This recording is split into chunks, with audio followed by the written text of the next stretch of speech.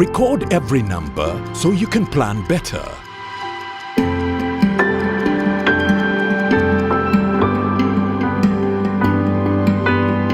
No matter the size of your dream, tomorrow's success belongs to those who keep today's records clean. The people who have a hand in transforming this country, to have the right people with the right minds, with the right skills, are seated right here. And I think it's a very big privilege. But also, the Uganda Revenue Authority usually prides in having a discussion, a conversation with taxpayers. So it is very nice again to see very many taxpayers in this room. We were told that we expected about 100, 120, 150, and I think we have already hit the 100 mark. So welcome, and it's a pleasure that you are able to come on time. So we would want to begin our program, and to make sure that we are patriotic as we are at the Uganda Revenue Authority, we will begin with the National Anthem. So I would invite you to stand. Those of you who have something to eat, find a way of standing for the National Anthems. We'll begin with the Uganda Anthems, 3 stanzas, and then the East African Anthem, 3 stanzas.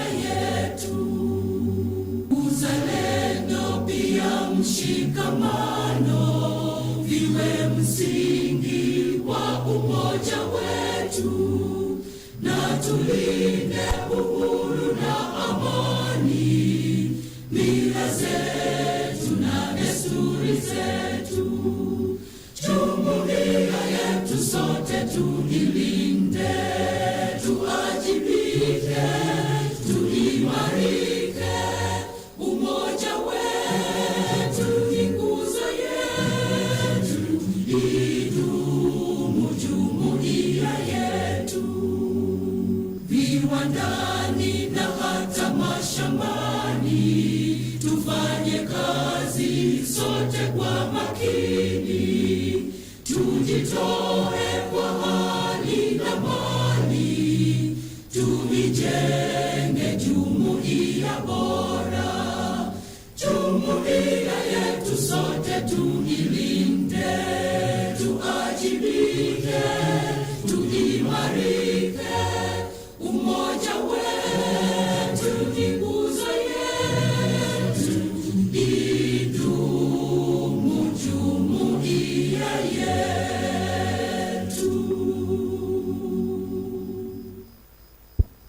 Ladies and gentlemen, our pastor for the day is Madam Daisy Rwanga.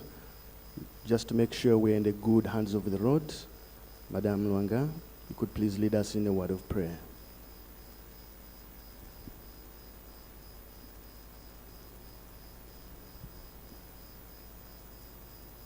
Let's humble ourselves and pray. Loving Father, we come before you this morning. We want to thank you, King of Glory, for the gift of life. Thank you, Father, for our country, Uganda. Thank you, Lord, for the body that calls our taxes, URA. We want to thank you, King of Glory, for all the directors who are in the house. Thank you, Lord, you brought us here safely. We want to thank you for this meeting. You knew this meeting before it was set. Come and talk over every discussion. We pray for healthy discussion. We pray for understanding each other. We know where 2 or 3 gather in your name, you are around. You are amidst us, Lord, we know. Come and take over every activity. Touch every speaker who is going to speak. Open our inner minds so that we can take in whatever is said. Lord, we have a lot to put to you, but you said, even if you don't mention a word, you know what our hearts desire. Come and provide for us. Come and give us healthy discussion. I pray and thank you through Jesus Christ, our Lord and Savior. Amen. Amen. Thank you very much. Distinguished guests, you could please take your seats.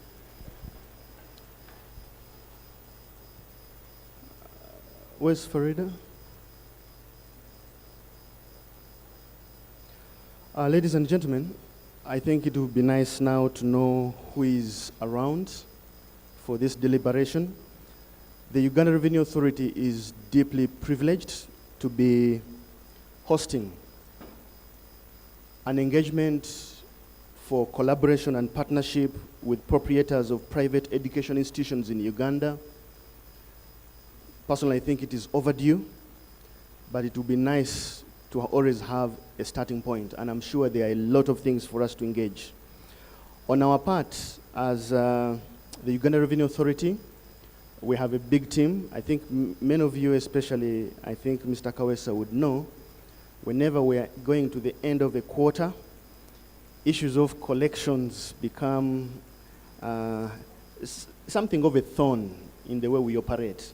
So everybody out there is running up and down, starting from the board. They're here, the Commissioner General, the commissioners.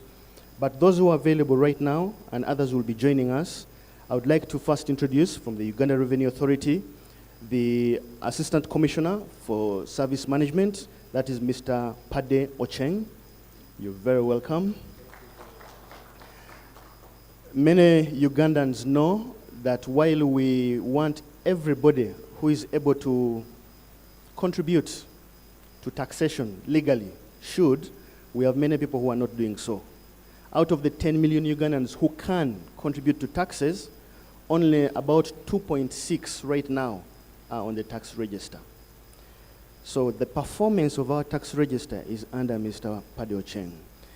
He's the person who is having a team that we call Trappers, a program called the Tax Register Expansion Program, just to make sure we can convince, recruit, and bring as many potential taxpayers on the tax register, but also how we deliver our services. We have Mr. David Rusoke, who is the manager for literacy in the Domestic Taxes Office. Mr. Rusoke will be speaking to us. He will be discussing some of the issues that were mentioned in form of tax education. These are our subject matter experts when it comes to tax education in URA. There are many who will be coming because others are just joining us. I think many of you, of course, are familiar with Hajat Hafsa. These are also our subject matter experts in tax literacy and education, and they are here with us. Hafsa has just gone for another commitment. While she concludes, she will be back with us. I would like to introduce Mr. Isaac Jagenda, who is a supervisor for tax education in terms of outreach. Isaac Jagenda is on the back there. So there are people basically who organize this type of engagements. And currently, as Uganda Revenue Authority, especially this year, we are more about going to the grassroots. We are more about going out, because we have received a lot of condemnation that we sit too much in the SCs and we expect to have discussions here. A lot can be achieved if we are in the outside there. So we are doing a lot of barazas, tax katares. We are doing outreaches using a mobile tax van. If you have seen it, it's a bus. But that bus can do everything that can be done at the head office here. So in any part of this country where we do not have physical presence, we actually go. So we are going to markets. We don't expect people to get off the Mudala to listen to tax issues. We now go to the Mudala and talk about tax issues. The Jagendas are doing a lot of that. Madam Nankunda Sharon is also here. Nankunda Sharon, where are you? These are people, Nankunda Sharon. We always bring along people who are also the next generation of what we do. So the Nankundas of this world are people we are harnessing in the system for them to learn what we do to be able to progress. People like us, I always usually have a very short time. You will move and somebody else will have to come to your place and somebody else has to take their place. So these are people with nature. We have Mr. Solomon Chimbugwe. We are seeing media here. A lot of the media you see is from the outside. But we also have our own media as URA. So we have a URA TV. So we have digital channels like the URA TV, we do podcasts, we do blogs, we do ABCD, and the person who heads that is Solomon Chimbugwe. Is Solomon there? Yes, Mr. Solomon. So anything you see that is coming out, he has a team below him who basically are handling our content. Content is key because taxes are not a very funky subject, especially if you're communicating about. People can find it very boring initially, but these are people who can find the in-between language that can suit the Muntu Wabuli Joe, the teenagers. We have programs on the URA TV, something like Tax Muchuzi. These are programs to make it appealing to people to to consume. But yes, these are the guys who do what they do. Madam Farida Nachimba is from our corporate brand management. Farida is here? Yes, Madam Farida. As an institution, these are people who own our corporate brands, basically our look and feel as an institution. The Farida is the supervisor for that team that handles that. We have Paul Kawanguzi. I've seen Paul. Paul, people on our machines. In URA, we find that everything from running systems, running the URA TV, producing content, we even do our own advertising.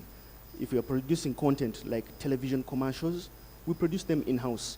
We found it would be too expensive every time we have to produce a new piece of content to contract somebody on the outside. And somebody has to know what our brand is like, somebody has to know our theme and ABCD. So we have in-house people who are basically doing these kind of tasks for us. So everything you see in terms of our look and feel and content, those are people who are with us. Mr. Wilgers, Joseph, is our budget liaison. Events like these, usually there are some financial elements associated to it. So the question is, did we budget for it? If we didn't budget for it, is there something in the budget that can speak to this item? Then the process, so there has to be somebody managing our financial aspects. Otherwise, audits and so on are very critical things with the URA. Many people think that when we collect taxes, your taxes, that we first remove a portion for ourselves, then submit to the central government, which is not correct. Everything as it is collected, we put it on a kasowani, netubikako n'akawero, netuweereza, nebatematema. Abantu betulonda nebatematema. We also join the queue, just like any other government institution, and we beg money for a budget to run the next financial year. So everything we spend has to be on budget, on purpose. Otherwise, it was a shocker for me when I joined the institution, where you see money on a vote, and we have a vote that is depleted with no money. So we say, but we have some money. Why can't we get money from the other vote and use it here?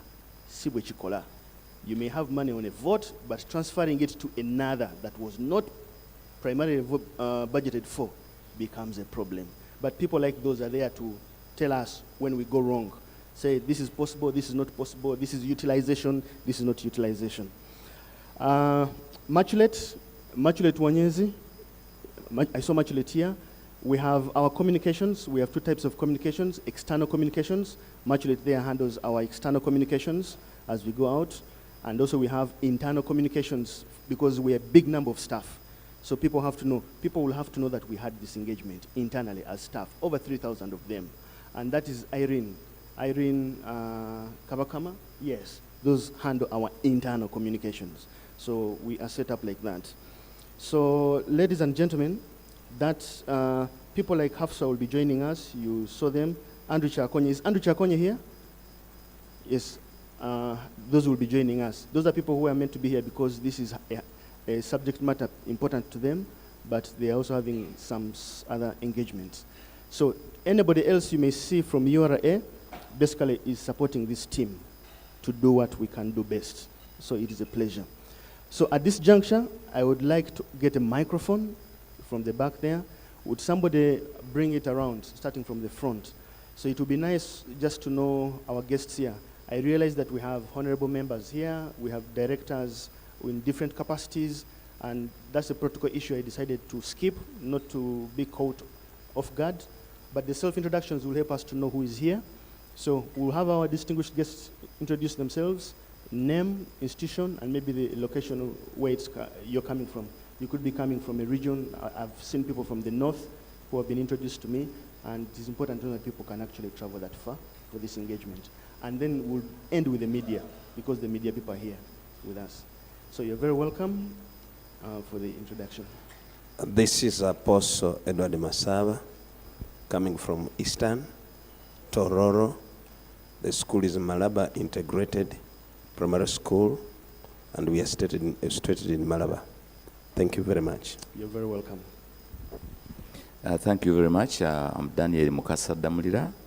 I'm a member of the board of the Proprietors of Private Education Institutions. I am a proprietor of a secondary school, St. Mark's College in Amagoma. You're very welcome. Yeah, good morning, everyone. A very good morning. I'm Mary Nsanjika Kembo, proprietor of St. Sisto Schools in Namugongo, retired politician. Fantastic. You're very welcome. Good morning. Very good morning. I'm Sylvia Namabide Senaburia. I'm on the board of Payee, and I'm a proprietor of St. Elizabeth Girls School in Mitiana. Excellent. You're very welcome. Good morning, everyone. A very good morning. I'm Nangonzi Grace, Finance Supervisor, Mitiana Standard Schools. You're very welcome. Good morning, everybody. A very good morning. Christopher Chiwanuka Kawesa, a member of the board of Payee and communications director, proprietor Chiriocha Parent Secondary School in Mitiana District, Fantastic. and the coordinator of this particular event with URA. Thank you for coming. Excellent. And an alumni of the Uganda Revenue Authority. Akabadake David. Good morning, comrades. I'm Mugwanya Christopher, a board member and the proprietor of Clever's Origin School, Luzira Kitintali, outside the prison. Very welcome. Very welcome. Good morning, everyone. I'm Nakabgo Susan, the head teacher at St. Gertrude, that is in Columbia. Very welcome. Good morning, everyone. I'm Nabangi Conrad, Basarite College Katikam. Very welcome.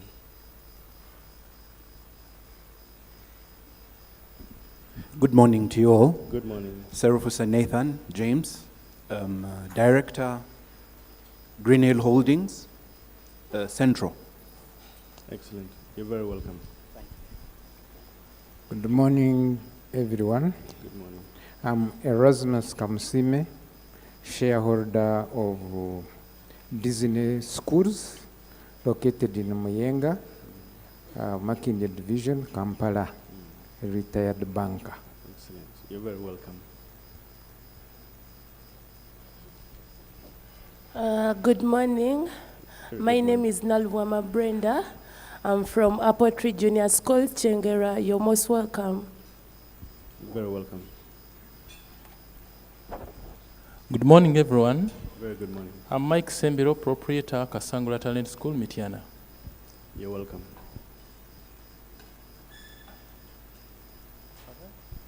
Good morning, everyone. Very good morning. My name is Procopius Rum. I work with Wicked TV. Okay. Excellent.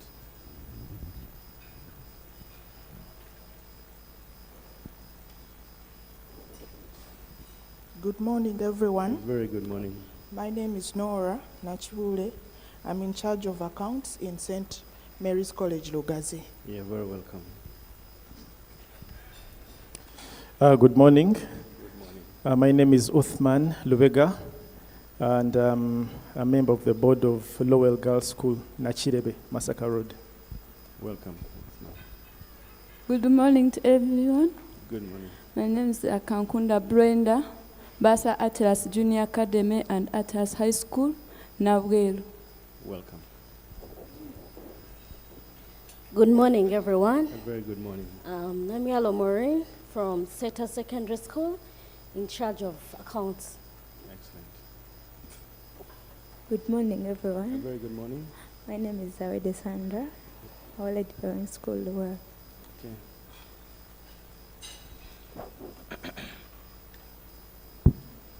I'm Mato Vincent from Our Lady of Africa Schools, proprietor.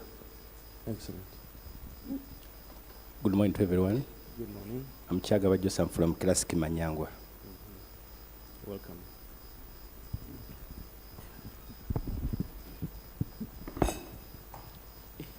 Good morning, everyone. A very good morning. I'm Babiria Jane Mukoyo, Basa, Rakai Community School of Nursing. Excellent. Welcome. Good morning, everybody. A very good morning.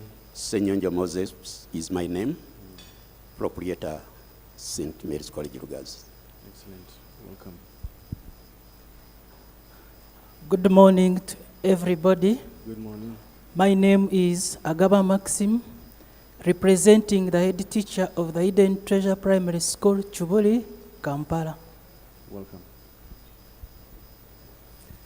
Good morning, ladies and gentlemen. I'm called Sachimuli Muhammad, representing the board, Kawanda Secondary School. Good morning. Yes, good morning. This is Masur Kaswaibu, Director of Finance, Kawanda SS.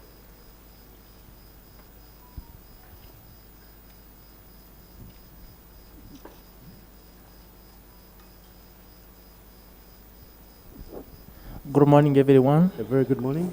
I'm Stephen Yiga Ntula from Chotera District, St. Stephen's High School, the proprietor. Excellent. I'm Kasumba Frederick, proprietor, Maya Hillside Junior School. Okay. Welcome. I'm Loi Nanyange Mukasa, proprietor, Golden Treasures Kindergarten and Daycare Center. Welcome.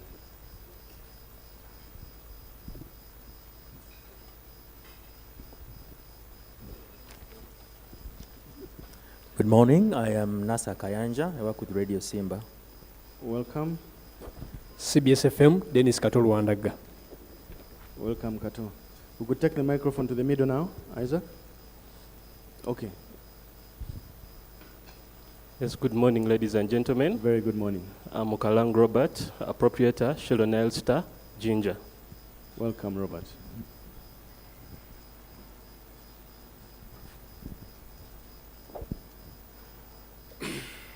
It's nice to be here. Sawava Habib, Administrator, City Parent School. Welcome. Yeah, good morning, everybody. Very good morning. Retired Joseph from Praise Primary School. You're welcome.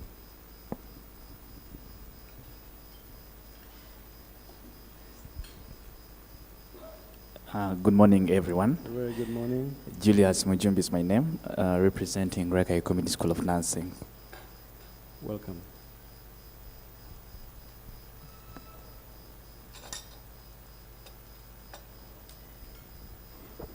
Next. Morning, ladies and gentlemen. Morning. I'm Juka Rosias, representing Director, Chigoa Infant School. Okay. Bring it forward so that we finish this row and then go the other side. Good morning, ladies and gentlemen. Good morning. My name is Mayambala Shizito from Land George Tintale. Welcome. My name is Edward Kiseka from NBS TV. Welcome, media stakeholder. Thank you. Serwaj Edson Jita, team leader Sentibali Kudembe Mbiachi Nawataka. Welcome. Sir. Good morning, everyone. My name is Ronald Malisa. I'm coming from Preschool Express and Daycare Center in Twatele. I'm the accountant. Welcome.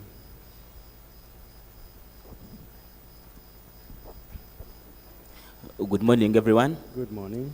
I'm Mujizi Ian, proprietor, New Age Schools, Naguru. Welcome. Hello, good morning. I'm Kiza Charles, Buloba Christian High, Basa. Welcome. Morning, everyone. Good morning. I'm Limbas Godfrey, Director of Buloba Christian High School. Welcome. Good morning, everyone. Babilia Josephine Tamale from St. Thomas Aquinas Secondary School, Kawempe, Accounts Section. Welcome. Good morning, everyone. I'm Senks Benon, Director, Cleveland Hill Primary School in Kawempe. Welcome.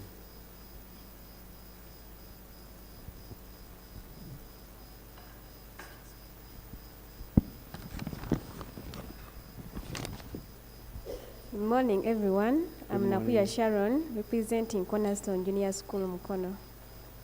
Welcome. Good morning, members. I'm called Aweko Harriet, representing Cornerstone Junior School, in charge of accounts. Welcome. Good morning. Good morning. My name is Brian Katamba. I head the sector for education in Stanbic Bank. Welcome, Brian.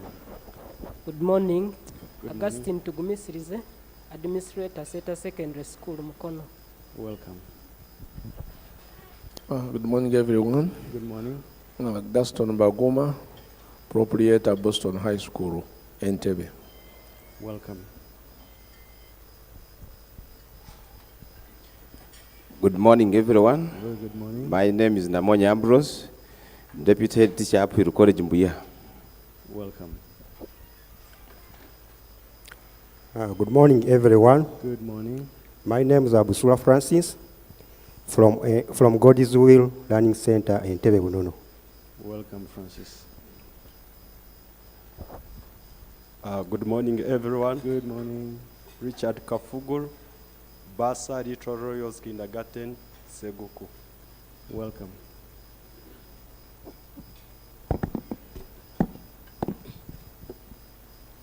Good morning, everyone. Good morning.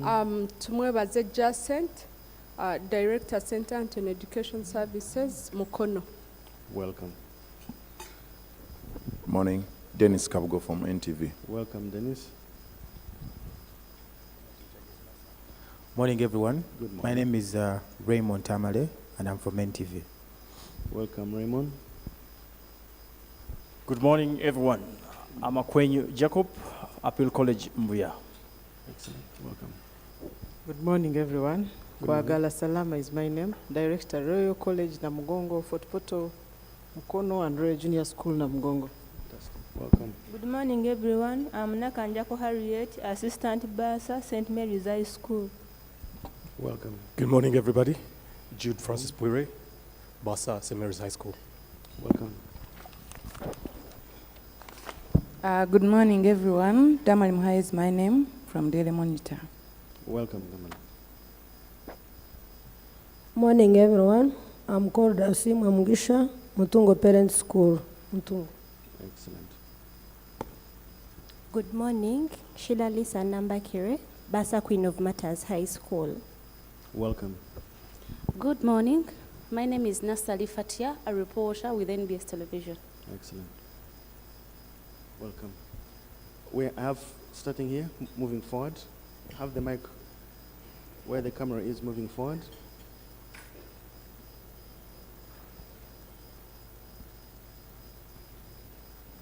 Nice to see you all.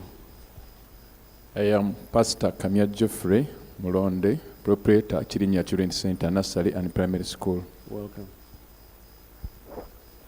Good morning, ladies and gentlemen. Good morning. I'm Kaducha Sechewa, the Director, Trinity High School, Masaja. Welcome. Good morning, everyone. Good morning. I'm Senavlia Abe, and I'm representing Chisubi Schools in Amlanda. Excellent. Welcome.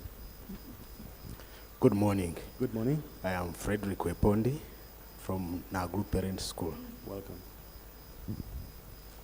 Good morning, ladies and gentlemen. Hey, good morning. I'm Rosette Ranga from St. Joseph Girls Senior Secondary School in Zambia, the school Basa. Welcome. Good morning, everyone. Good morning. I'm called David Gumseliza. I'm the Director, Dav Education Center, Karure. Welcome.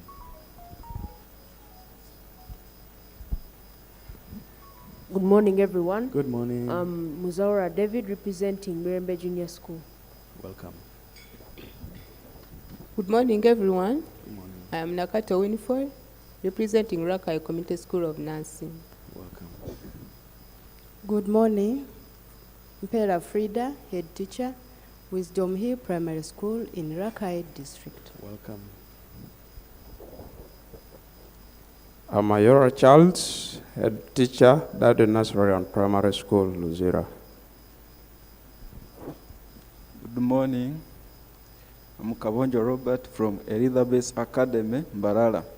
Welcome. Good morning, ladies and gentlemen. Good morning. I am Tusime Donna from Makere Modern Senior Secondary School. Excellent. Thank you. Welcome. Good morning, everyone. Very good This is morning. Kakembo Fred, Director, Machinde Institute for Social Development. Welcome. In front of you.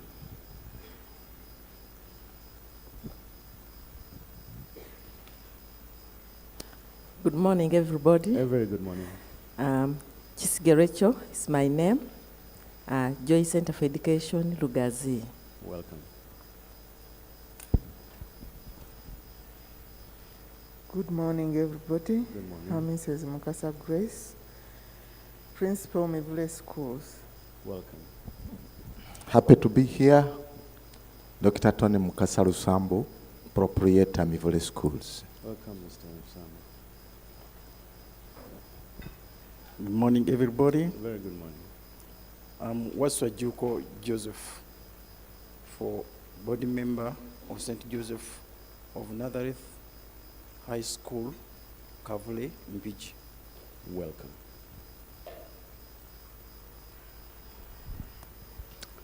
I am Venant Gashaija, Director, Jovens High School in Entebbe. Welcome. Good morning, everyone. Very good morning. I'm Kitula Mbusa William, Basa Hillside College, Mitiana. Welcome. Good morning. My name, Alan Luunga Semakula, Samaland Junior School, Chengera. Welcome. Good morning, everyone. Ulwa John David is my name. I'm not representing any school. I am someone who have loved to have knowledge in tax system in Uganda. And I've just finished in accounting and finance. I major in accounting, and I've learned a lot about taxation. So when I heard about information of taxing education system, then I realized this is a new thing. I also have to get another knowledge in it. That is the reason I'm here. I got the information from some groups. Then I realized, I asked the person, was it restricted? Then the person said no. Then I said, okay, that's where I have to go. Welcome. Thank you so much. Welcome. Thank you. Good morning to you. I'm Waswan Karubo from Rakai Community School of Nursing, the Office of Accounts. Thank you. Welcome. Good morning. Morning.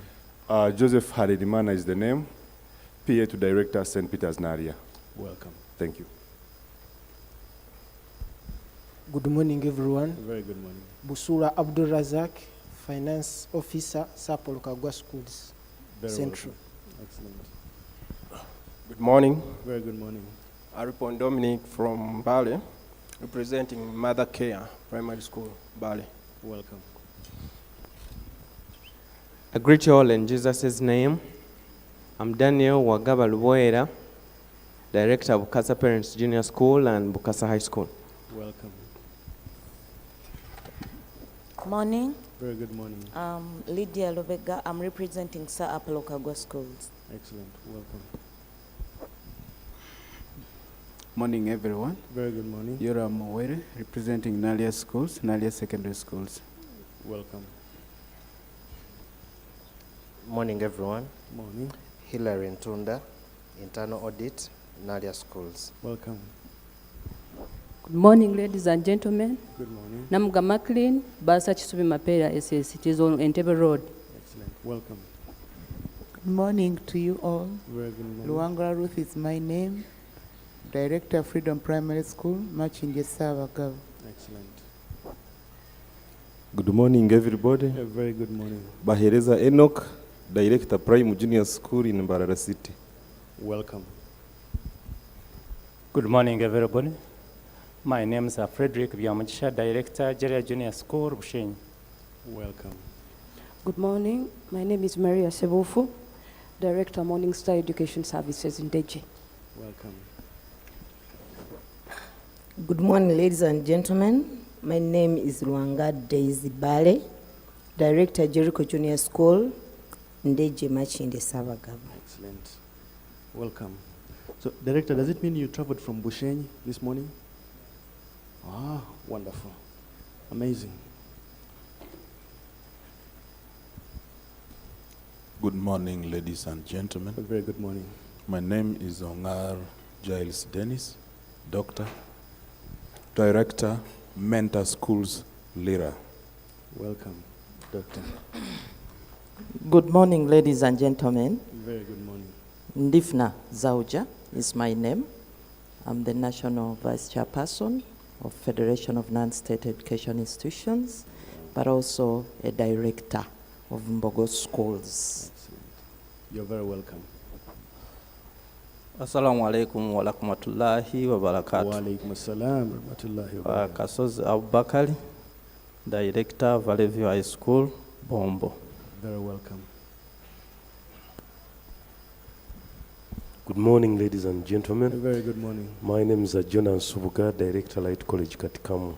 Excellent. Welcome. Good morning, everyone. A very good morning.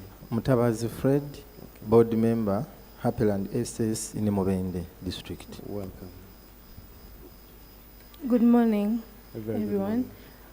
My name is Nabasinya Juliet Katumba, Salvation Primary School, Ndeje. Welcome. Good morning, everyone. Frederick Chegombe, Head Teacher, Hore Bridge Junior School, Nakaseke. Welcome. Good morning, everyone. Very good morning. Chidavira Emmanuel Wamala, Director, Bunny Foundation School, Kasana. Welcome. Praise God, brethren. My name is Nachistomide Irene. Director of Finance, Wada Junior Schools, Reza Junior, and Nakaseke. Welcome. Good morning, everyone. Very good morning. I am John Gai Ugembe, the proprietor, St. John's Wachiso Secondary School in Wakiso Town. Welcome.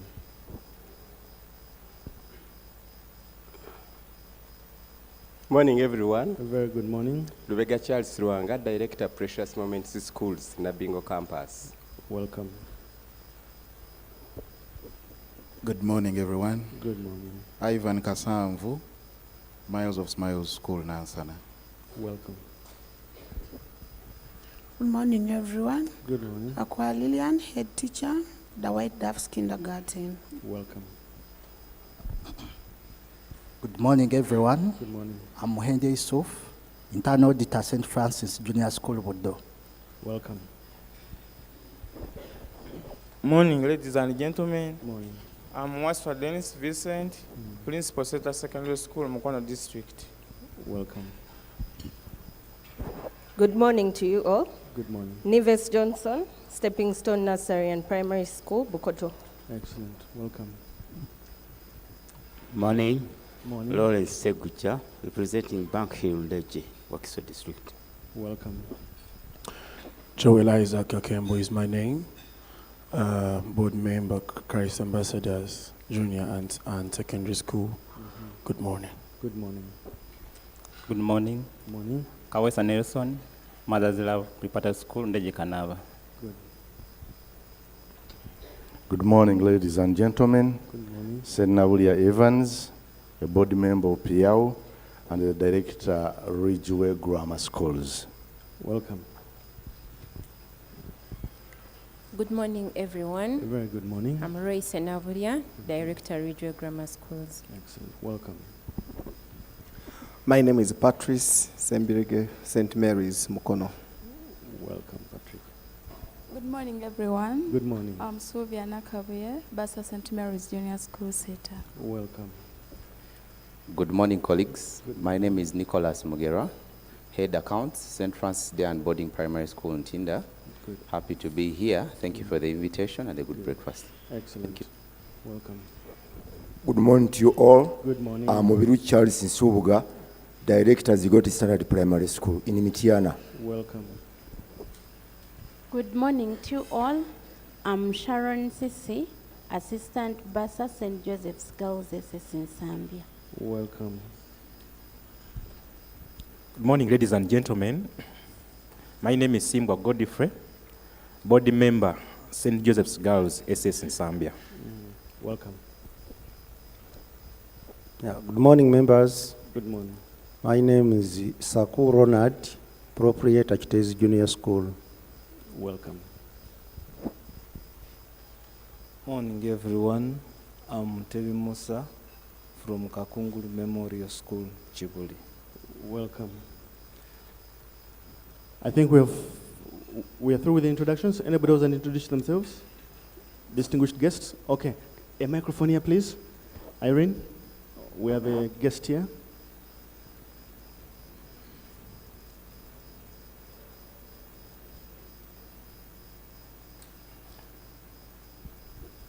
Morning to you all. Very good morning. Geoffrey Chironde is my name. I'm a proprietor of Chisule Primary School in Bukoto, a proprietor of Waterford Nursery and Primary School, Chambogo, and a proprietor of Ducklings Nursery and Primary School in Imbarwa. Wow. It's a pleasure and an honor to be hosting all of you distinguished guests.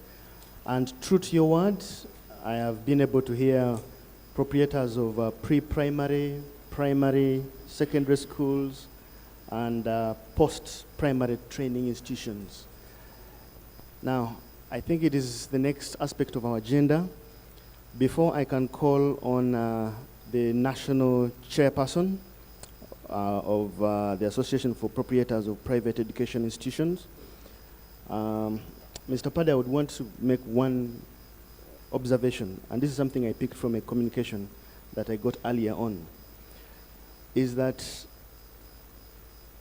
our distinguished guests have been to the Ministry of Education, they have been to KCCA, they have been to the Uganda Police, they have been to Bank of Uganda, they have been to, I think, Kasita, Bankers Association, and it is only now that we are meeting them. So either we have a problem as the Uganda Revenue Authority, or they did not see the need to see us as important stakeholders. But I am glad that we are here today, and this inaugural meeting should pave the way for a fruitful and prosperous collaboration moving forward. I would want to take this juncture to invite the chairperson, the national chairperson of the Proprietors of Private Education Institutions, to give us an overview of, one, why we are here and what we hope to achieve, because from the communication, there are very pertinent issues we need to be able to be cognizant of. And at the end of today, we need to be able to know what we are going to do about them, how we are going to act about them, and forge a way forward. I would want to invite probably Mr. Kawesa, who will do the honors of inviting the chairman or thereabout. Mr. Kawesa. Thank you, my colleague, Ibrahim Bossa, Mr. Greetings, members. I'm proud to be with you this morning. I'm Kawesa Chwanka Christopher. I want to bring to you the apologies of the chairperson, Mr. Mike Chironde. He's always very, very nervous to come late because he normally takes the first floor. But he has had something holding him, and he advised me to deliver his overview on behalf of the chair. So I stand in for him. I just want to tell you something small. Ibrahim mentioned it earlier, and I wanted to swallow my pride. I happen to be a historical member of Uganda Revenue Authority. I worked in Uganda Revenue Authority for close, I think, to 18 years of service. We started it all in 1992 with the Ghanaian. I served in various capacities.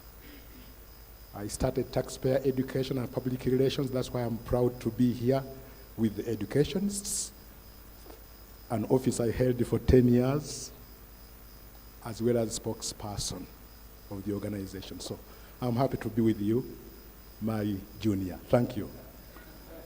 Thank you very much for hosting us, Uganda Revenue Authority. I think let us begin by making a very big upload to URA. When we contacted them about our desire to meet them in this engagement, they said we are going to foot it 100%.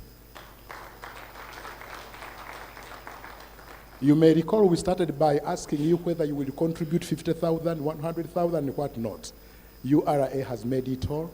Thank you for receiving us with a very wonderful breakfast. When you come to us, we shall also give you a similar breakfast. I don't want to take too much time.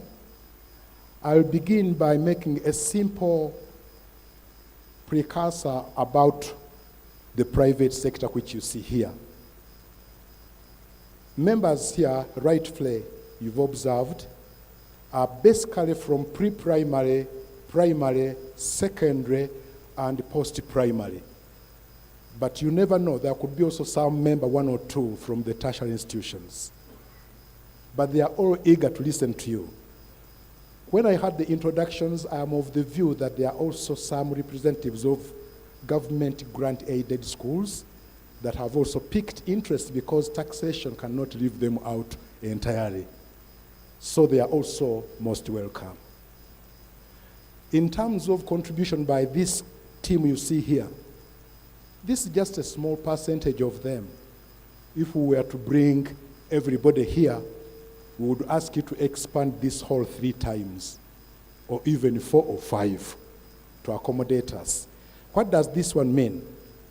In terms of numbers, these people control 100% of the pre-primary section.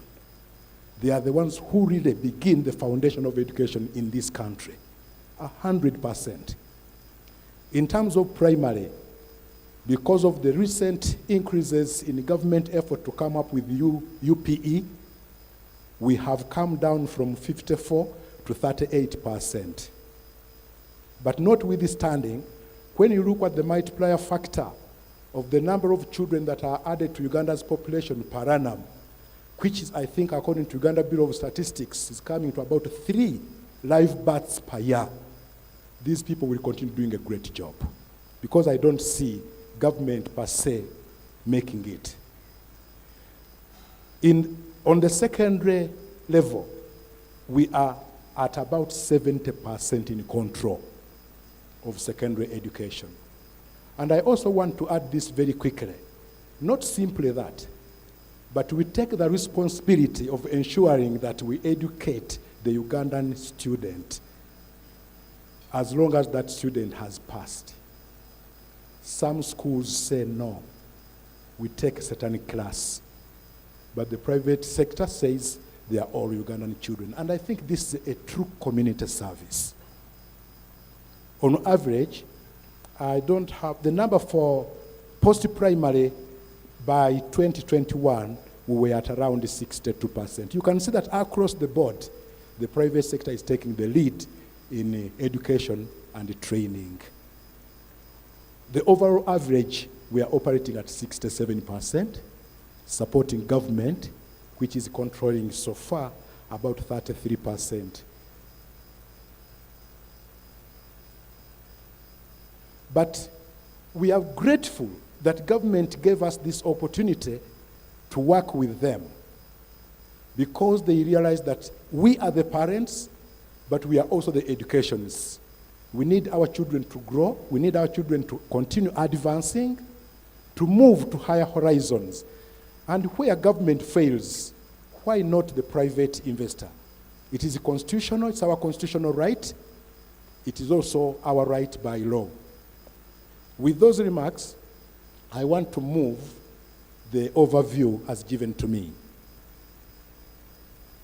The Commissioner General of Uganda Revenue Authority in absentia, the chairperson of Payee in absentia, other chairpersons of the private sectors here present, distinguished management and staff of Uganda Revenue Authority, distinguished fellow educationists, members of the press, ladies and gentlemen, all protocol observed, good morning once again.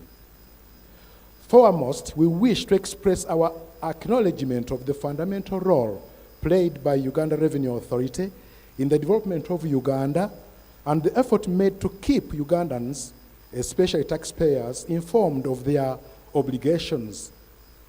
However, we have noted that while providers of private education and training services in Uganda are persistently required to comply with various tax obligations, there has been no formal platform which URA and the private education service providers can use to dialogue with each other on issues of mutual interest.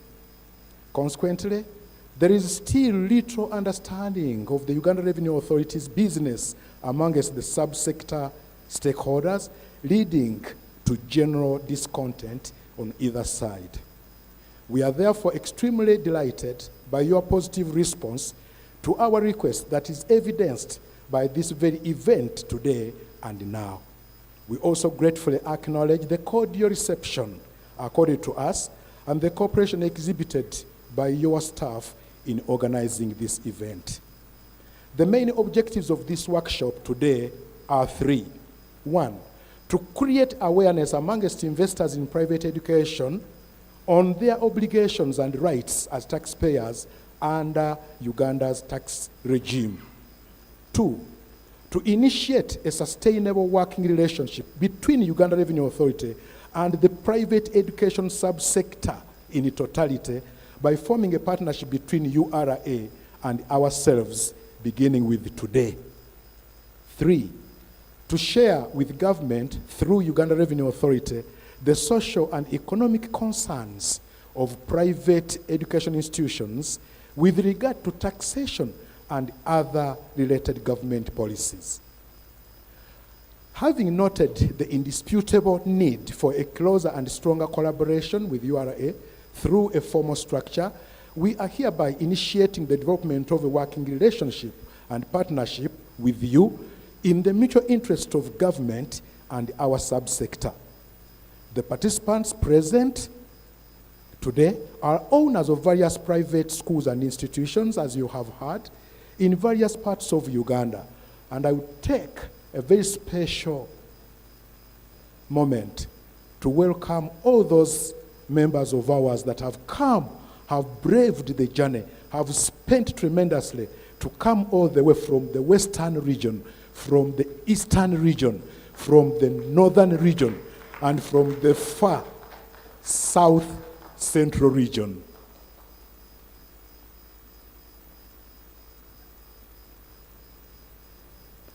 The participants present today are owners of various private schools and institutions in various parts of Uganda, although many from upcountry could not make it due to financial and logistical constraints.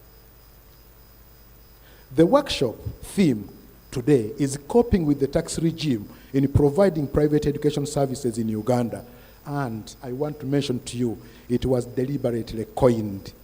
The participants wish to be educated on a cross-section of issues, including registration, company and individual tax reporting requirements, taxes payable, rates and due dates of taxes, rationale for employee tax identification numbers, criteria for classification of taxpayers as small, medium, and large taxpayers, criteria for designation of taxpayers as withholding tax agents, causes of administrative assessments and related penalties and interest, treatment of business loans for tax purposes, tax reliefs for private education service providers, if there is any at all, rights of us as taxpayers, and any other pertinent issues. These particular items, Mr. Commissioner, were passed over to URA in advance to make an informed preparation. On the side of policy, we want to look at the principle of equity in taxation. Kindly allow me to cite a few illustrations in this regard. Section 2BB of the Income Tax Act states, and I quote, "In this act, unless the context otherwise requires, exempt organization means, among others, a religious, charitable, or educational institution of a public character." Our concern here is going to be on the interpretation of the term public character. The Income Tax Act does not define, unless I'm mistaken, does not define what educational institution of a public character exactly is. However, the guidance issued by Uganda Revenue Authority in 2006 by way of a practice notice refers to the fact that the service provided by the religious, charitable, or educational institutions must be available to the public at large, or at least to a sufficient section of the community. Therefore, to the best of my knowledge, and subject to clarification from Uganda Revenue Authority today, it is evident that all religious institutions in Uganda are exempted from tax, and yet none of them is either government-owned or government grant-aided. This alone means that the term institution of a public character does not refer to government-owned or government grant-aided as it is being applied in the case of education. It refers to the character rather than the form of the institution.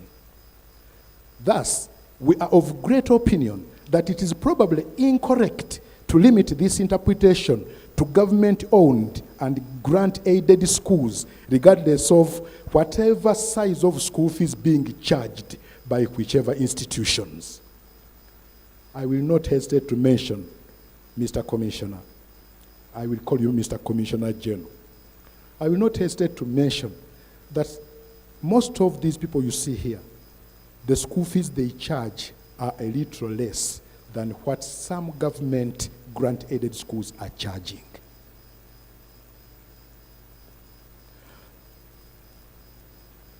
Furthermore, we wish to observe that the Tax Amendment Bill 2021 had the intention of amending the interpretation of exempt organization to mean a religious, charitable, or educational institution whose object is not for profit. In this regard, we would like to learn from Uganda Revenue Authority the criteria to be followed to distinguish between an object for profit and an object for not for profit. Finally, we would like to inform our Commissioner General, through you, sir, and government at large, that the operating setting and standards of schools in Uganda at all levels are the same, not simply similar, but the same in the following sense.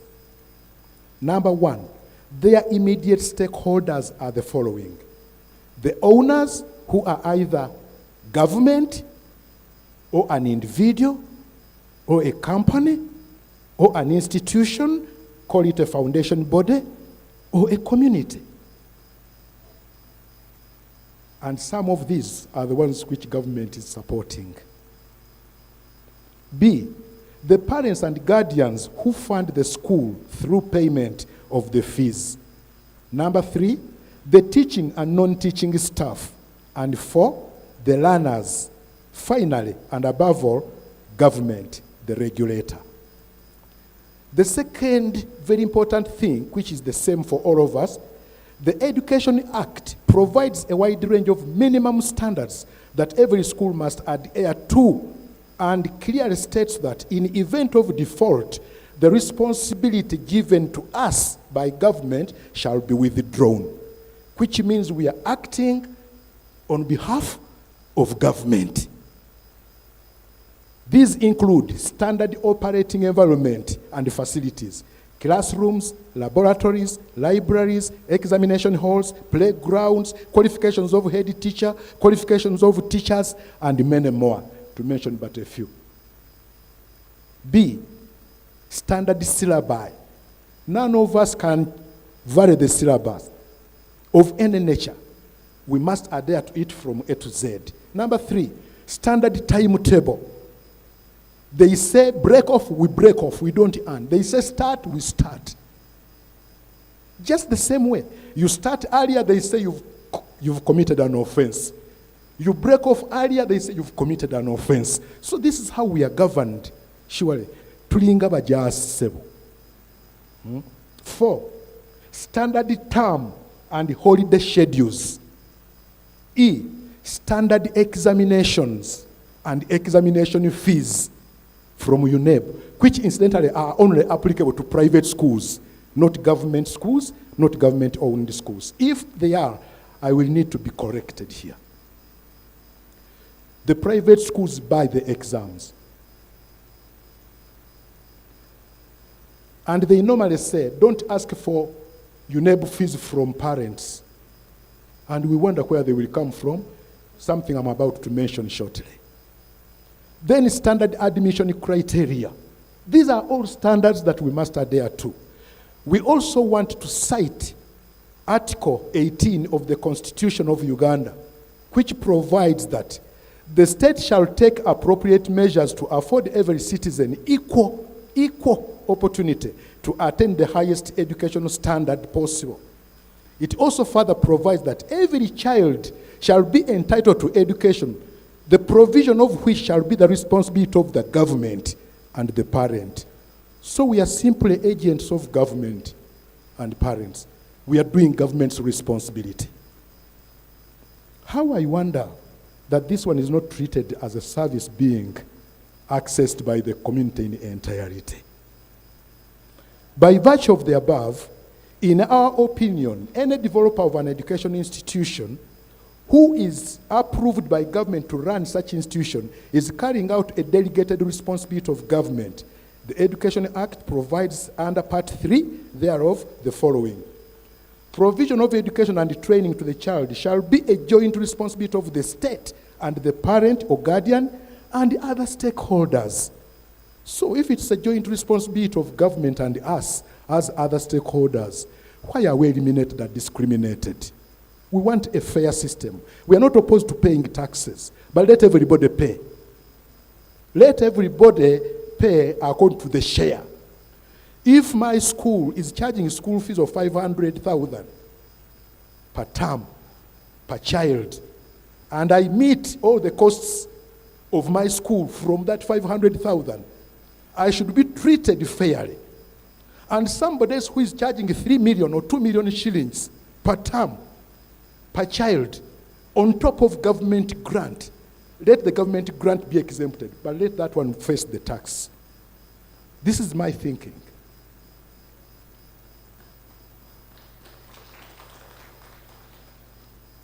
Now, the Education Act still says financing of education shall be through school fees, grants. We don't have grants. Government should realize they should give us grants also. Donations. Government should also allow us to receive donations. Training levies, education tax. Already they are taxing the private schools. And any other means as deemed appropriate by government. In conclusion, Mr. Commissioner General, sir, we are simply asking government to ensure application of the tax laws in the education sector in a manner that creates level playing ground for all investors in the sector, so as not to disadvantage Uganda's children in the private education subsector. I wish to end by thanking all of you colleagues for having turned up in such large numbers. I feel excited. Thank you for making it to this place. Thank you for coming to be together. Because when I tried to move alone, I was moving very fast. And when I stepped back and I said I need to move with Hajat Zawija, I realized that I have to kill the pace but move sustainably. You are almost welcome. I also want to introduce to you somebody, sir, who was invited by us to come and complement your program with us, your training with us. We thought that we also need an independent mind. I want to request Mr. Cephas Kajenda Birungi of Birungi Barata Associates, who is a legal and tax expert, who will also be talking to us shortly after URA, to please wave to the congregation. These are the proprietors that invited you. We are looking forward to a wonderful interaction full of objectivity. We need to be understood. If we didn't want to be understood, we wouldn't be here. I did not develop any butterflies in my stomach when I said we are going to have a workshop. I knew they would come. They don't fear a taxman. They may fear the tax, but not the taxman. And they will fear only the unfair tax. That is all. Otherwise, we are ready to comply. We are ready to move along with you. God bless you. Thanks a lot, sir. I beg to move.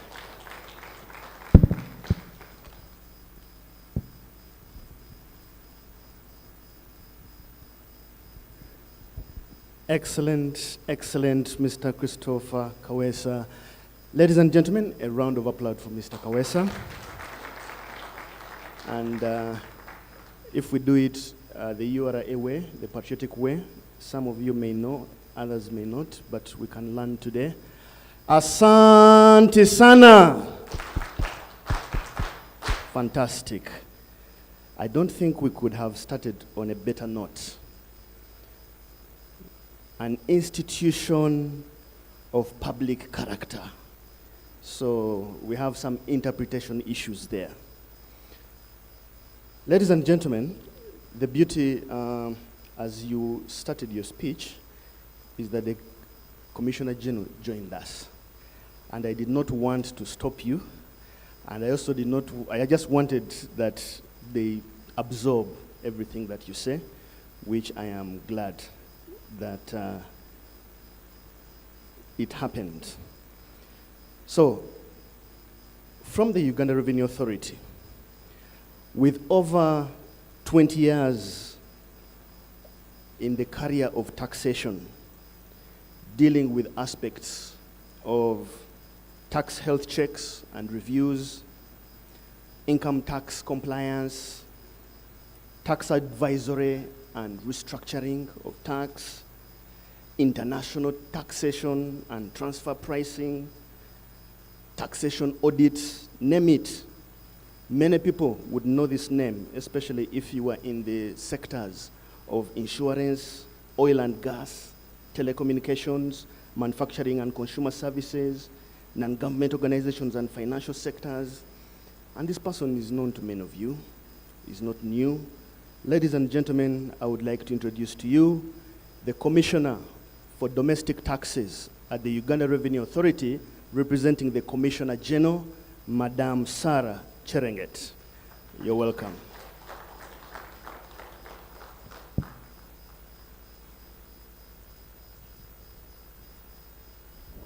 Thank you, ACPCA. A good morning to all of you. Thank you for coming in big numbers. Thank you for honoring our invitation. All protocols observed. Mr. Kawesa, you are my senior. Thank you so much for being the chair of this session. He is also a seasoned tax collector or administrator. He actually understands tax collection better, and we are happy that we are working with you. So thank you so much. Let me convey the apologies from the Commissioner General. He got another urgent appointment, but we surely appreciate your coming. We take you as very, very important taxpayers, very important stakeholders that we have to put this time aside and engage. So private schools have really done a very noble service. It's a social service that supplements government services of providing education.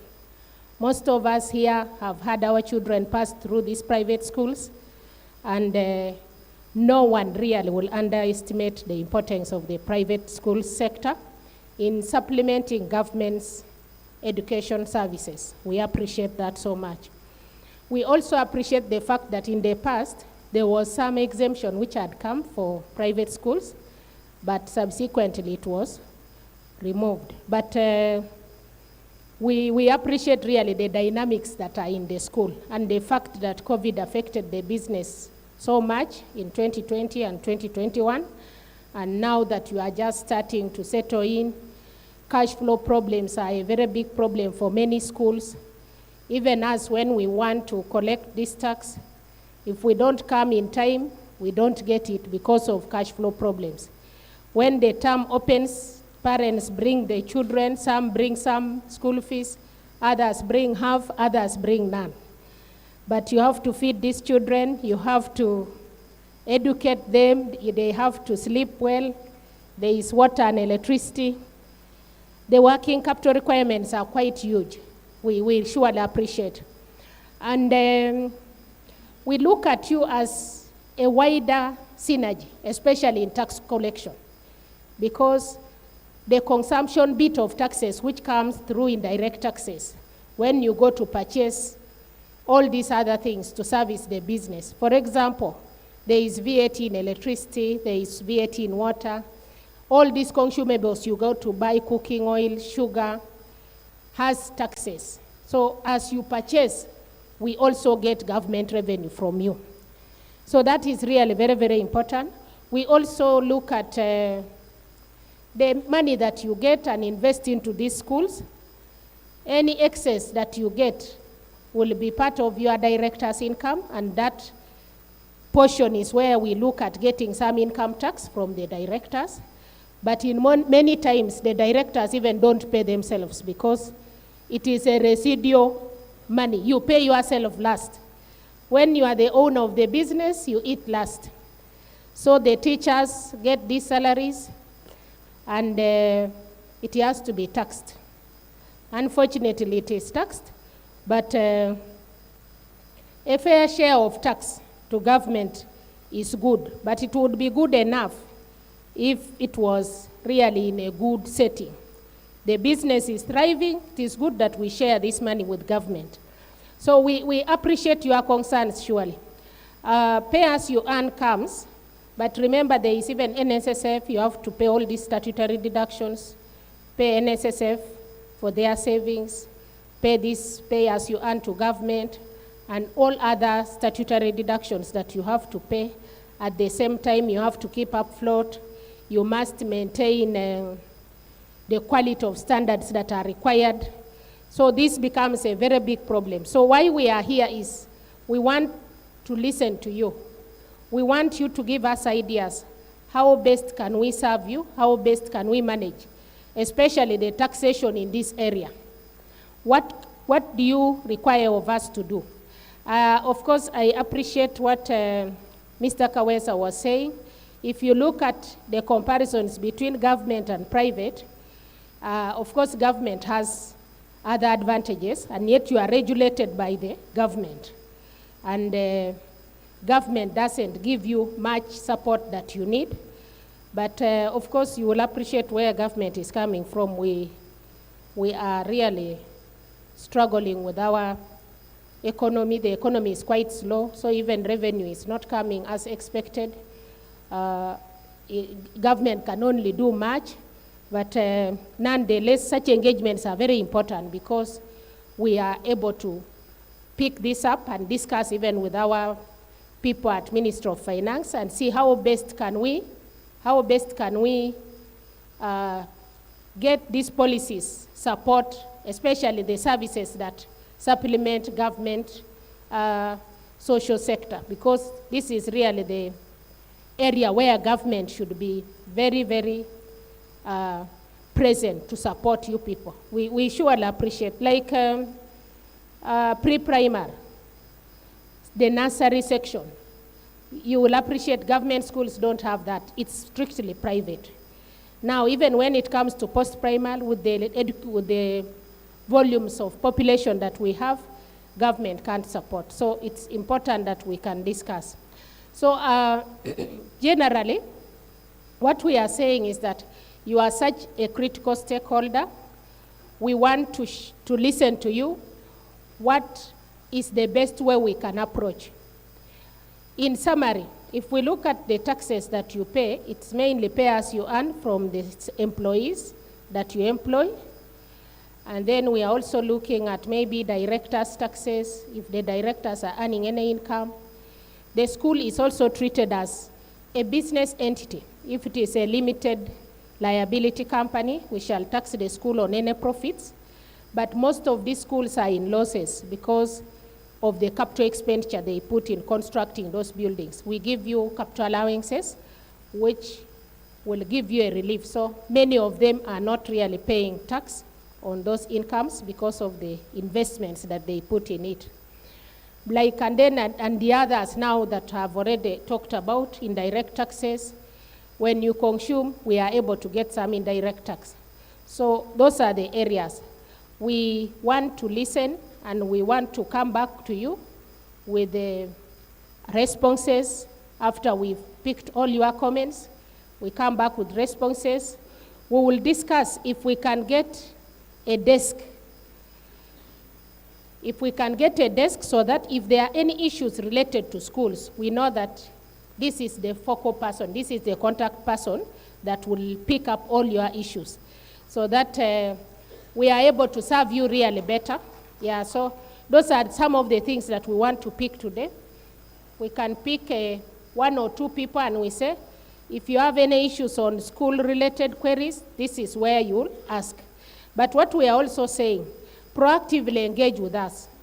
Don't wait for us to come and say, we are going to freeze your account. You have to pick that money. Because if we freeze the account, the students can sleep hungry. We don't want to reach there.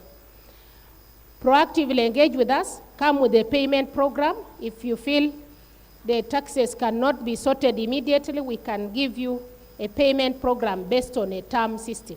So that as you receive this money at the beginning of the term, you can say, let me pay URA this for now.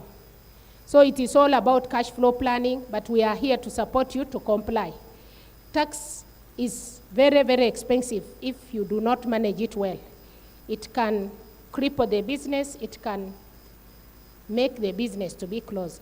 So we don't want to reach there because your services are very, very key.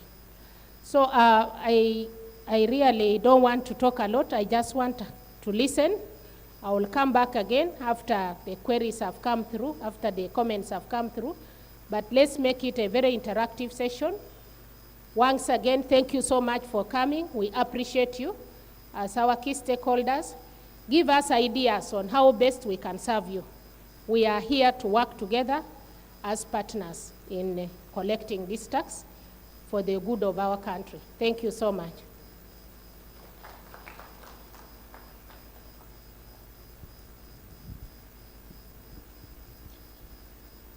Thank you very much, Commissioner General.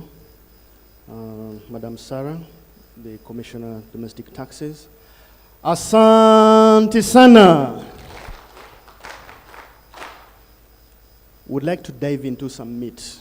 There were specific requests made for us to be able to cover a number of areas.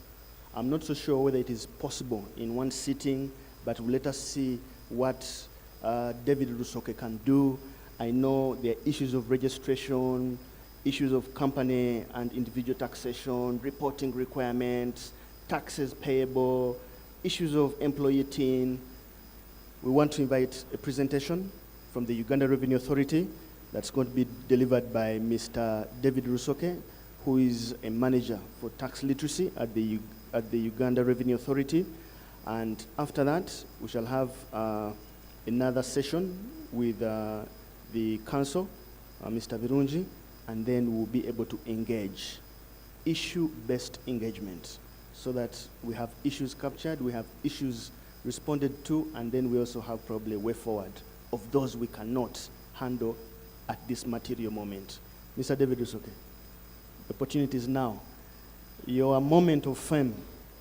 Our distinguished guests have a lot to learn from us, and we hope that we can do justice. Thank you. Thank you, MC. Good morning, ladies and gentlemen. Good morning, ladies and gentlemen. Yes, you're welcome to Uganda Revenue Authority. And I am hoping that by the time you leave, we'll all have smiles. My name is David Rusoke, as said. Again, all protocol observed. You're welcome to Uganda Revenue Authority. I've seen a lot of faces here that I know, but let me first honor Mr. Kawesa, because I started seeing him explain taxes when I was, I think, in P6, P7. He would be on UTV. And then I joined this prestigious organization about, I'm over 2 decades here. And I found him here and he was my boss once again. I am happy you're on that side. That means he's our ambassador, you know more. I'm seeing a few other friends, relatives, and you're all welcome to Uganda Revenue Authority. I'm going to explain a few things. I'll talk about our mandate. I will explain to you a few things like our vision, our mission, who we are, what we stand for. I'll also tackle a few things that were dealt with in the communication to us on registration, the requirements. I'll deal with gross income for schools, other dues payable by the PPEIU, filing of returns and payment of taxes, the due dates. I want to also deal with common mistakes that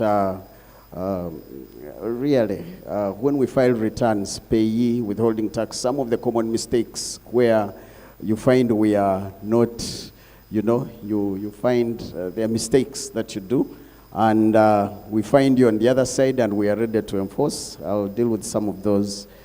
I'll talk about our payment platforms and a few things that we are doing that can help. There were a few COVID-19 measures, and they helped the education sector. They are part of the law. I want to also share those. And the costs of non-compliance. And I am happy. Today I'm an educator here. And again, I know you as educators, you're going to listen, but I think write down some of the things that maybe you'll want us to deal with, and we will come. I've been in tax education for about 1-2 years, and some of you have invited us into your schools to talk to your suppliers. Some of you, I won't mention here, but I have a list, even as far as about 3-4 weeks. We are an approachable people, and you can actually interact with us in the tax districts. And we're ready to handhold and help you all the way. I now know we have many levels. There are some of us who are there. There are some of us who have accountants. There are some of us who are good at tax planning and record keeping. And then there are those who might not be there. So allow me to kind of start from the grassroots since this is our first meeting. And I'm hoping that I've also been a regional head and a station head. And I know I've dealt with educators before. We have so many educators, like Mr. Kawesa said, who are not here. And some of them haven't reached where you are. But I know by the time you come here, many of you might be there on your tax matters. But again, allow me to share with you a few things which will help all of us. Our mandate, as you are aware, we are set up by the Constitution of Uganda as the central body that is mandated to collect, to assess, and collect taxes, which, whatever we are collecting today, goes to the consolidated fund. And as it reaches today, government has its promises to the citizens, who are about 60 million, okay, let's say 50, it has promised, and every year there is a document. I know you listen to the budget. This year's budget is about close to 48 trillion, and government has to plan for each and every one of us. Each and every one of us.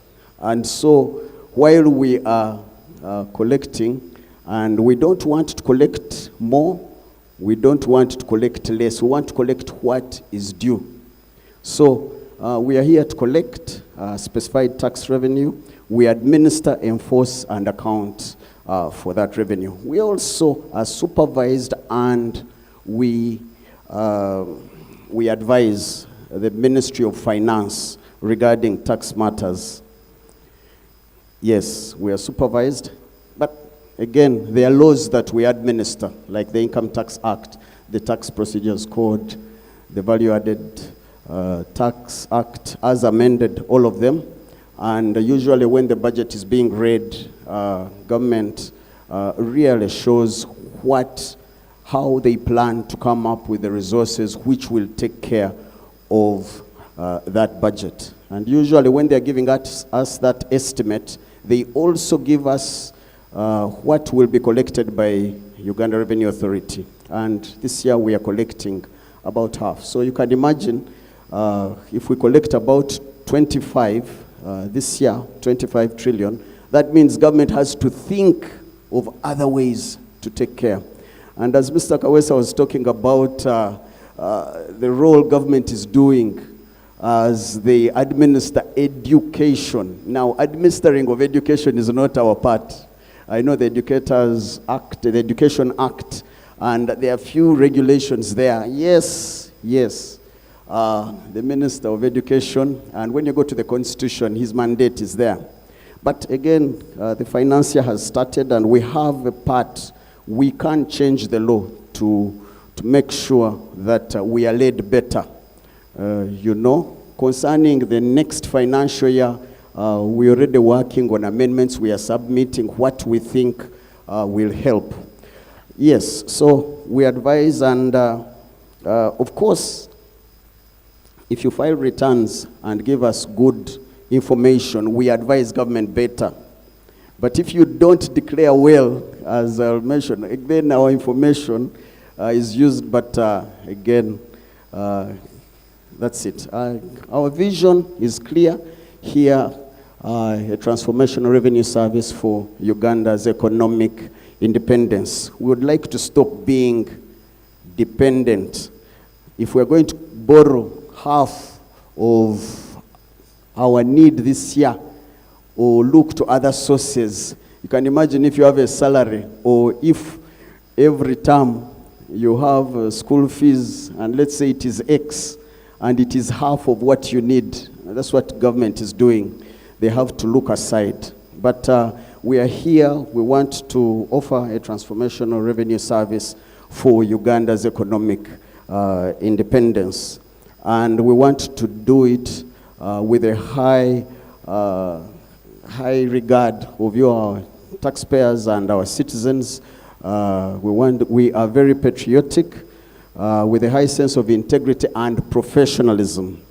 That is us here and the staff. Those are core values. And I am hoping, I'm hoping that ideally, when you meet a URA staff, this is what they will exhibit. And if they don't, of course, there are avenues of ensuring that we work within. But this is how we deliver our mandate, and we are fighting to ensure that really we do it with all sense of respect, professionalism, really. We want to ensure we respect you, and we bring the full length of the law, okay, but in a respectful manner. What is registration for taxes? We want you to, there are people out there. Our register has, like my Assistant Commissioner, PCA said, the register has only 2.6 million people. And so there are people who are not on the register, who should be on the register. You can imagine if you have gone to the gym, someone is holding weights. If you're holding weight and you know, they are heavy weights, that is the picture of government. We need everyone who should pay to be on the register, and I will go through that procedure. But we give a taxpayer identification number to those who are supposed to pay. And there is a form which is filled, and you're supposed to give us some information which we should know in order to really ensure that we are dealing with you correctly. We wouldn't like to put you in a category of bankers and yet you are an educator. So we need to know that you are an educator. There are a few things that you will point out to us to know, understand, and deal with you with knowledge. Yes, what are the taxes eligible for our members here today? Income tax, and with that there is the corporation tax, especially for the corporate companies. There's the corporation tax, there is withholding tax, and Payee, pay as you earn.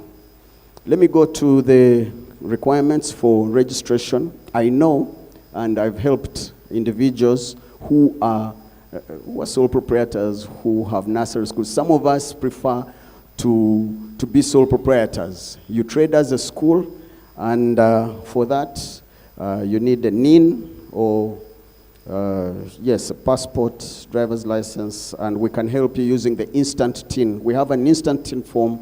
You can actually get that TIN before you go out today.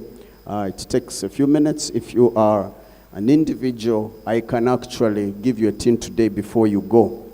And that also means I can give all your teachers, and I would like to give all your teachers TINs, or taxpayer identification numbers. For individuals, we need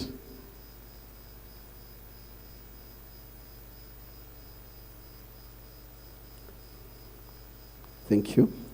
Yes, for corporate companies, we need the certificate of incorporation or the company Form 20. It has details of the directors. And again, if it's a partnership, of course, you can have the certificate of registration plus the partnership deed. For an individual with business, of course, we expect you to give us the business registration certificate. It has a number. What constitutes the gross income of a school? And of course, why am I bringing this up? It's because when I come, at times, these are some of the challenges that we find. We find you included some and you didn't include some, but I'll run through these quickly. School fees, collections, payments, PTA contributions is income, okay? The hire of any amounts derived from any school projects, like the hire of canteen premises or the proceeds from the canteen where you are managing it, the hire of sports grounds, the hire of the sports, the hall. Some of us hire out our halls, the hire of the school bus, the van, proceeds from the sale of farm supplies. Some of us sell to our communities, that is income. The sale of uniforms, some of us make and sell, that is also income. Then income proceeds from any accreditation. Some of us have centers like ICDL, and you find that is also income, which can be recognized, plus many others I'm sure you know. So at times, some of us say school fees only, but ideally, there's a lot that we'll look at as we come, and this is what we recognize as income for the school. Other dues payable by PPEIU, the trading license, of course, and there are other acts, there are other people that monitor this, but of course there's the trading license, there are the property rates, which at times are payable by the school proprietor, the ground rent for some, and the local service tax. And again, of course, these are some of the things that we pay.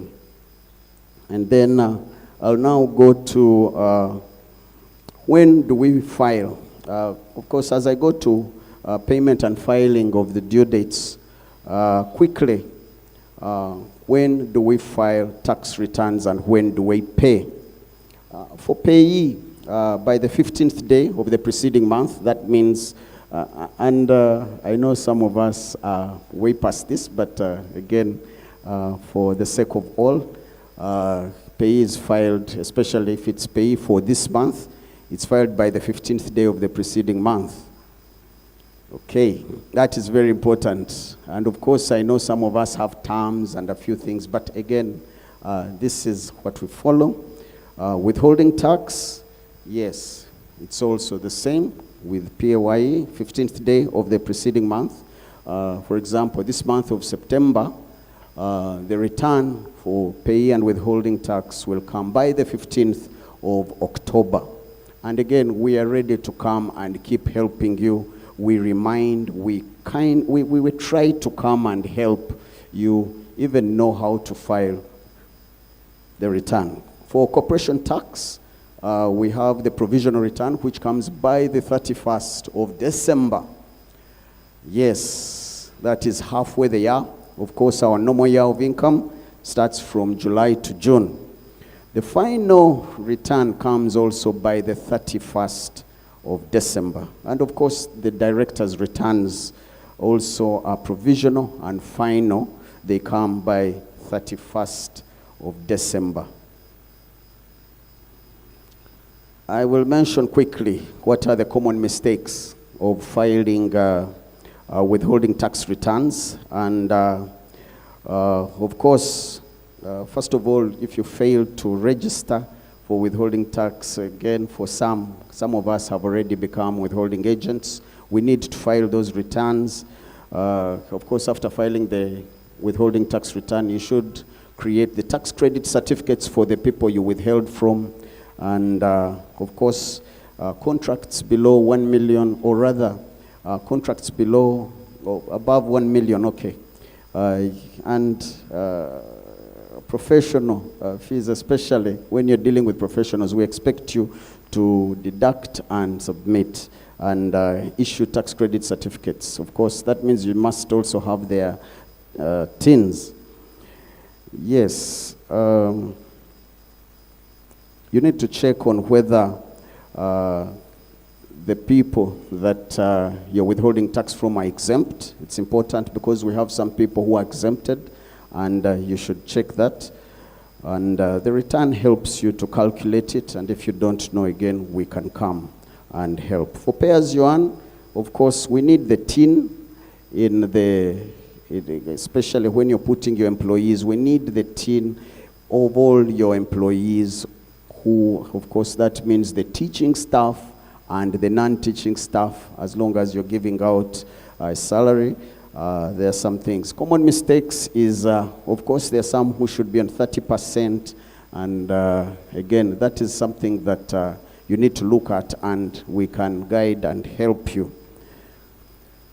Compliance tips: correctly register, report and advise management, especially those who are given this responsibility. Because at times we go to the proprietors and you find the bursar didn't deliver the message. But it's important to know you as proprietors, and if you are managers of the bookkeeping and so on, make sure everyone knows.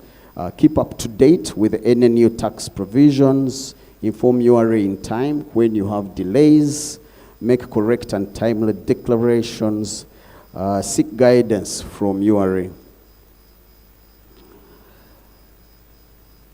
Available payment options. We have extended and are trying to bring services closer to make sure that we make business easy. We want to reduce on the cost of doing business, and if you want to go to the bank, you can go, but you could use your mobile money platforms, MTN and Airtel, checks, EFTs, RTGSs, Payee, Visa, MasterCard. We can use these in order to, you don't have to go miles. I remember when I was in Masaka, someone used to come from Kakuto to come and give his things to the station to file a return, and then he would go back, and then he comes and he rides his bike another day to collect the PN, and then he would, and Kakuto is an hour away, and then he would again ride back. I mean, we were really, the cost of doing business was high. We had to teach them, go there, teach them. And so there are many ways we are trying to reduce on the cost of doing business.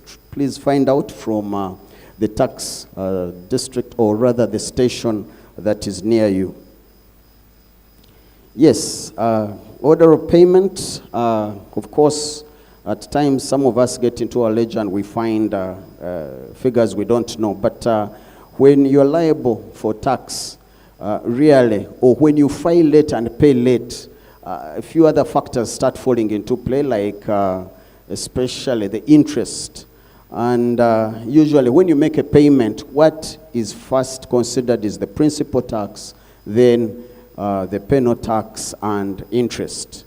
For especially pay as you earn, it is the principal and then interest. And of course, that means it's important for you to file and pay on time. If you don't, you get into this area. For income tax, it is worse now. There is the penalty, there's a penalty, and it's 200,000 or 2% of the tax, whichever is higher, 200,000 per month. So it becomes the principal, then the penal tax is taken off, and the interest. So it's important. Don't only work at ensuring there is money in the basket. Please ensure, yes, the water is, let it not be a basket actually. Collect the income and stop the leakages and the spill-offs. So kindly plan for filing on time. Plan for ensuring that you honor the due dates. Because we now have a robot. We will know. We will know who didn't file by yesterday. And the system will start calculating. And we're getting better at that. And so it's important for you, yes, at least approach us, kind of scribble something and get to us and tell us what is happening. And let us try to understand and give you a mechanism that can help. And of course, we, yes, here we are dealing with educators, but the law looks at all. So that is the order of payment. And it's very unlikely that we will change the law, but there are mechanisms. We can understand, we can help you make installment payments. We can help you, we can understand and show you what you can do in order not to increase on your costs of doing business. Government also needs the resources to take care of its citizen. And you've heard, there are only 2-point-something million out of 60 million Ugandans, meaning that, there's quite a lot for us to do. Kindly file and pay on time. Now, there were COVID-19 measures that were put in place to help, and the education sector was among the beneficiaries. There was waiver of interest, and this is found in the section 40C of the TPC, Tax Procedures Code, as amended, and any interest and penalty outstanding as at 30th June was waived. That one you will find. It's in your ledger, and just in case you're not seeing it, you can actually access your ledger in your profile and try to understand for each of the tax heads.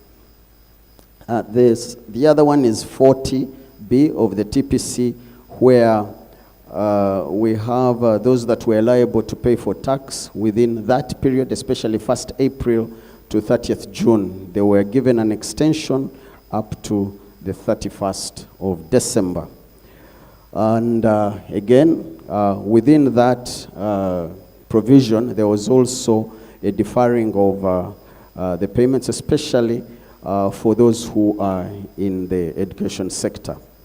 Then we also have withholding tax. Again, from within the same period, there was a deferment up to the 31st of December. So if you find maybe interest or something, those are some of the things that we can look at and try to help. But I'm sure we have looked at it. You'll find your ledger, unless there's a problem, but we can correct if there are any challenges. We can get down, discuss, and correct. There's no interest and penalty that shall accumulate on tax within those subsections. But I would like to go to non-compliance. What is non-compliance to us if you don't file a return? You know, a return is what shows us that you made money. Okay, let me not say you made money, that the school operated. We can't know that the school didn't operate, okay? But when you file a return and you tell us that, yes, the income was only 1 million shillings, then we're like, okay, if it was 1 million, the costs were 900,000, okay. So if you don't file, then that means the law mandates us to raise an assessment. So you will find assessments because of, and how do we calculate assessments? We can use third-party information, but we will use the average because we don't know. We'll use the industrial average of the education sector within your region to get an amount that we will assess and recognize as your income, because we don't know. And again, there are other ways of dealing with that. You can object and tell us exactly what transpired. But ideally, the costs of non-compliance, you'll get assessments. And of course, there's a bit of challenges there. That's when you're not happy with us. And you look at us straight there and you're like, these people don't know, they are not on the ground, they are not, but again, you didn't tell us. High taxes, yes. Enforcement actions. The Commissioner General talked about the fact that, okay, let me stop at enforcement action. We could come and close. We don't want to come and close, but if you are not coming, if you're not coming through and telling us, and we can't know, then of course this happens. There are so many enforcement actions. We'll write to you, demand notes. We could tag something on your account and ask you, please come, because some people keep quiet and they don't come. Maybe they are not getting our communications, meaning we need to register well, get our communications, find out. Right now, every tax district, that is your relationship manager, you can go there and find out something. As you work at ensuring the children come, also manage us. We are an important stakeholder. Yes, you could miss out on business opportunities, especially if people find you locked or we have put your name somewhere saying that you are not compliant. We have a shame list, and of course, your reputation, which you have built, you could get reputation loss if you don't deal with us, because we have many people there. We have also people who don't want to come, who want to run away and be away. So when you come, we know, and we're having dialogue. We know that we know where you are, and we can deal with our issues. The other one is delays in clearance of goods and denial of tax refunds and being on the shame list. And of course, you will look at the tax ban and feel like there is a problem. So We at Uganda Revenue Authority are trying to have seamless processes, systems which can help you continue doing work. So update yourself, get to find out what is happening. When the law changes, find out. One of the other challenges actually, some of us give money to agents to go and pay, and eventually you find they didn't pay. Please own that TID, have that email, know when a payment is going out, know when a payment is coming in, or rather when a payment is going to URA. Honor your obligations on time, and we will be able to work together. Otherwise, these are the basics.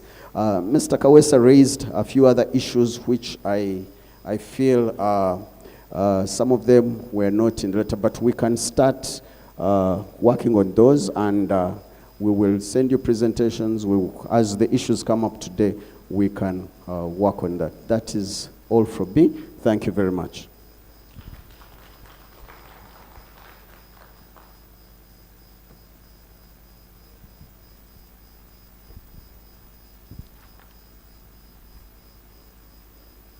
Asante sana. If I say hand, you wanted a question to him? Okay. We shall, I think, discuss the modalities of how we're going to handle questions so that we can do so. It seems to be biting. Thank you, Mr. Rusoke. My question has to do, it's very brief, with VAT. I realize you didn't talk about VAT, and it has become a bit sticky for us schools because we do not know, we say, you tell us we are not VATable, then the auditors tell us you haven't paid VAT. So please elucidate on that. And then maybe you can share a little bit more concerning, is there any company in Uganda that you've given a tax refund? The last one is what we call a brilliant question. Mr. Rusoke. Thank you for those questions. Yes, one for sure. Taxation matters don't end. There's that saying of taxes but ideally. But on VAT, of course, education institutions, schools, you're exempt really. So you don't put VAT on your school fees and you say VAT. But if you go to a supermarket, you'll see them putting VAT. Your services don't have VAT, okay, as per the VAT Act. But, of course, one of the things that happens is that you get invoices and there is VAT, right? There is VAT. And right now, please make sure you have an e-invoice. That is what we are accepting in the as an allowable deduction. We have people out there who are not registered for VAT, so when they put that VAT, they are not registered. But that we can find out in our profile on those who are registered for VAT. You need to get an e-invoice, and all that, you become the final consumer, meaning you claim it in your income tax return. As you're filing your income tax returns in your ledgers, you will put your expenditure, and you're a final consumer, so all the VAT is passed on to you, okay? Yes, so for VAT, you are especially primary schools, secondary schools, refunds. That is interesting. Yes, we give out refunds, and someone is shaking their head. Yes, we have a refund unit. And we have a budget, we give out refunds, but they are different. You might pay more, okay? Let's assume instead of paying income tax, you decided to pay, you thought you are paying your pay as you earn, and you say, instead of maybe it's 5 million, you made it 15. I think there you are entitled to, you'll be in credit position, meaning that we give out refunds. And again, even income tax, you could get a refund, but of course we will come and audit and find out if you correctly calculated or worked on your books. I hope, yes, we have a refunds unit and we refund.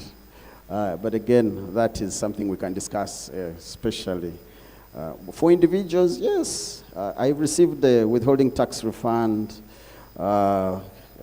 When you have only one source of income and you import a car, you're entitled to that. I have received it myself, so yes, we give out refunds. I've tested it and seen it works. Thank you.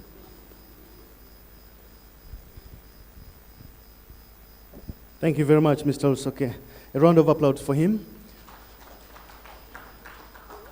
Now, with guidance, I wanted to suggest that we do the next presentation. So we open up the plenary because we have an army of people to respond to different things based on the expertise.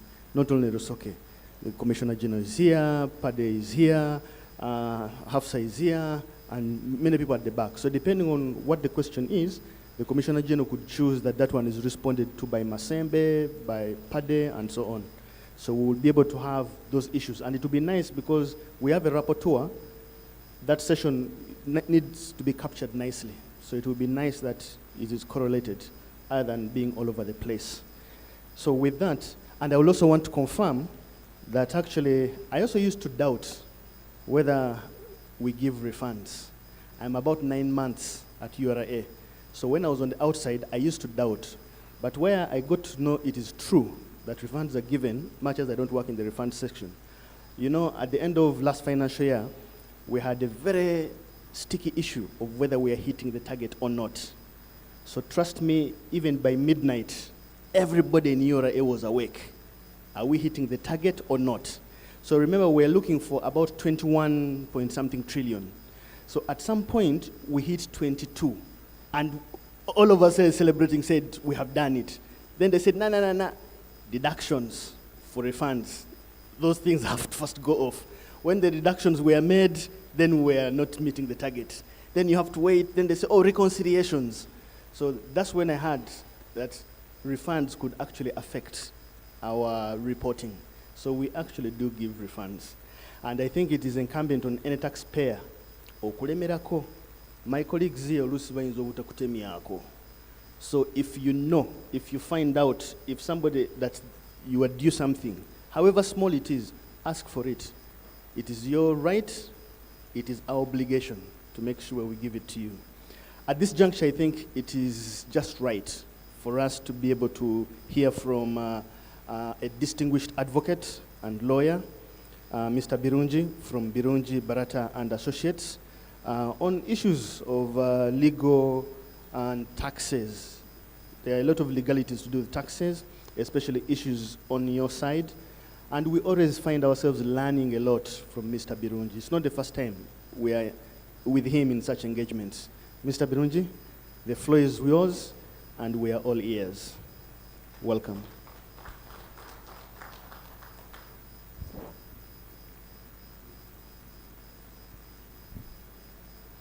Thank you, Mr. MC. Madam Sarah, representing the Commissioner General.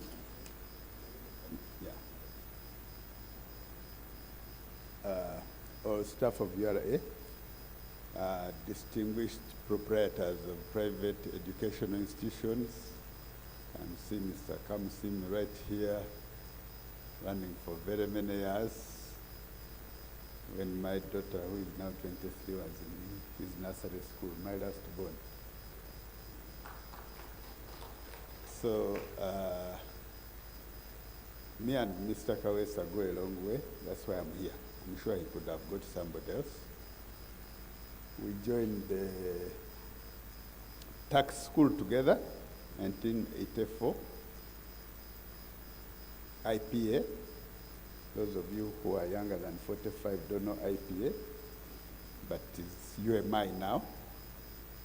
And Mr. Kawesa was the best student of our year. I want him to stand up for recognition once again. And then we worked here for very many years. I'm sure he held this microphone longer than any other PR person, and was on TV for so long. So those who will see him on TV today will wonder whether Kawesa yazzeeyo mu URA naye nga barecruiting abasajja abakadde.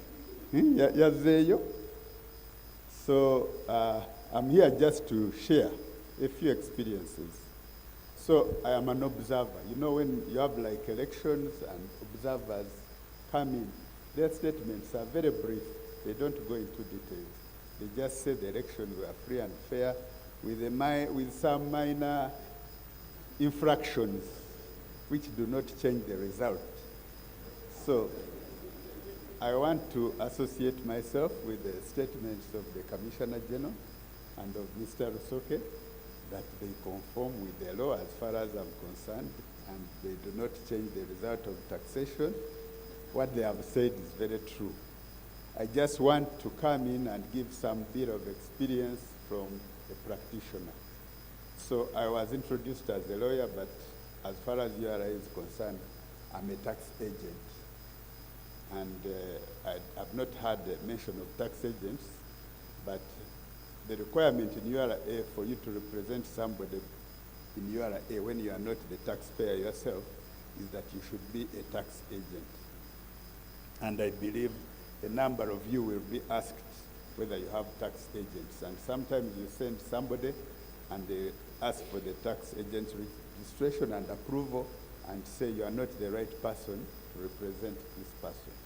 And there are very many conditions about tax agents, and there are many issues, because one of the issues is that those tax agents are actually approved by URA.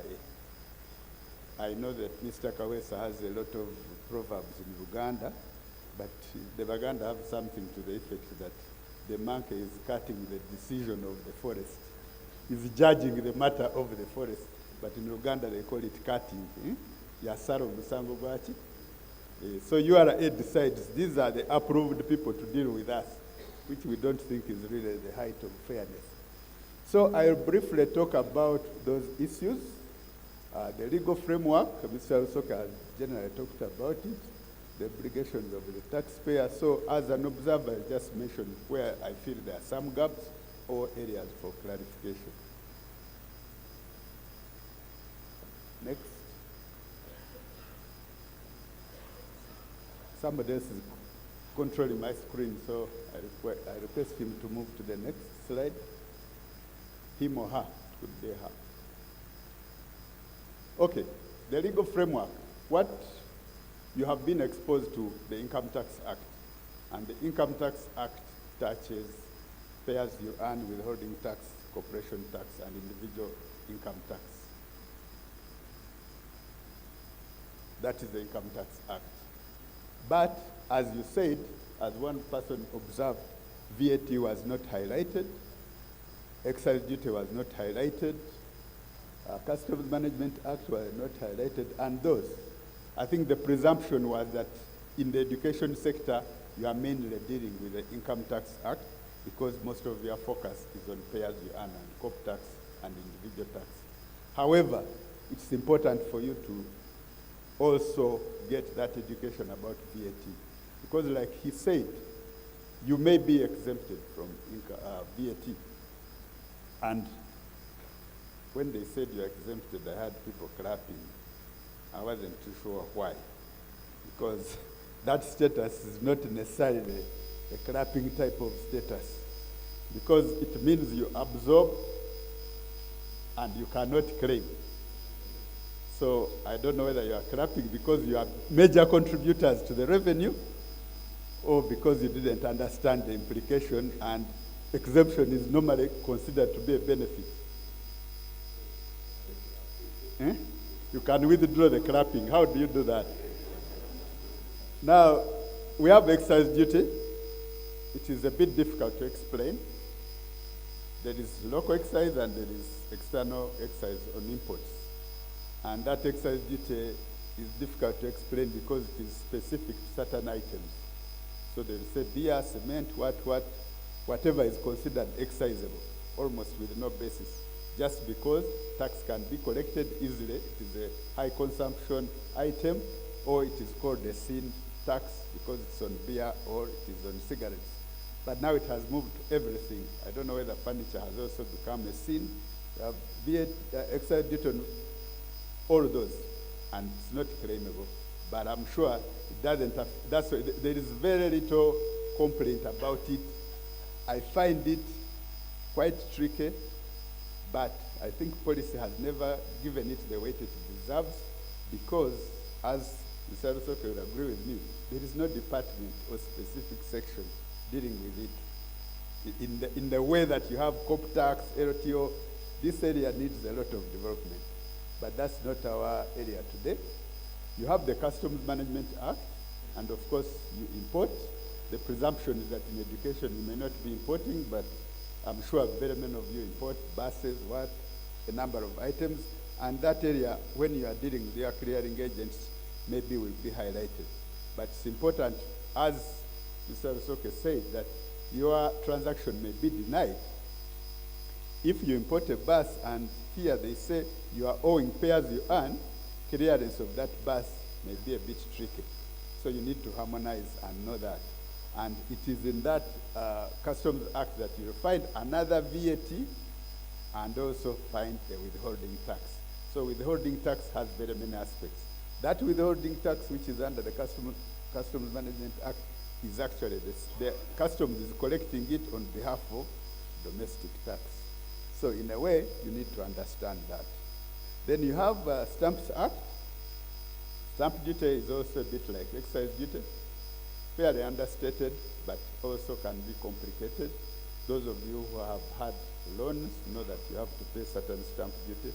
And the law is actually very vague on what is liable to stamp duty and what is not. Almost every document, every instrument, everything can almost be condensed into a liability for stamp duty. And there are certain transactions which become void simply because they have no stamp duty on them, including agreements. So you need to be very clear on stamp duty. You also need to understand currently that stamp duty is very helpful to the auditors, especially when you are dealing with land transactions. So when they are looking, when you are saying, I didn't buy this item, I didn't buy this land at 1 billion. They go to the stamp duty check with the registered land office and see how much stamp duty you paid, and they can work backwards to understand what is the value you declared, and sometimes say under-declared. So it's also important to have some idea about stamp duty. The Tax Procedures Act Court, I'm sure many of you will raise questions which are in that area. All these issues of penalties and whatever, assessment, how an assessment is made, the law is in the Tax Procedures Code, which is fairly new law. It reads 2014, but it came into effect 2016. So your tax agents need to be very hands-on with this law. It's the most important. This law and the portal of URA are the most important for a practitioner. Then we have the Tax Appeals Tribunal Act, which is one area where we are very involved, and that is on appeal procedure. As you heard from the presentations, Mr. Rusoke is not very keen on this area because it is the area of controversy when you take on the URA. And for a number of people, they say, oh, Vetuvatwara Mukoti means we have declared war, we are going to be enemies, we are going to be audited so many times. I want them to, when they are replying, to confirm to you that going to court, taking them to the tribunal is your legal right and is not an act of war. They need to tell you that and assure you, so that if you have a dispute, you do what? You use that avenue because it is provided for in the Constitution and it is your right. So, next slide is about the obligations, and I will not go very deeply into that because Mr. Rusoke has ably expounded that. But each of those is a bit tricky and has very many issues because many times you may feel, am I supposed to register? Somebody will say, am I doing business? Many people in the school sector will say, I'm not actually doing business. So why do I register? Because for me to register for income tax, I must be saying that I am a business. So, should I register or not? But when you read the Income Tax Act, Section 2 and 21, they say for you to be exempt, you must get a letter of the commissioner that you are exempt, which is what Mr. Kawesa read to you in the first part. So you cannot get that exemption unless you have registered. So you need to understand that. It becomes tricky sometimes. Next slide.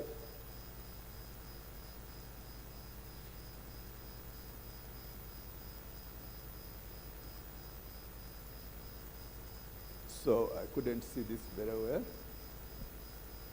But I think the first part about what is taxable is clear. Those two aspects are a bit important for you because Mr. Rusoke said you might have a hall and you are renting it out and you are a school.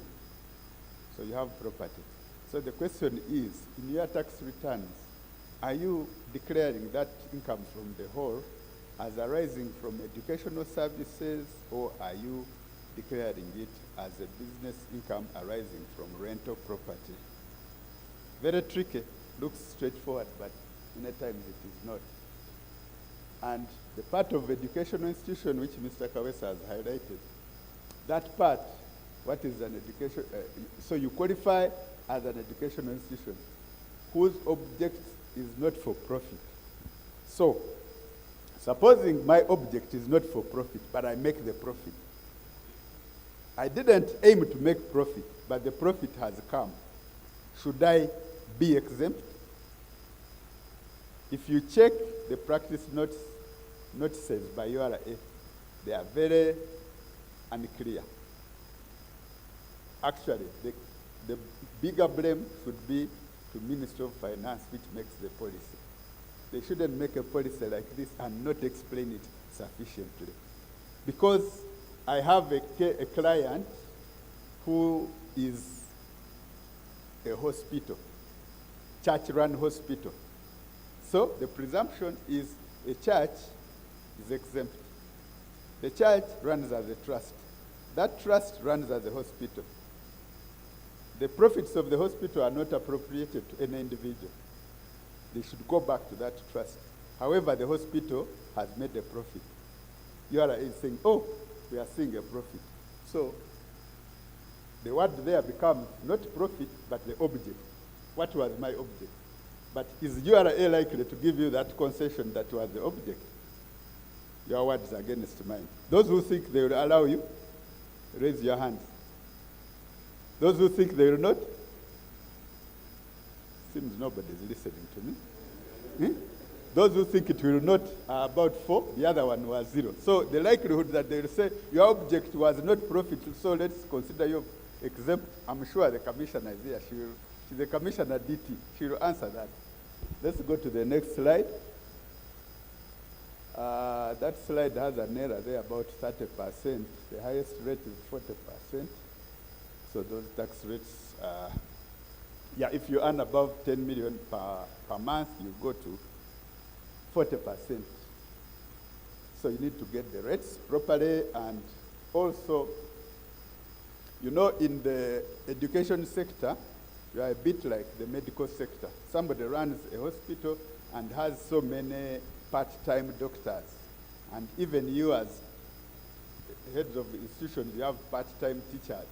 So you have somebody earning, so the minimum tax says 325, somebody earns 200,000. And so you have an issue. Should I tax him on aggregate? Should I tax him on monthly? This month he got 200, the next month he got 500, the other month he got, so when do I tax this person? And this person is not my permanent staff. This person has probably refused to give me their tax identification number because they are saying, when you register my number, you are going to put me in trouble. Then you have boards of directors. If you come to the assessment here, directors in the Act are called employees. So these directors sit once in a quarter or once a month and are given a stipend of 200,000. And you are supposed to tax that. Are you taxing it as a withholding tax? Are you taxing of say 6%, or are you taxing it as a withholding tax of pay as you earn? So that is a challenge for you to decide in your tax planning. So the simple issue of tax rates becomes a bit tricky certain times. Next slide.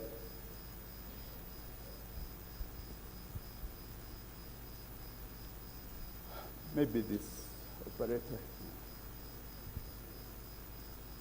So, of course, you also deal with the dividends.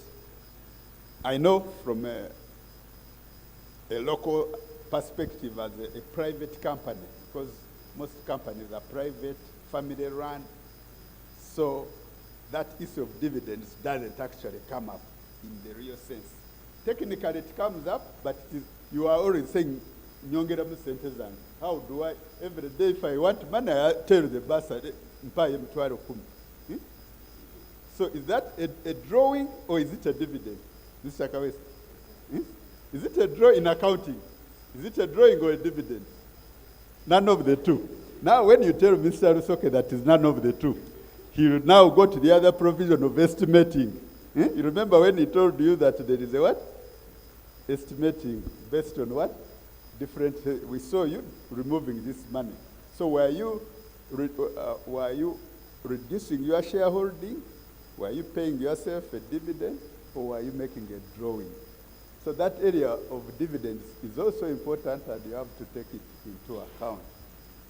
So, like I've said, no, you can go now to the next. Withholding tax. Appearing to be straightforward, but very tricky. So, in a way, pay as you earn itself is a withholding tax, which goes by the pay rate. But then there is this other withholding tax, which is Section 119, which says if you pay a professional, you must withhold tax, irrespective of how much you have paid.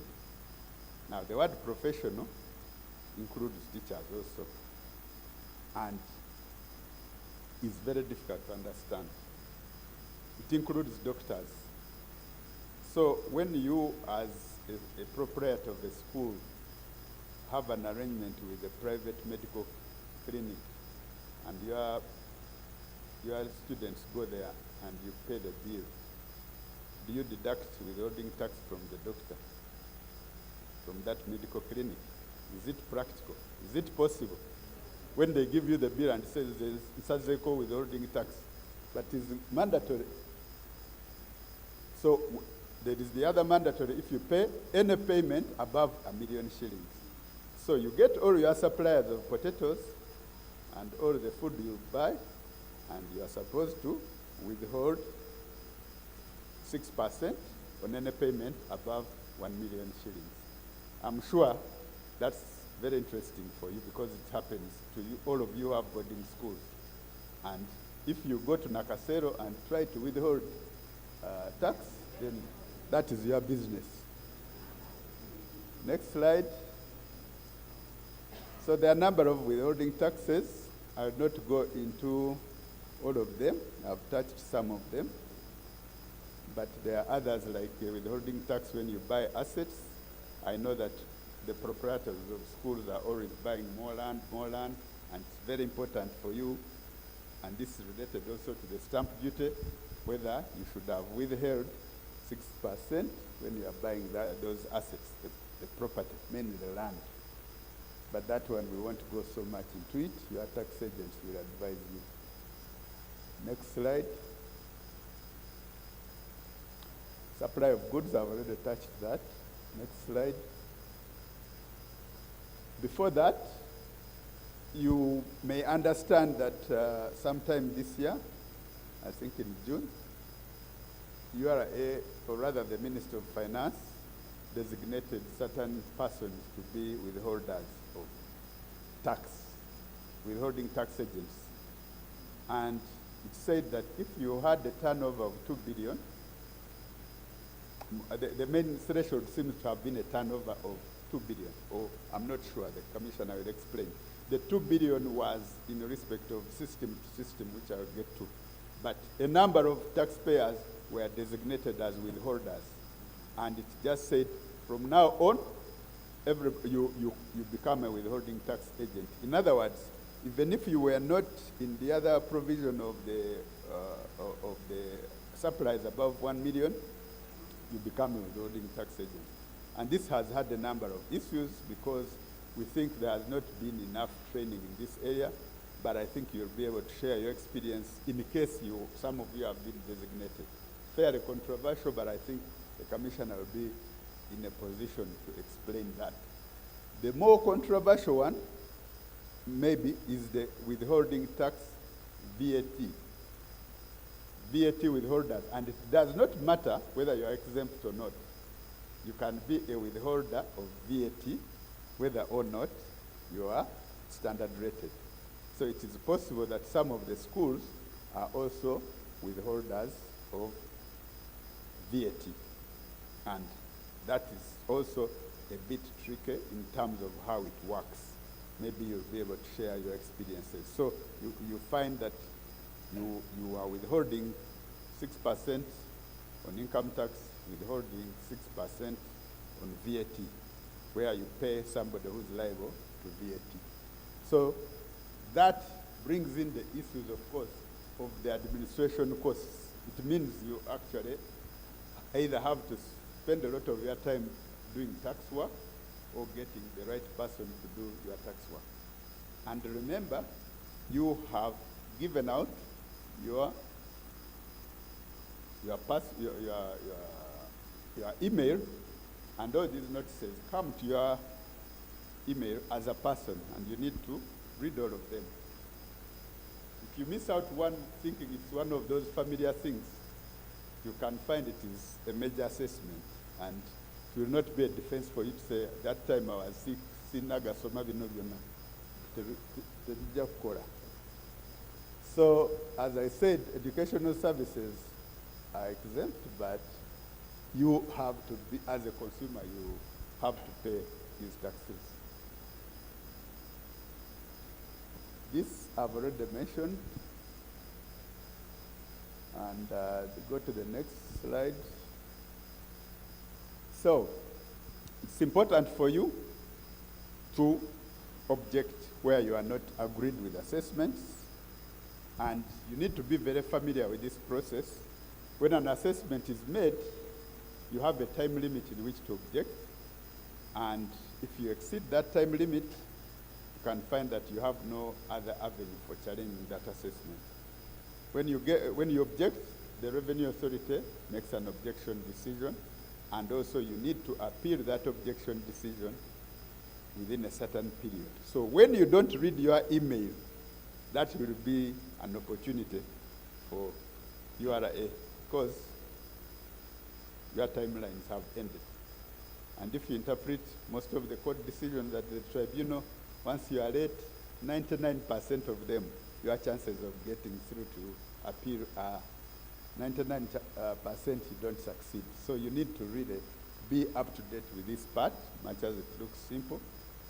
Read your mails, object when in doubt. Even if you think what has been said is not harmful, seek clarification. Most times it is. It can bite you when you least expect it. Next slide. The offenses have been well highlighted by Mr. Rusoke.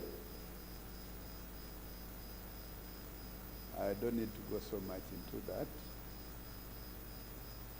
And the challenges of the educational schools, I think, were also well highlighted by Mr. Kawesa, and I believe most of you are more familiar with them than me.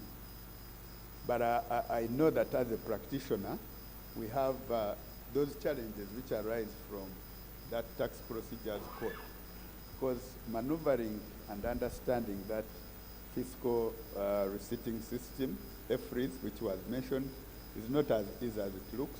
You need to really get to grips with it and spend time on it. And for many people, after which age do people cease to be very computer compliant? Is it 40, 50, 60, what? Some remain very compliant, but I know that's a bit of a challenge. Then you go to new systems coming in. EFRIS came in, that first one. Now you have system-to-system integration coming in very recently. And very many people are struggling with it, trying to understand what it is. You are being asked to go to integrators and they help you to be online. Basically, it is saying that all your transactions should be readable by URA on real-time basis. That's what it is all about. And I think it is fairly a challenge to every business. So maybe you have your own experiences with it, if it applies to you. That's what I was saying, that it seems to have had a threshold of 2 billion shillings turnover. Didn't explain whether that is from which year to which year, or which accounting period they started counting the turnover of 2 billion. But it is one of the areas which are a bit tricky. Next slide. That's all. I think then another slide. I had a slide on the Tax Office Tribunal, which is coming from the objections process, which is that you object, then you wait for an objection decision, and then you appeal if you want to appeal. And when you appeal, a number of challenges, you have to pay 30% of the tax in dispute before your appeal can be heard, and you must be in the tribunal within 30 days of the objection decision. So those are really simple things, but which many people miss. As I wind up, I'll just mention a few things. Mr. Kawesa enlightened me about Article 18 of the Constitution, which gives certain guarantees to citizens about getting education. And it's important. But you had another side of it that, yeah, here at URA, that is not our area. But remember, this has to be comprehensive. Every year, Ministry of Finance calls people to the Parliament, to the sectoral committees to give views about reforms. And it is you to go there and give your views about reforms you want in the law. So if you don't go there and give your views, they'll say, well, we gave you an opportunity and you said nothing. What can we do for you? Means you are happy with the law. So all these issues of constitutional nature, issues of exemption, expanding on the definition of exemption, VAT, it is up to you to really, as a lobby group, see what affects you and what you want to be reformed. And that goes also into other areas like capital deductions. I had mention of schools being given capital deductions.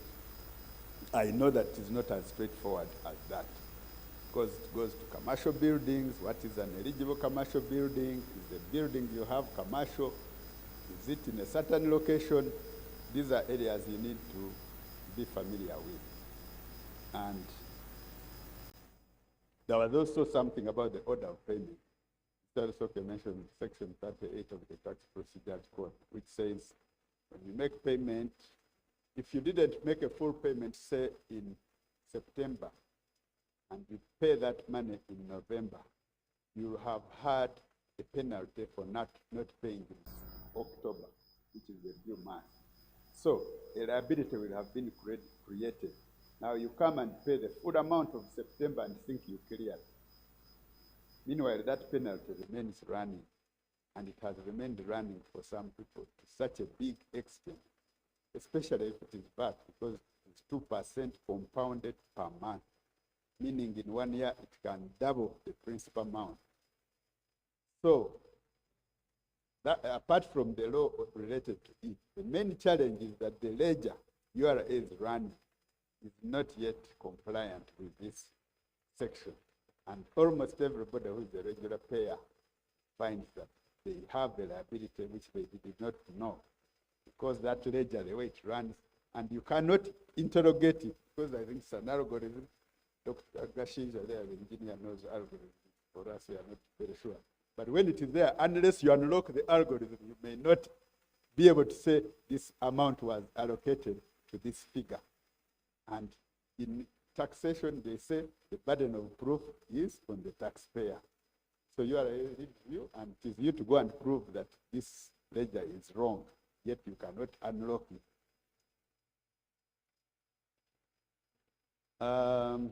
Lastly, there was an issue of tax refunds, and somebody said, has anybody ever been refunded? I believe some have been refunded, but it is like asking somebody going in labor, would you opt for a surgery or normal birth? It is complicated. Almost everybody was, first of all, the VAT system says, if you have this amount of money, you must ask for a refund. Then when you put in that refund, it is an automatic audit. And 70% of their cases, the refund results in a claim by URA of more than what you had. I want Mr. Rusoke to give this experience. You have some data. Those who have claimed refunds. So that's why the question, how many have ended up in a payable? So it is a chicken and egg question which you have to deal with. Refunds are there, but they are made incredibly difficult. When I was working here, 2001, we went on a team to Botswana to see whether the system here can be computerized. The system we had here was very manual and became fairly computerized 9 years later in 2009, the current system. But in 2001, when we went to Botswana, they had the system of refunds. Their system of pay, they had checks are paid automatically. You just see the machine paying everything which they see is payable.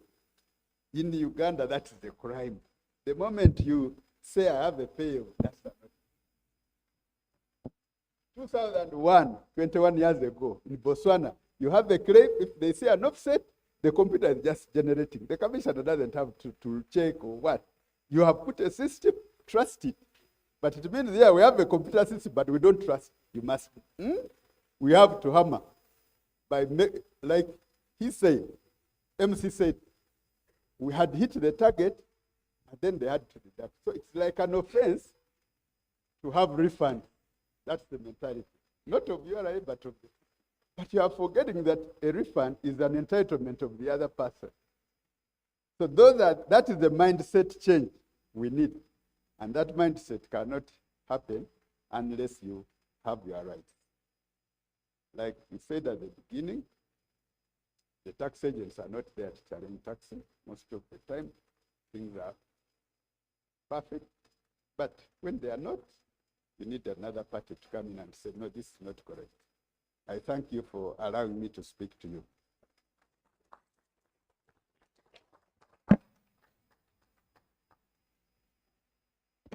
Asante sana. I think that was wonderful and interesting feedback. I think we need to use this time, because we're now being caught up by time, for us to engage. Let us have a round of questions, concerns, observations. We do some note-taking on our part, then we get a response. See how much time we have, get another round of the same, and we have response. And we watch the time to see how we are doing. I think that is how we'll make a good engagement. Excellent. Okay, so raising hands will be nice. So it will be nice that, so for example, now that I'm starting here, we shall exhaust hands here, exhaust hands there, and then we'll go for a response. Thank you. Thank you very much. My name is Mgwanya Christopher again from Clever's Origin Schools. Have three short questions.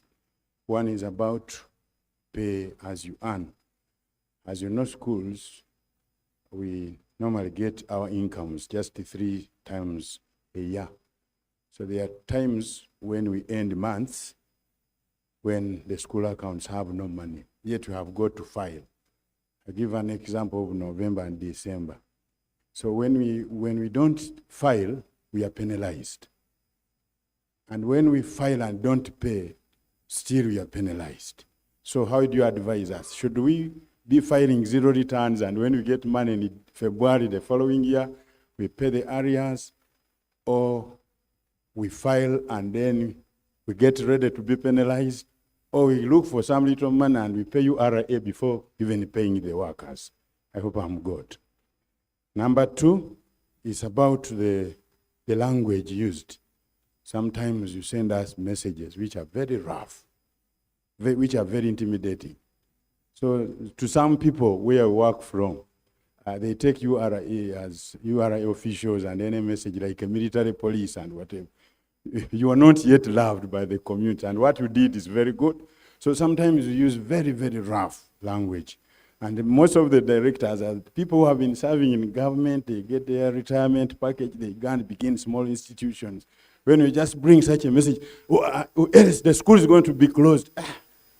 We begin hearing people dying. So we suggest that at least the language should be a bit made soft.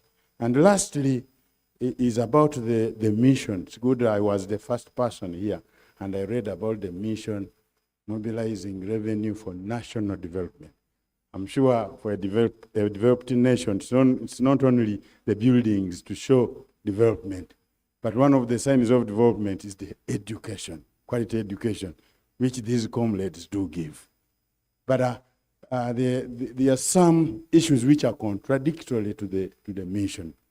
For instance, you have just enrolled many of us to becoming tax withholding agents, which we are still very green. It's good you have called us, but we cannot implement it. I'm assuring you, we still have so many questions. You need to come. We request that you reduce the speed. The speed is so high. Today you get this message, another day you get another. Then you begin asking yourself, did I make a crime to start a school? The speed is so high. Even the people you are dealing with, the suppliers, are the people from the, is it called the Juakali? According to the president. Those people, the low-income earners. When you tell them about 6%, you don't get them again. For me, I've lost 3 suppliers of firewood because of telling them such. So we wanted some advice. If the government is working hard with parish development model to help those people, and for us, we are suggesting taxes and we are chasing them away, the speed is so high, people have not yet understood. They think that the schools want to steal them. They are denying us, and it is forcing us now to buy maybe some items from mega supermarket, which we shall not manage. That forces us to increase school fees. So education is going to become impossible, and then we shall not have a developed nation. So I request that the speed is reduced as we go on. Thank you so much.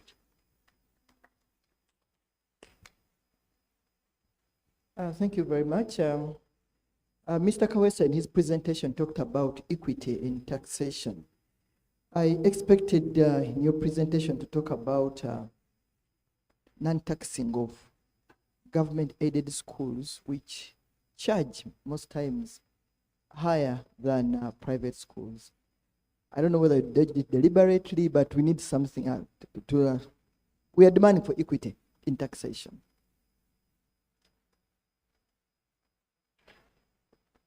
Thank you so much. I want to thank the presenters.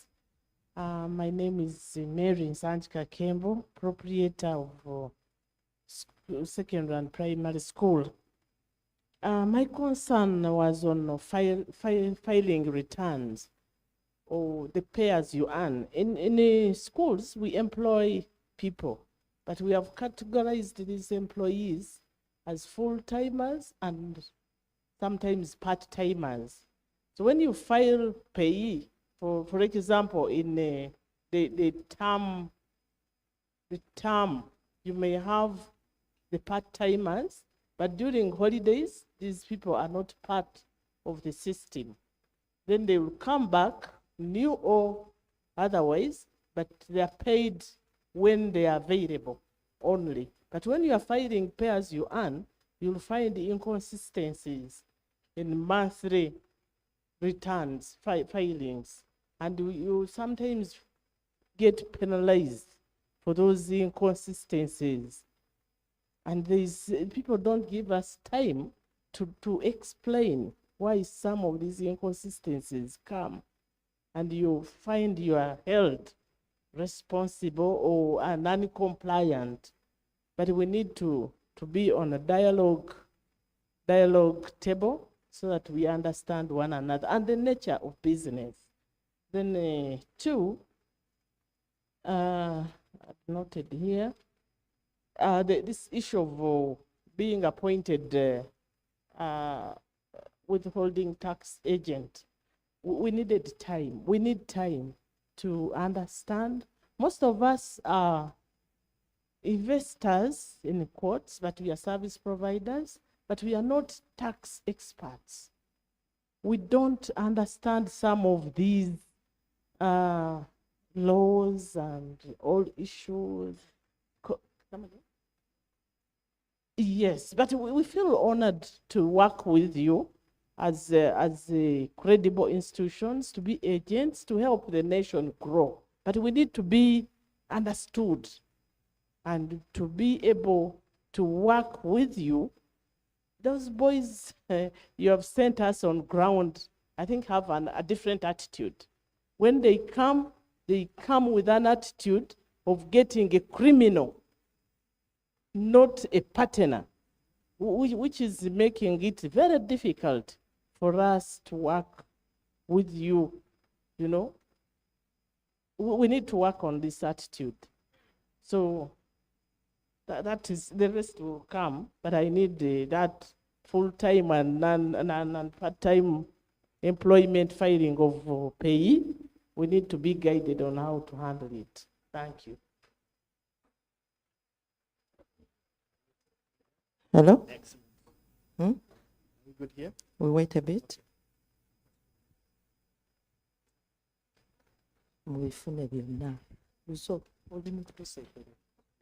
Thank you. My name is Maria, and just to add on what the last speaker spoke about, some of us are very young into the education sector, and just like she mentioned, that some people are part-timers. I'm going to speak on my behalf, where I have a pre-primary school, and the incomes that we have as a school currently cannot actually pay our teachers across the year. So we find means of sustaining them through holiday months, not basically paying them salary, but then URA still gives you that schedule to pay as you earn across the year. And recently I replied an email and told a lady that we don't pay salaries in holiday months.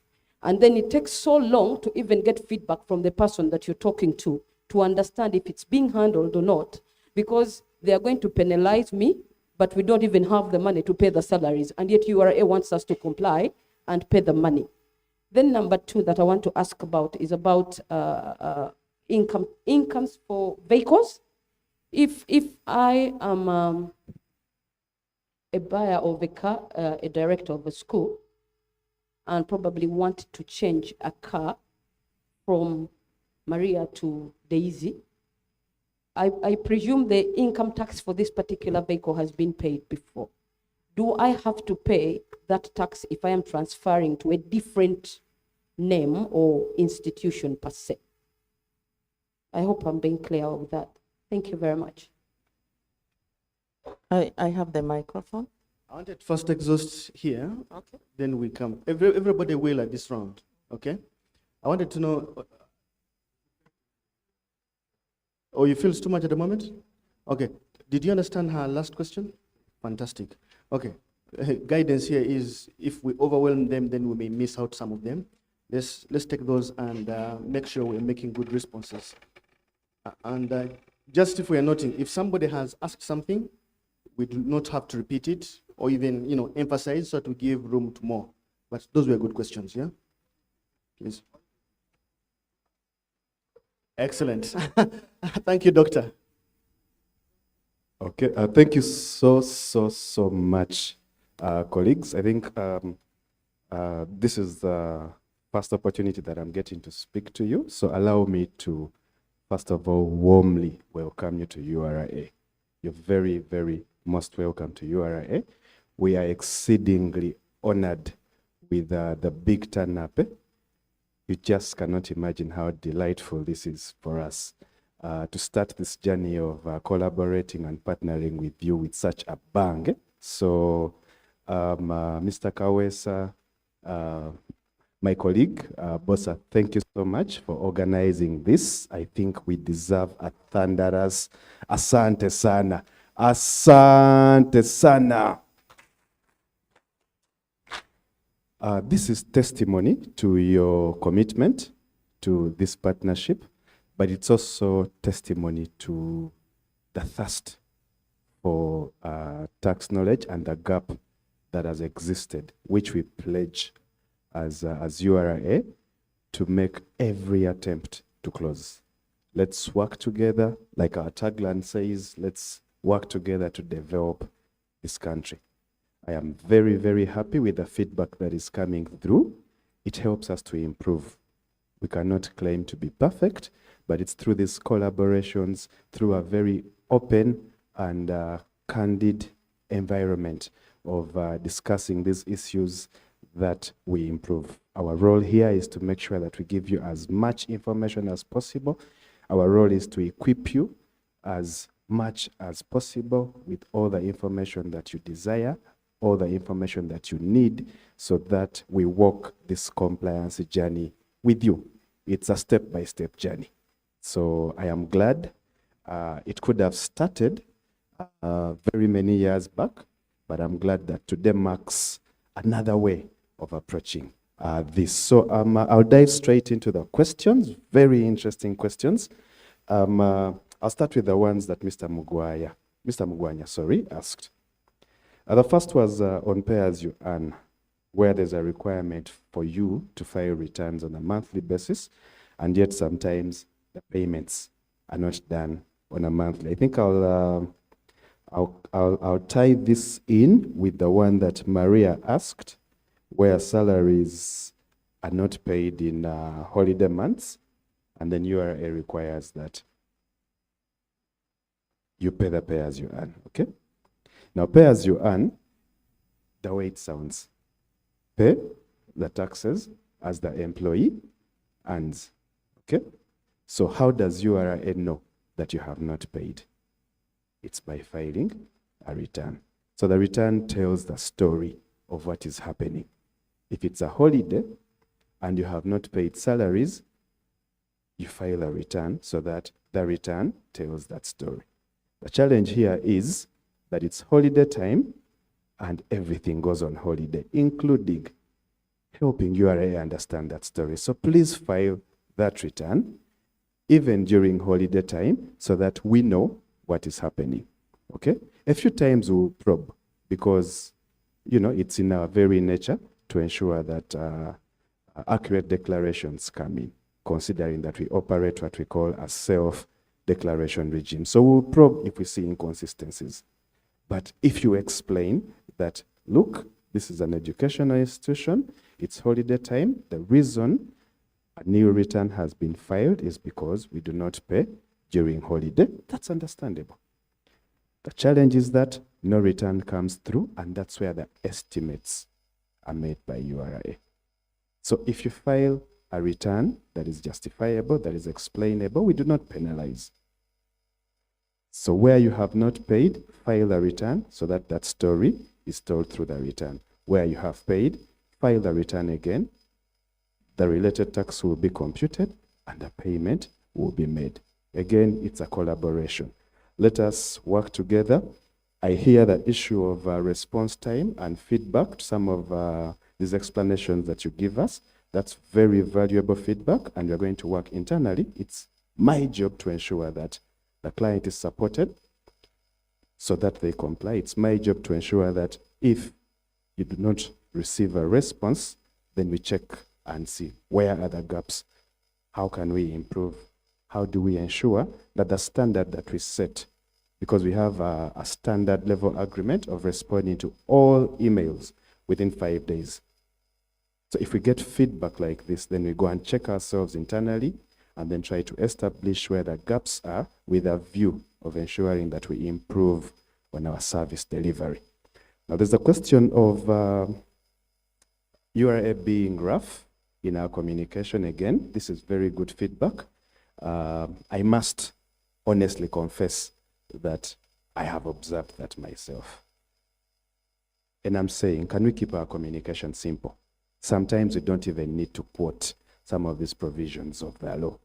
So it's an area that we are deliberate about improving. One of the things that we decided we are going to do is to standardize our communication that goes out. So we are going to have a whole list and a dedicated team that looks at the different kinds of communication that go out. We review them, standardize them, so that as we are communicating, we are courteous, we are polite, it's a standard, and yet the message is simple and easy to understand. So that's what we desire to do. And again, through these feedback sessions, these are improvements that we pledge to make internally. Withholding tax agents, I think this is a thorny area, and I'll make an attempt to explain. The designation or the gazetting of withholding tax agents was not unique to the education sector alone. It cut across, and the criteria that we used was that of a taxpayer who makes supplies in excess of 900 million. So we look at your returns, we look at your expenditure section of that return, and you've been paying out 900 million and above on supplies that should attract withholding tax. And we believe that by the time any institution across all sectors has a payout in a financial year of 900 million and above, they are fairly big and they are fairly structured, and that they will be in position to manage the obligations that come with the withholding tax. So what we did again, we carried out sensitizations. How many of us, by show of hands, received an invitation? Let's start. How many of us here have been designated as withholding tax agents? By show of hands. Okay. Quickly, this is about 15-20%. How many of us who are designated withholding tax agents received an invitation for a training? A training? Yes, the one that Hajat took you through. After the designation.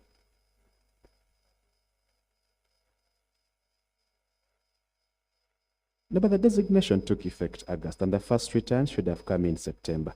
I am aware that the training was conducted in August. Of not withholding. Okay. Okay. Again, this is valuable feedback for us. I think we need to increase on our speed of sensitization.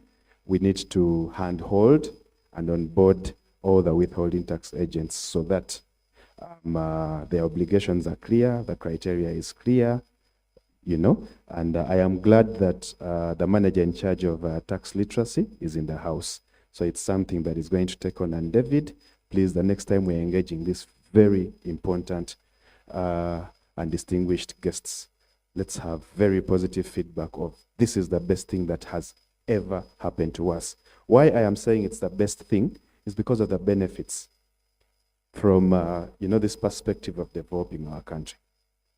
We have a challenge as a country of informality. Okay? And I think it's our role, both as players in the education sector and as URA, for us to join hands and break that informality. So it's going to be important that some of those players in the informal sector also make a contribution of tax. And the only way they can do that sometimes, especially because of the difficulty around reaching each one of them, is through the withholding tax. Now, what this is going to do is that businesses are going to formalize. These suppliers of yours will formalize. It means that people who have been operating very informally, inadvertently will have to fall off business. And then it drives the formality, and then it drives the idea of everyone making a contribution to the tax basket. I am aware that most of your supplies are agricultural supplies. Again, for your comfort, there is no withholding tax on agricultural supplies. So that's an area where you will not be required to withhold. Okay? The other area is that there's the 1 million threshold. Okay? There's the 1 million threshold. Again, we are having conversations on, okay, can we increase the threshold so that we maintain the benefits of withholding tax as an administrative tool, but also take cognizance of the challenges around it. So we believe that, for example, if a proposal is made to increase the threshold from maybe 1 million to 5 million, then it will go a long way in addressing challenges like having to withhold when you go to Nakasero to buy vegetables. So those are conversations that we must have, and if you can do this collaboratively, Mr. Birungi talked about the process of getting views for tax policy changes from the public. So if this can be done, then some of these things can change at tax policy level. But at the moment, because of the benefits that I have mentioned, and in the spirit of developing this country together, something that I think I would be proud of if I was designated as an agent, okay? Let's embrace it. Let's walk this journey together. Let's see where the bottlenecks are, continuing these conversations with a view of ensuring that those challenges are resolved.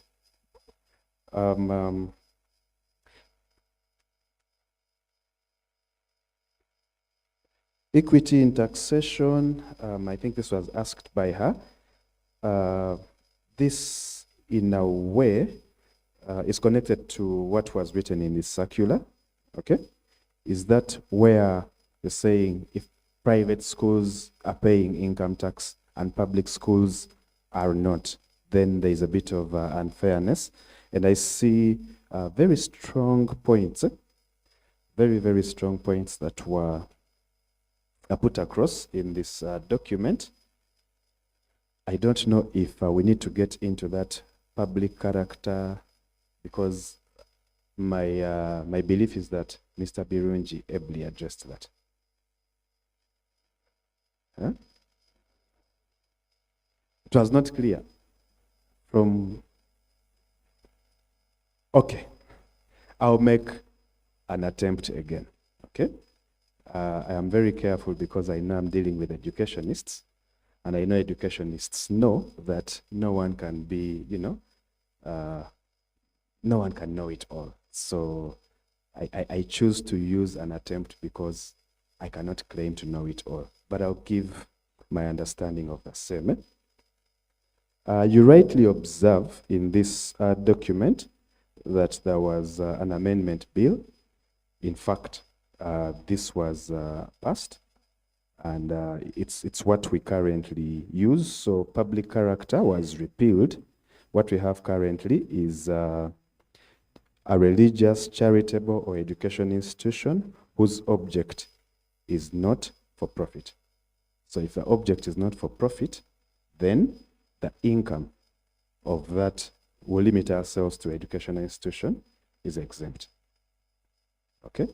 But if you look at Section 2 of your Income Tax Act, this is not applied in isolation to grant exemption.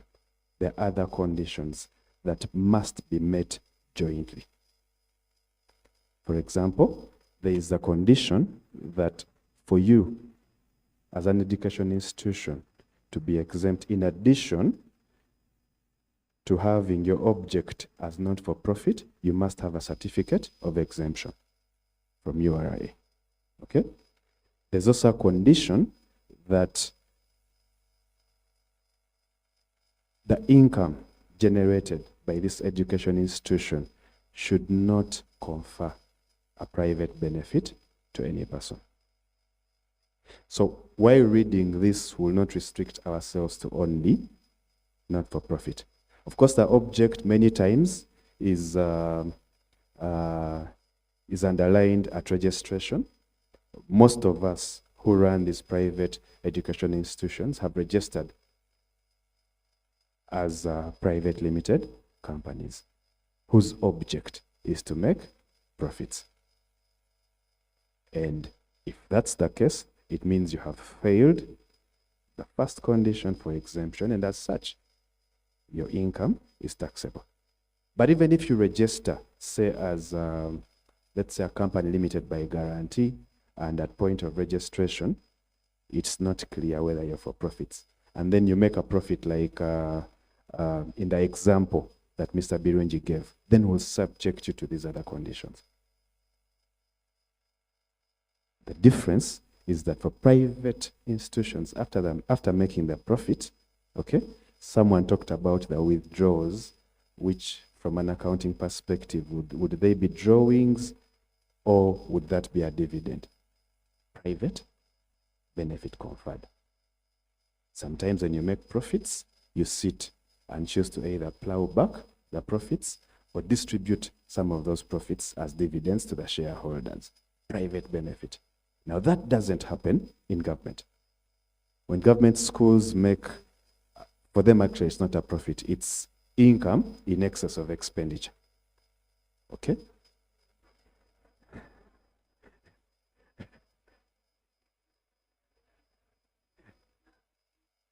No, those are accounting terms, not my words, friends. Accounting for not-for-profit making organizations, they do not make profits. Okay? They have an income in excess of expenditure. These are technical terms, friends. Okay? So, and their objective, again, their objective is not to make profit. And the excesses do not benefit individuals, do they? They do not confer a private benefit to any of those individuals. It does. Doctor, you will come in. Yeah? But again, why this debate is interesting is that all these things will be subjected to a test for that certificate of exemption to be given. Okay? For that certificate of exemption to be given. So you'll find that there are some government schools, for example, David mentioned they are running hire of whole. That's a business. And that will be taxed. They have rental property. They have a canteen that they hire out. So we will be very, very specific and to apply the law as one, it is written, but also two, to get the purpose for which the law was written as such. Okay? So the differences are that there's a private benefit that is conferred for private run education institutions. The object is to make profits. I heard colleagues say you're investing in your retirement package. Yes, it's a passion, but there is the idea of let me make a profit really. Let's be honest. Let's be honest, I don't think there's anyone here who went and started a school, a private school, just for passion and to serve the community. There is an element of making a profit at the back of your mind. Definitely. And if you make a profit, then why wouldn't you want to give a portion of that profit to government? Okay, it's a contentious one. Let me respond to the others, then maybe we can get the points of contention on this particular issue. Then again, I'll make an attempt to clarify.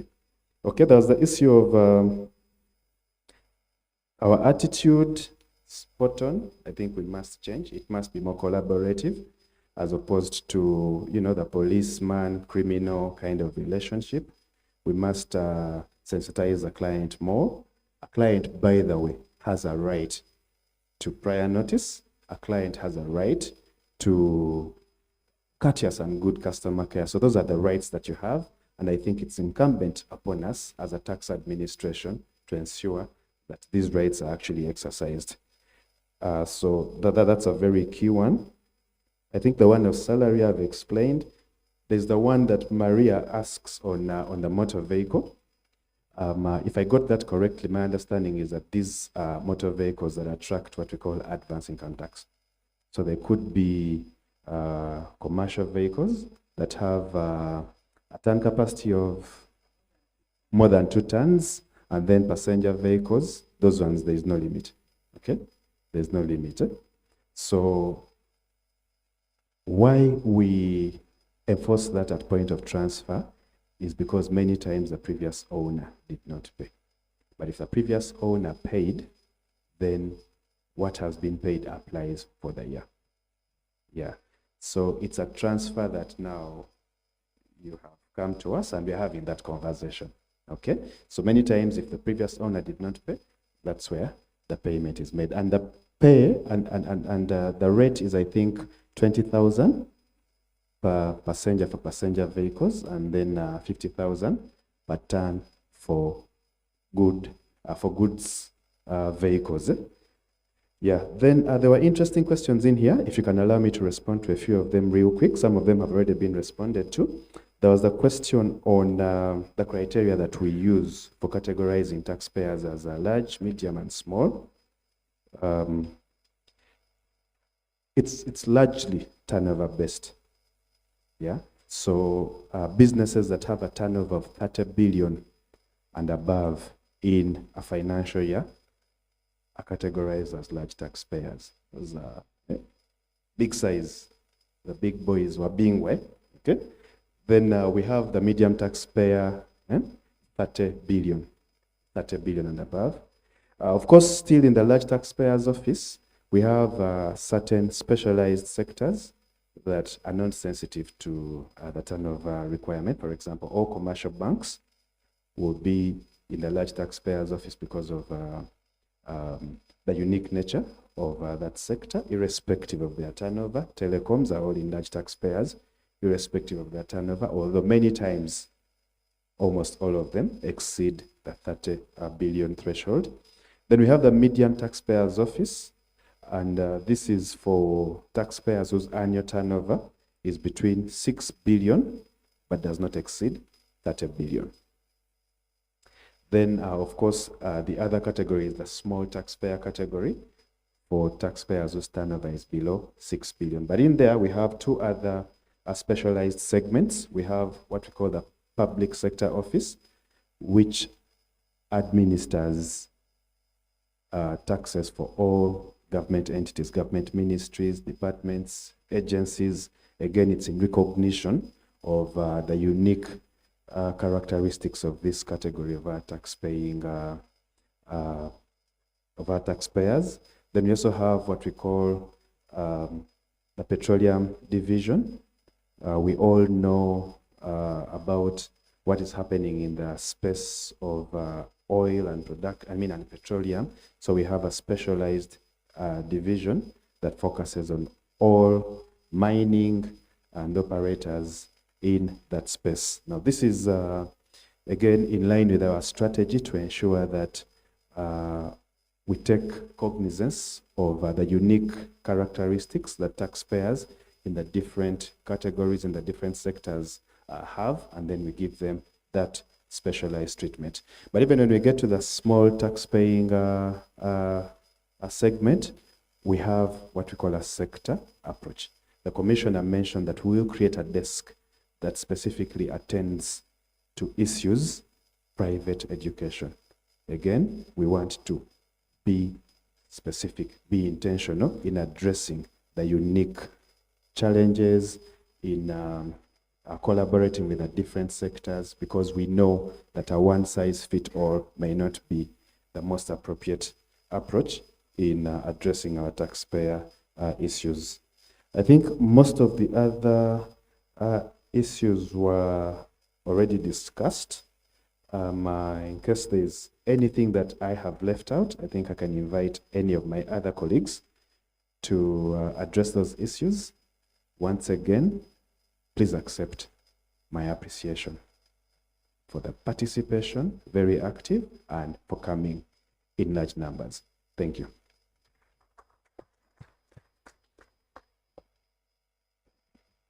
Mr. Pade, you will just be resting your legs, I'm sure, because we're going for a second round, and those that are important to you and any other party you wish to respond will be applicable.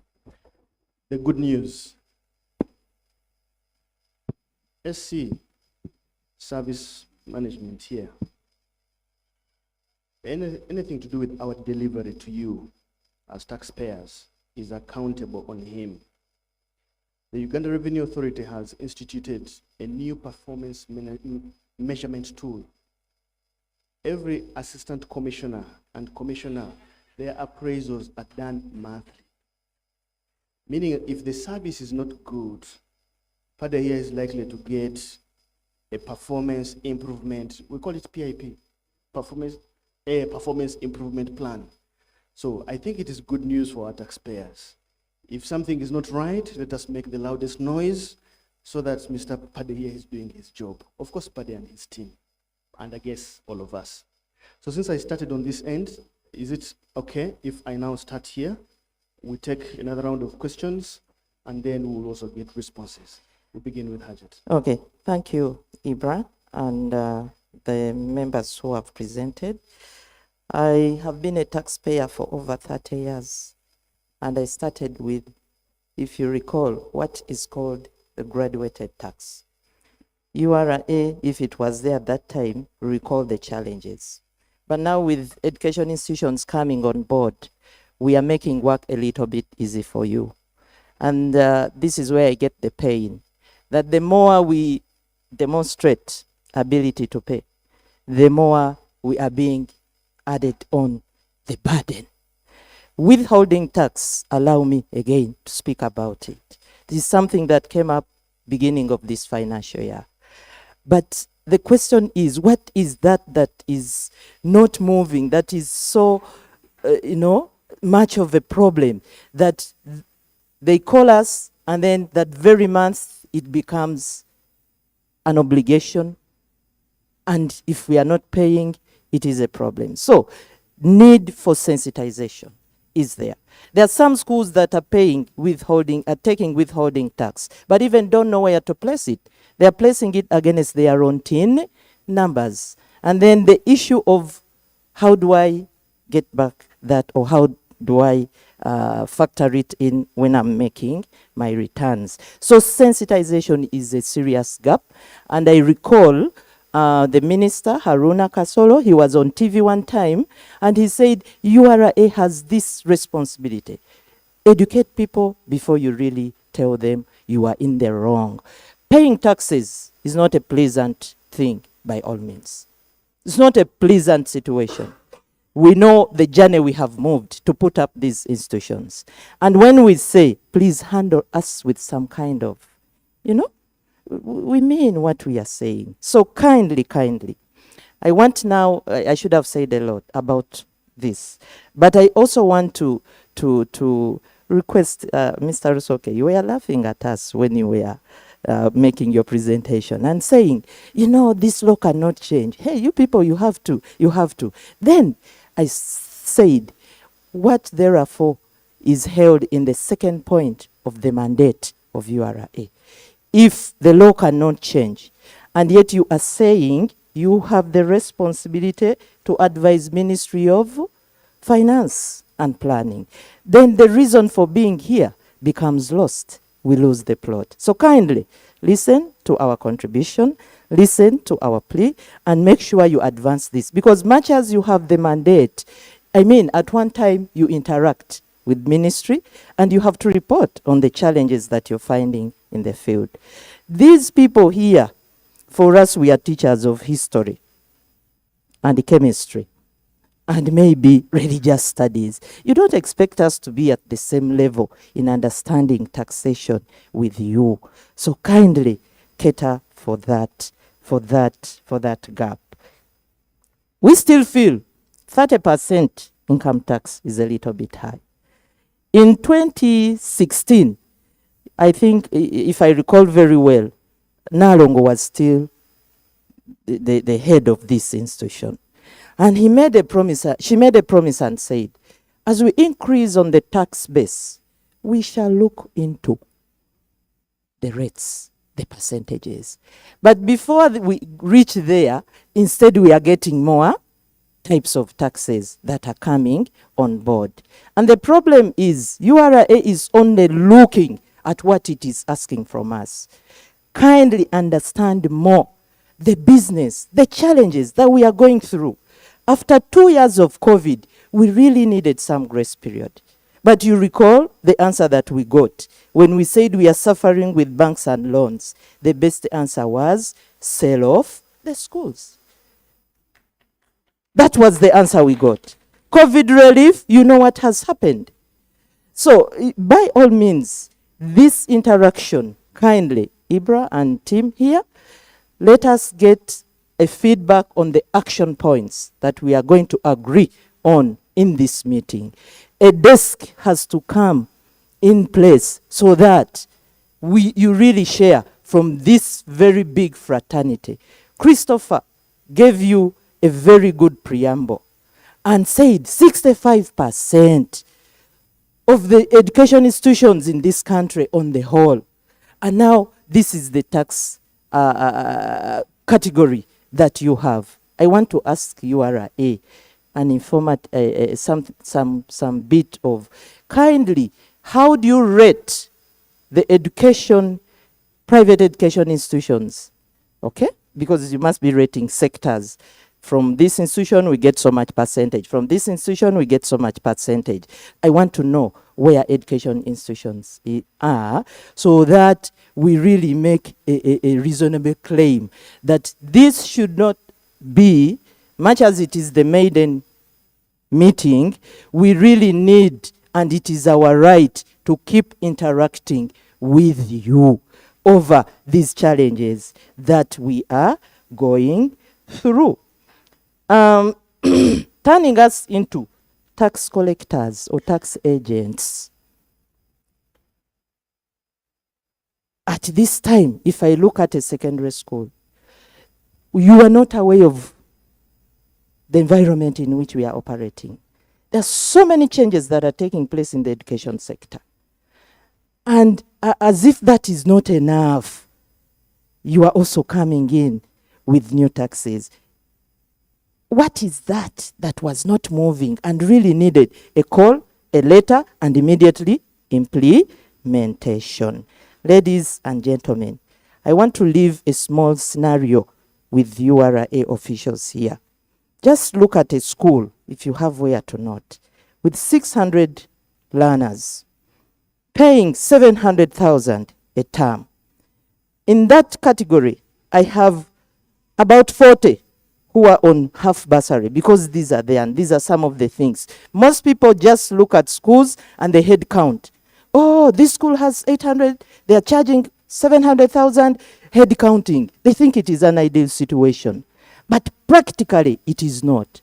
600 children, 700,000 per child, all utilities, all expenses, only taking the basic ones, okay?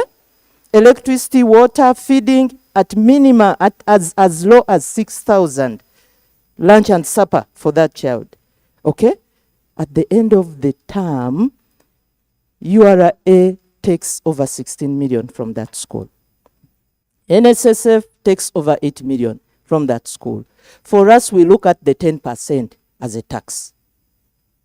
10% is a tax because the others only pay 5%. So it is a tax because we did something very wrong to employ people who would have otherwise been unemployed. They say you must pay 10%. Not forgetting that when we are suffering in COVID, they said, no, the law does not even accept you to take any of your savings. And we suffered.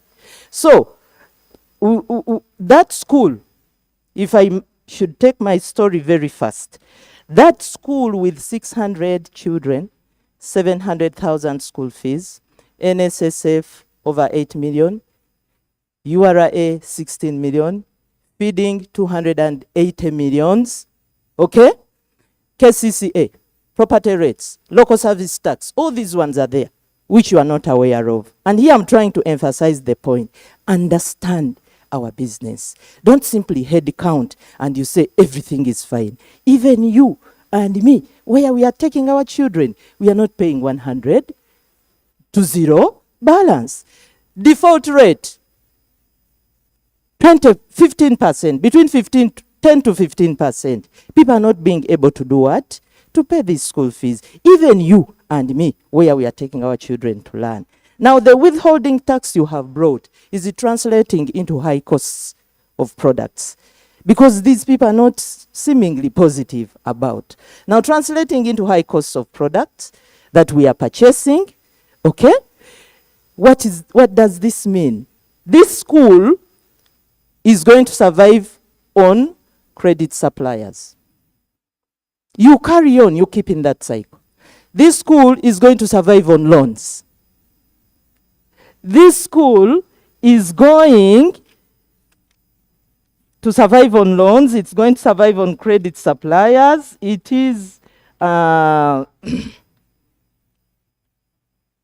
it is going to either repurpose, it is going to fail to manage business, it is going to fail to comply with the salaries, and eventually failing to pay UNEB at times, and also failing to improve on the facilities. But these are facilities where Ugandans are learning from. If I were to speak about URA and the taxes and education in this country, it would really take time. So understand our business, and please carry on our issues. Don't simply say it is the law and you must comply. It is our mandate and you have to pay. I'm sure there is a point where you interact with the people who give you this mandate to see how best you can support the taxpayers. Thank you, Hajit. I thank you so much, and I'm sorry for the tone. I think the clap shows that you speak for very many. I only want just for caution, Hajat seems to have had sentiments of many, but if we all take that time like Hajat, then probably we'll end tomorrow. So let us make it crisp. No, I think it was a good submission, without a doubt. I'm only saying just for us to be mindful of how we are going to use our time. Please. Yes, my name is Jafari Senganda, Twin Brook Schools, Chitezi. I have 3 issues. One, I must confess that I'm fairly educated, but I don't know these tax laws. So I request that as we way forward, we organize tax forums. I can volunteer to give space in Kasanga Town Council where my school is, so that you come and take us through some of these amendments. 2, you have talked about TIN. We get emails from URA about TINs, that we account for all our employees, and they tell us to resubmit the return. Unfortunately, sir, you cannot generate a TIN number minus a national ID. Most of our teachers don't have national IDs. If we have, if we have a way of being assisted to say we can generate national IDs, maybe with another document, maybe an introduction letter from school, so that we do comply. We pay, but we always get that reminder. Sir, I also have a concern about other taxes we pay in local governments. We are made to pay property tax. Is it an allowable deduction when I'm filing my annual returns?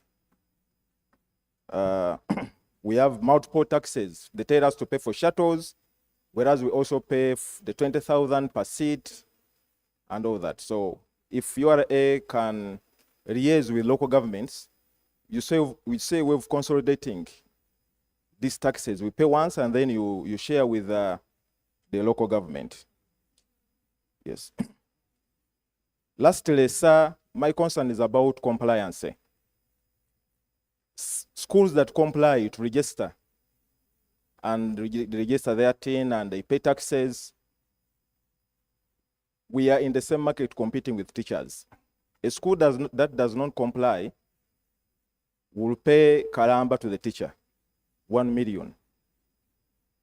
For you, they will take off the 5%, the 10%, the pay as you earn. So you'll find that the other school will attract your teachers because for them, they don't make any deduction. They would say, for me, I want 1 million. And that school is able to pay it, whereas does not pay It does not go through the compliance mechanism. So schools that comply get a challenge of competing with schools that do not comply. Thank you so much. Thank you. Yes, Doctor. Thank you. My name is Ongar Giles Dennis, Mentor Schools leader.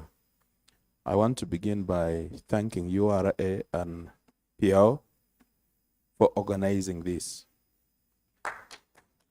This has been a wonderful session, and I want to appeal that let's agree and create a platform for continuous engagement, and I want to beg that we regionalize this training to the various sub-regions so that schools that have not been able to attend this may also benefit. Because if we keep having this training here, many of our friends might be locked out because of logistical and financial implication. Two, when we organize this at this level, I would beg next time to invite Ministry of Education officials, particularly the commissioner in charge of private schools and the commissioner secondary schools. Let them be part of this session so that issues that are so salient to education, like very contentious issue about private schools versus government schools, they should be able to respond. To the best of my knowledge as of now, I think there is no government school. All government schools have become private because government has abdicated its responsibility to meet the costs of education. And it has gone back to what it was.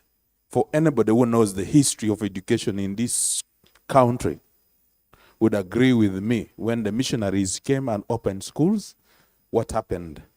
Until they had to bring the Castles, which came up with Castles report, and government took responsibility.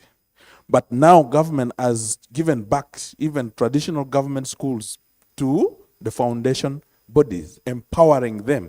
That's why Ministry of Education officials, if they were here, they would confess that they are not even able to post head teachers or teachers to certain schools without the consent of the bishops who are now the owners of those schools as foundation body.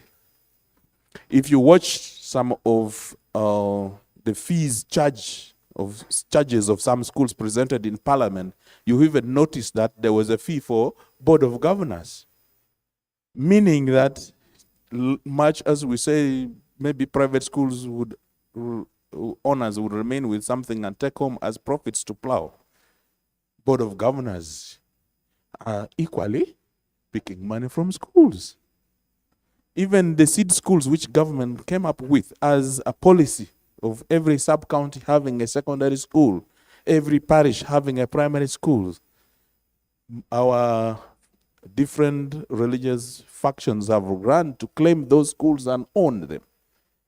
The other time we had a session with the ministry officials, PS commissioner in charge of human resource confessed he cannot post because whenever they post, their teachers are rejected. Teachers are rejected, has to be sent back.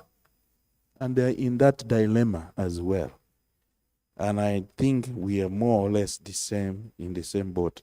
I also want to thank URA once again for the mindset change. I want to commend you for this. For a number of years, when you hear URA, it's like you are going to interact with the, I lack the word to describe.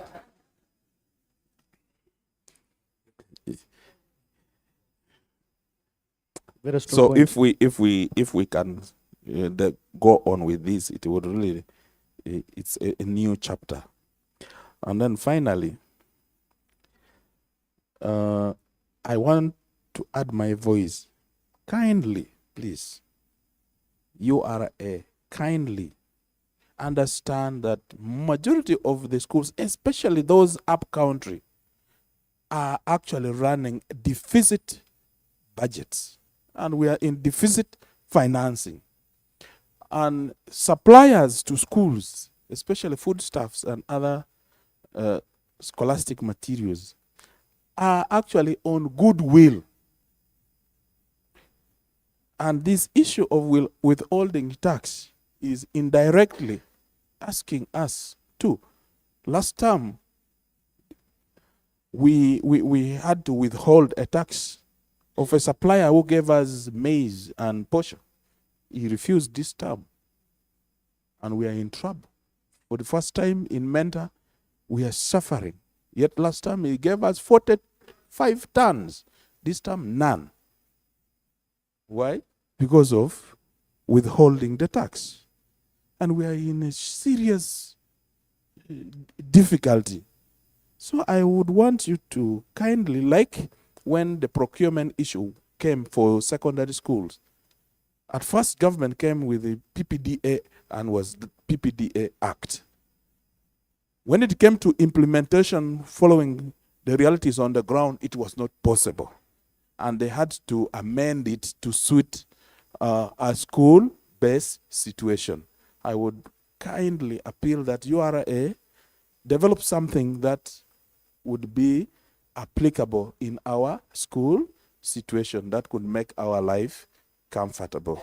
That is my humble play on that. Otherwise, if we maintain this, we are totally going to fail, and you will see us as defaulters when we are actually not intending. We are patriotic. We love our country, and paying tax is a responsibility which we support.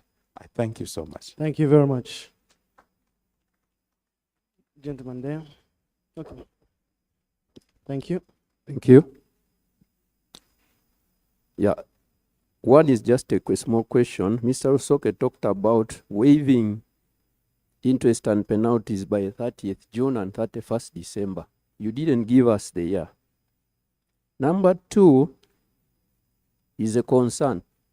Many times there are wrong assessments which are made. And then you walk to URA with the evidence. And then they start tossing you from desk to desk. Your objection system is so limited, it cannot capture some of the details. It becomes a nightmare. You move from desk to desk. Nobody is willing to correct that. It seems to me there's a lot of fear in your people down there. It looks like it's a crime to stop any payment coming to URA. You need to examine that. Then the other one is vague communication. Someone sends you communication, an email, even at night at 11, and says your returns for such and such a period are inconsistent. No specifications at all. Please amend your returns. Now, what do you want me to do? Do you want me to audit myself? What are you telling me? Why don't you come with a computation which challenges my return? Then we start from there. But you are so vague. Your returns are inconsistent of such and such a period, maybe 2-3 years. Now, what do I base on to make amendments myself? Why don't you compute and disprove me, or you just say we are coming for an audit? I could understand that. Then the last one is taxing all schools is detrimental to our vision of a quality education. Because it's possible for even an underdeveloped school to make a profit if it's run efficiently. It's very possible. But now, that profit is supposed to help me to put up better facilities, and you are coming and attacking it. Why don't you zone off, create some bands according to revenues, like I saw Mr. Rosoke categorizing the taxpayers categories. Even for schools, why don't you say this band should not pay tax, this band can pay 10%? Or you visit each school and evaluate what is the status. Yes, they are making a profit, but do they have all the basics in place? But just taxing uniformly is going to deny the majority of Ugandans the quality education we are talking about. That education is going to stay in just a few schools. Thank you. The gentleman behind you. Thank you very much. Haji Chitezala, representing Busoga schools, private school education institutions. First of all, I would like to appreciate URA for calling us to discuss these very, very controversial issues. Secondly, income tax is extremely unpopular. In fact, His Excellency the President had one time abolished it, but I think a certain minister again sneaked it back. In his words, and I quote, "Income tax is not for schools. And as far as I'm concerned, no URA official should walk into the gates of a school to collect income tax. The popular tax is indirect tax, which includes VAT. This person, if he's making profits, if it is true a school makes profits, these people will come to the market." Secondly, we are in the market like other taxpayers. We buy iron bars, 18%, 20 millimeter, 154,000, multiplied by 18%, 12 millimeter, 95,000, multiplied by 18%. Recently, we borrowed a bus, but we told the public that we bought a bus. A big bus from Scania to be paid in installments, and was worth 535 million borrowed. Now on this bus, 535 million multiplied by 18%, approximately 93 million to URA. And is part of the purchase price. There is no refund, nowhere. No refund anywhere. Nobody should deceive that there is a VAT exemption and there is VAT refund. Actually, schools are paying VAT to the letter. We pay VAT on buses which we buy. Before I go, let me first illustrate this bus thing. I paid URA 18% out of 535 borrowed. 2, insurance, comprehensive insurance, 30 millions. 18% of 30 millions is approximately 5 point something millions. Now, after bringing the bus, there is PMO. There is a standard of 1.5 million for the bus to be on the road. There is a fee of 50,000 per person, whether a student or whatever, who sits in the what? In the bus. 50,000. There is a 300,000. When you calculate all that, why is URA coming to look for income tax? What is that income? Are you aware? Are you aware that education is a merit good? Whose consumption benefits the entire society? Are you aware that when I teach a doctor and is in Mulago Hospital treating people who are suffering from various ailments, that doctor will help the whole nation? Why? So, the private schools, my view is, because we now have an association, originally we have been operating as individuals. My suggestion to my colleagues here, that we collectively voice out and meet whoever made that law. I have been listed, my school, one of my schools, I have 3 schools. One of my schools has been listed as number 4,134 among the schools that are going to pay, is it to retain what? 6% withholding what? Tax. What is the price of posho? Every kilogram, if you go to the market, is 3,000 shillings. What about beans? That is now, I'm talking about when you go to the village. You know I'm from up country. Now, okay, 4,000. Then when it comes the price of beans, it is 5,000. When it comes to rice, and now you are saying we withhold 6%. That tax is inflationary in nature.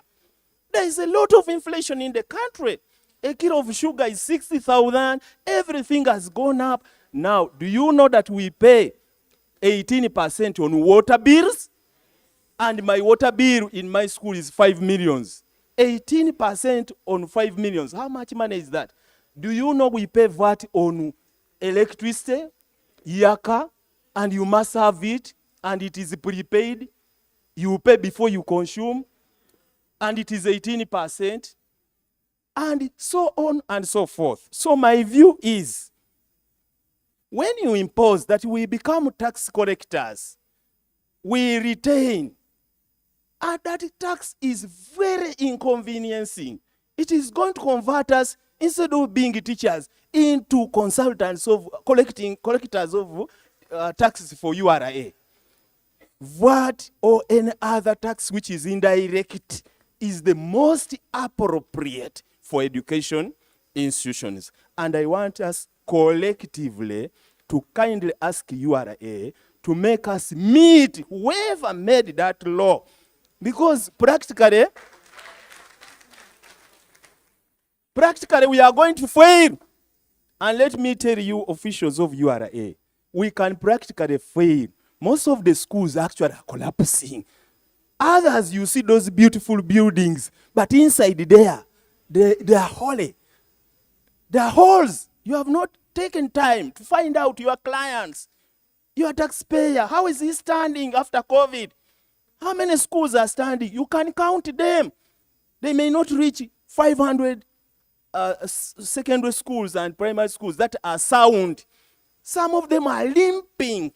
And you are telling them to retain 6%, increase the price of portion, increase, and then total failure is going to emerge. So, my view to our association is that we collectively demand to meet the makers of the law, because they have made a bad law which will not be enforced. You will come to the school.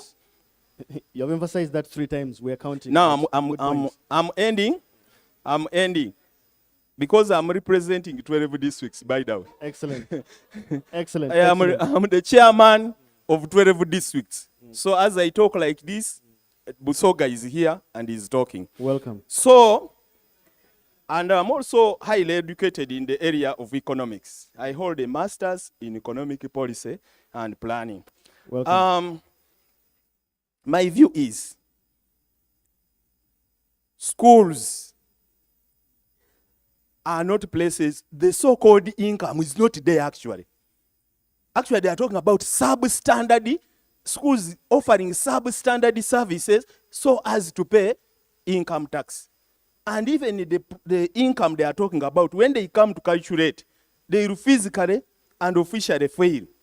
And what they resort to, that you have put up a building, that is profit. But how will I teach when there is no classroom? You have bought a vehicle, that is profit. But even the vehicle is also having a tax. So I don't want to overdo it. Then there is a policy they have brought here, which is very obnoxious, that they are going to retaining a teacher is a professional. So if a teacher is a professional, therefore we are going to retain. There's pay as you earn. And by the way, pay as you earn is a progressive tax whose rate increases as income increases up to some level. Now, if you're already paying pay as you earn, my school, JIPRA, Jinja Progressive, pays 6.5 millions per month in pay as you earn. Calculate 12 months. How much money is that? So a school is not like an iron bar manufacturing a factory or a bread factory. So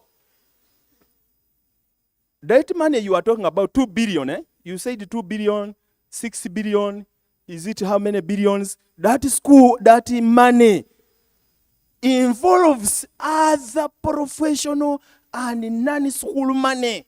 UNEP charges over 185 average. When these people look at the account, they have the spies. They go and check, yeah, these guys are having a lot of money. They are looking at UNEP money. And they are totaling the annual income. Totaling UNEP for students, which is not our money, which is going to be transferred In fact, the schools are conduits. They pass the money through the school. Then we have Sesemat, we have UNISA, we have ASHU, ETC, many associations and solo comparison, and some of those we feel they are sham associations. ASHU, you are collecting money. Are you URA? UNISA, you are collecting money. Are you URA? How do you account for that money? You can't pick examination materials unless you have cleared all those association fees. And when these people of URA come, they just look at the total passing on your account. They don't know where it is going. I will give you the last scenario as I end. Thank you. They, URA, salvated for money. They checked on the account and found that there was around 200 millions. And they said this school is having a lot of money. They wrote a letter and also came up with fictitious tax arrears or liabilities. Then they said, but now we are putting notes on account. Then I wrote back and told them, sorry, I'm sorry to write to you that you have put notes on account, but that money is not mine.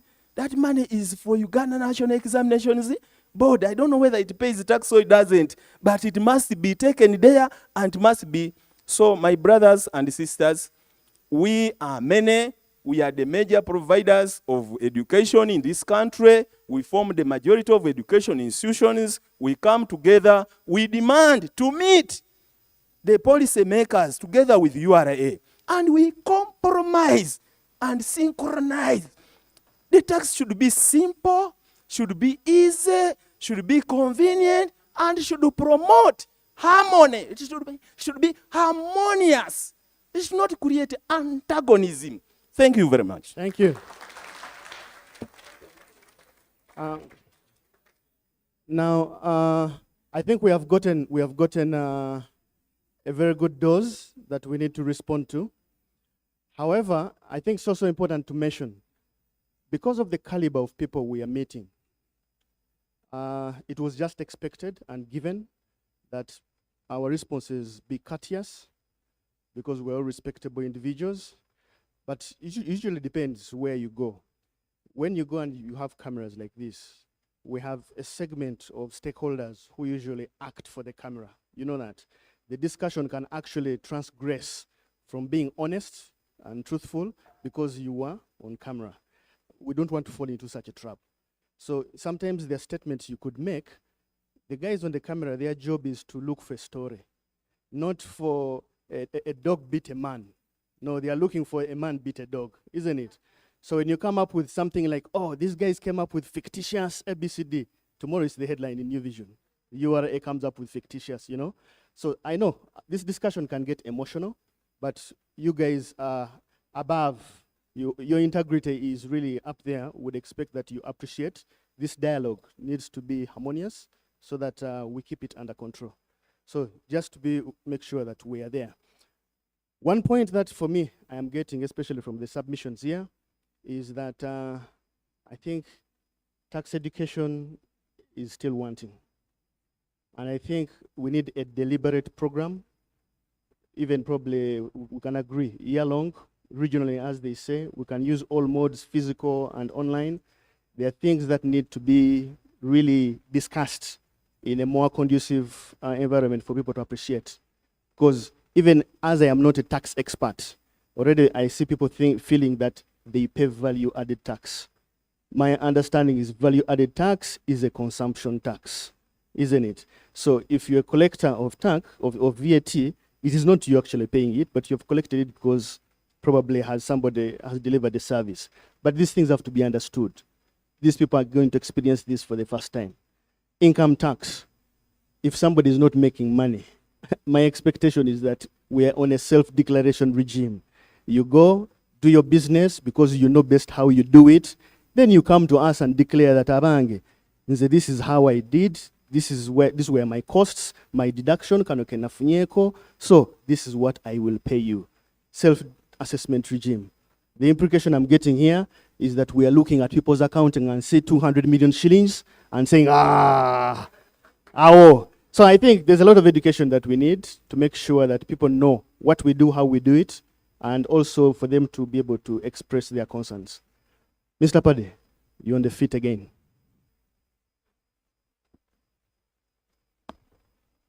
Okay. Thank you so much once again, Mr. Bossa. There's clarity that is needed on VAT being paid on supplies, because the agricultural supplies some of these people use are things like posho and cooking oil. So what are the VAT issues around that?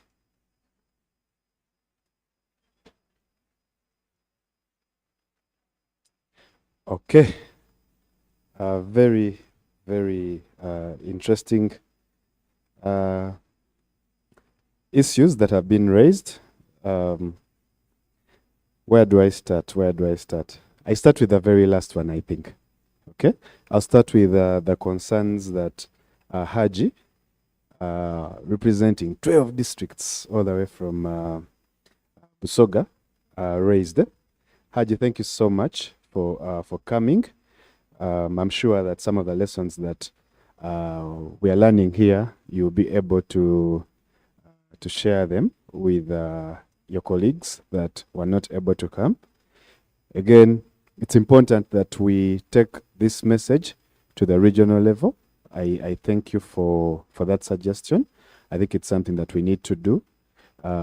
We need to have an approach that uses all channels. We can use the online, we can use the physical, we can use focus group discussions, we can go regional, we can go sector-wise. Bottom line, from what I'm picking and from what I've picked from several of such engagements, is that more and more of these engagements are required, more and more of these sensitizations are required, and it's something that we will do. As a starting point, we're going to set up a desk. We're going to set up a desk, so we'll be liaising with Mr. Kawesa on the modus operandi, giving him details of who will be manning that desk, what exactly will be offered on that desk. But the idea is that concerns of private institutions, private education institutions are addressed firsthand and in a very specialized and targeted manner. I'm going to get into a bit of education. If you could give me about just 5 minutes to try and clarify the issues around income tax, the issues around VAT, and the issues around withholding tax, and how those interlink. The issues around the PMO that was talked about, the issues around the property tax, and how all of these interlink, and how in these interlinkages, there is no element of double taxation, or there is no element of multiple taxation. I'll start with VAT. VAT is a consumption tax that is ultimately borne by the final consumer of a good or a service. It's a multi-stage tax at the different stages in the value chain. So there's a component added at this stage of value. There's a component of that 18% added at the next stage, until the cumulative components of VAT at those different stages in the value chain are ultimately borne by the final consumer. It's an indirect tax, very correctly said. But it has three kinds of supplies. We have the standard rated, which we all know attracts VAT at a rate of 18%. We have the zero rated, and then we have the exempt supplies. So the zero rated means you charge VAT, but at a rate of 0%. Exempt means that VAT is not applicable. Okay? Sometimes the exempt and zero rate confuse a bit. But here is the difference. if you're dealing in supplies, because all of them are listed in the VAT Act. These are exempt, these are zero rated, and then what is not listed is standard rated automatically. So the supply of educational services that all of us deal in are in the schedule of exempt supplies. The implication of that is that as you're offering this service, you will not charge the person consuming that service VAT. Okay? But as you go to the market to buy whatever else, the decision whether VAT applies is not that you, who is buying, offers an education service. It's what the other person is offering. Okay? If you go to, let's say, a supermarket and you're buying, say, cooking oil. Okay? So now, the determination of whether VAT applies on that cooking oil is not that you offer education services. No. It's that the person selling to you is supplying or is making a supply of cooking oil, which is standard rated, which attracts VAT. So indeed, just like any other person who goes and makes a purchase of that cooking oil, you will be charged VAT. In this case, because you are not registered for VAT, you are now the final consumer of this supply. However, if you are registered for VAT, how it would work different? Because the charging of VAT, where the supply is vatable or attracts VAT, that one is standard. But if you're registered, it means that what you are charged when you are buying, okay, you will net it off what you charge when you're selling or when you're making a supply that is vatable. Now, that difference is what you would pay to URA, and that difference is the value added. Hence, value added tax. But if you're not registered for VAT, because the supply that you make, in our case, the supply of educational services being exempt, then what you have paid, you will not go into the netting off of what you've charged, less what you are charged when you are purchasing. So some people argue that it disadvantages you because you're not claiming.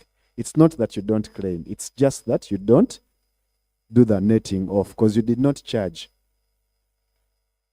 Now, it's not double taxation because if you're not registered for VAT, it means that that component of VAT that you paid forms part of the cost of your goods for income tax purposes. Whereas the person who is registered for VAT, the component of VAT does not form part of their costs. So their costs will be the amount without VAT.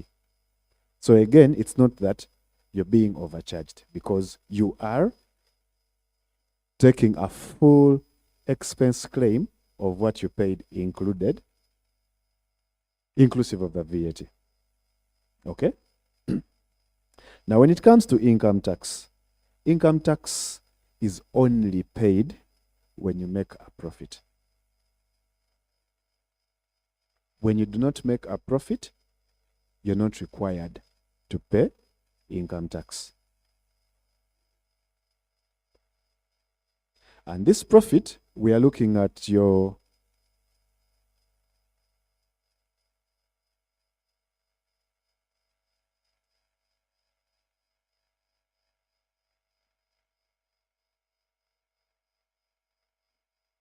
okay, so if you've not made a profit, then you're not going to pay income tax. Okay? And you're not paying 100% of the profit that you've made. So the assessments come when you do not file a return. Again, I emphasize filing of returns. Most of us do not file returns, and then URA gets into estimating. Some other times, we file returns that are completely false. I want to make an emphasis on getting competent tax consultants. It's very, very, very important Very important. From my basic understanding of taxation and accounting, and for the years that I've been in this practice, if your books are kept well, it's very, very unlikely that in the first 5 years you have any income tax to pay, because there's a lot of deductions that are given to take care of the capital expenditure in terms of development that you have done. Now, many times these accountants do not claim that. The motor vehicles that you buy, there's an allowance to take care of the wear and tear, because we know that exists. Many accountants do not properly compute that. The buildings, there's an industrial building deduction. There are a lot of capital deductions that are not properly claimed in your books, and they disadvantage you. You have loans and you're paying interest. That interest is an allowable expense. It's not properly claimed. And then you're disadvantaged. You get into audits, you get into estimates because you're not filing returns, you're not maintaining proper business records. Let's maintain proper business records. Taxes aside, your business cannot succeed without proper records. You will not be in position to make meaningful decisions, informed decisions, if you don't have records. So as a starting point, and these are basic principles of management of any business, basic financial principles, record keeping, very key. We are directors here. How shall we know that the business is making a profit if we do not emphasize, as the owners of these businesses, that records are kept? How will you know that you are a, or how will URA know that you made a loss if there are no records? How will URA know that we have shells behind these buildings if you do not keep records and file proper returns? Surely, if you're not making a profit, if you're making losses, if you're recovering from COVID, clearly your books will show. Your books will definitely show. So for me, my emphasis on what I have seen is, one, gaps in terms of understanding how these things work, but also there's an issue of record keeping. There's also an issue of incompetent tax consultants that do our work. On our part, let's continue engaging. Let's continue engaging. We talked about, again, Haji talked about the advanced income tax. That advanced income tax is creditable. It is not double tax. What you have paid at the end of the year when you file a return, okay, the proper tax computed on your profits, what was paid in this advanced income tax will be used to reduce the tax payable for that year. Again, most people probably do not know that. So clearly, advanced income tax is not another kind of tax. It's just an advanced form of taxation, which is creditable when you file your final income tax return, not double taxation. Property tax that we pay to the local authorities, it's an allowable deduction, not double taxation. It will be used to reduce on the profits on which the tax or the income tax is going to be charged. Okay? I've talked about the VAT on the supplies. Yes, because the difference is that if you were registered for VAT, if education services were VATable, it means that that is when the cost of these services would go up, because you would need to put an 18% on what you're charging now. But they are exempt. And the reason for keeping these services exempt is to make education services affordable, not to inflate them. So there's no inflation of these services by granting them exemption status for VAT. But we can't say that even when you go to the market to consume, where you're a final consumer, you will not pay VAT on properly taxable supplies for VAT purposes, cooking oil, for example. So there's no disadvantage for the schools in that regard. Rather, if it was standard rated, that means you would charge, then you also claim, but because there's value addition, you'll be required to pay that component of value addition. Consequences, inflation of price, and then 2, increase in the administrative requirements for you to file returns and also paying that 18% on the component of value added.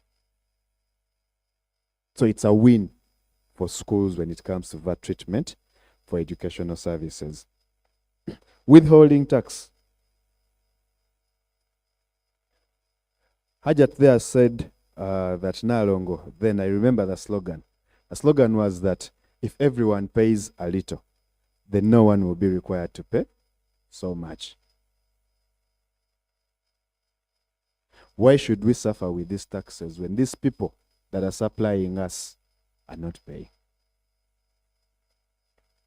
Now, designating you as withholding tax agents is one of those ways that is going to ensure that even those suppliers are making a contribution. Now, if everyone comes to the tax bracket through this kind of collaboration, okay, then we'll be able to collect a lot more from everyone, and then we can have a conversation on reducing the tax rates. So for me, and very honestly, the withholding tax agent status does not inflate the cost. The withholding tax agent status, okay, the withholding, in principle, this is how it operates. If previously you were paying 10 million to this supplier of Posho, the cost of 10 million is not going to go up. The difference here is that you still have an invoice of 10 million issued by them to you, but you will pay them the 10 million less 6%. So you will pay them 9.4 million. That's how it works in principle.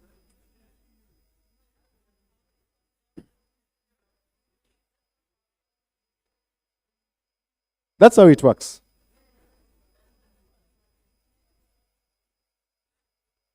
Okay.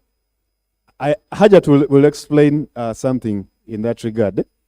I know that there are practical challenges. Okay?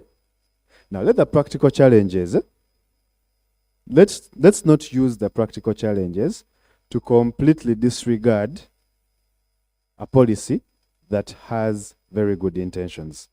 Rather, let's work together to identify these challenges and see how to cure them, as opposed to saying, Chinechinta chigenda kola.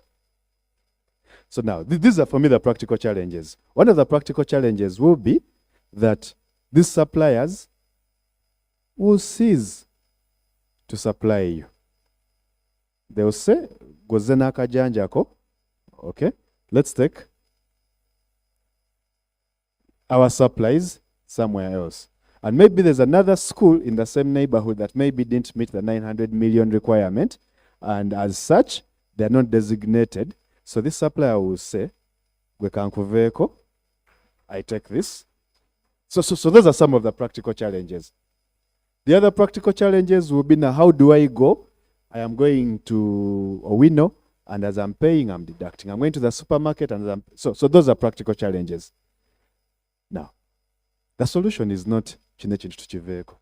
The solution is, how do we work together? How do we work together to find solutions? For example, and Hajat could supplement. For example, can we say that designation will be done sector-wise so that we operate on a leveled playground? Then there we are conversing. Yes, okay, the government kati amasomero gonna to designating. Then there we eliminate the issue of they have alternatives of people who are not withholding tax agents, and as such you won't have suppliers. The solution will be that now these people don't have anyone to supply to who will not require the withholding. You understand? Okay. Threshold. Those are now things that we can discuss. And I am happy that now we are moving. There's a meeting of minds. Okay? So Hajat, you will add on that. But for me, the conversation should be taken in that direction, especially if you're coming from a place where we recognize that it's a good thing in terms of bringing everybody to the tax net so that this burden is not only in your hands. It might be a little inconveniencing now, but in the long run, that's what we are aiming to achieve, where everybody contributes. Tetuchirwanyisa because we will not achieve. We'll just be sorting a short-term solution here while we maintain the bigger cancer. Okay? So let me respond to another one. Then my colleagues could come now because I think I have said so much. My colleagues can come. Hajat has a very she'll talk to you nicely. You might not even want to have lunch. So Hajat, please come. You can kutabula Luganda and English. It is okay. Please let Hajat first come, then we.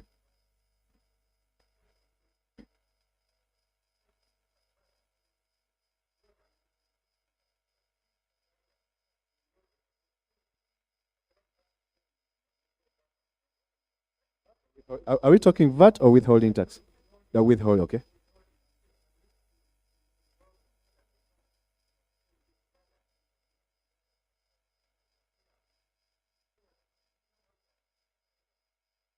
Okay, that's noted. Hajat, please.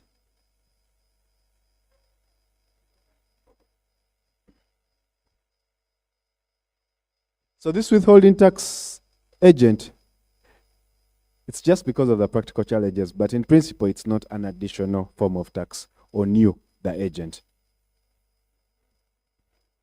Thank you very much. Thank you for coming. Before we start, I was worried. Mwami Kawesa yangamba nkuleetera 15 nemugate kisoboka. Tukyaludde obbalaba. Mwatukyawa. Ye tigwe tegeka 15 n'ebibiri mbireeta. Nimugamba leeta. Bane mwebale kujja and giving us your time and being patient and giving us the taxes. There is nowhere we are going to get them. It is you and me who is going to build the country.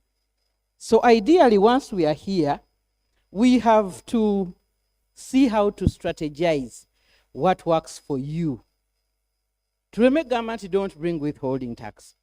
When I was training those who managed to log on, I told you, once you do not get for me that 1, 2, 3, that you give the 3-5 millions, that means I need to keep coming to you. Because I am meant to mobilize revenue. But if you help me get the 5, he gets the 10, then the rounds I need to come to you will even reduce. But whenever I have a shortfall, tukubira amasomero. Because we know they are the big ones. But if you bring the suppliers on board, it will do us good. So that I don't nag you a lot. The nagging may not be intentional, but we have a duty to play. And definitely I come back to you. It's inevitable I need to come back to you. But the rounds we've come back to you, thank God you have responded, but painfully. But you have responded. I know it is pain. Prices are going up. There are certain things that we may not have solutions today, but they exist. One of it is, in fact, when I raised my hand, I wanted to see whether we could look at a sector, not expenses. There are small schools. Bajja bakubira because for them they don't withhold.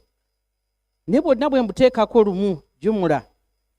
Supplier bwatwala eri akawunga atagala nako nadda. They will accept the 6%. Anti atagala mu market teri akatwala. Ewanga I buy 2 kgs for a week. Gogula tani. Nole agula tani. Where will they put them? Ideally, they will accept the hard way. So it is me and you that have to do the first sacrifice to bring me the other players in your sector. He suggested region-wise, it's very well okay. But suppliers aba region singana mu bantegekera. I need to prepare them so that they do not resist. This is the way to go. naye kati gwe bw'omukwatibwa ekisa I cannot, I will continue coming to you because gwe tojja kwekweka but supply ajja kubulaabula. Once I fail to get them on the radar, then that year is gone. Whereas you, I'll have to get you on the radar. You need a license, you need that, you need this. Ideally, I will get you. But thank you very much for coming.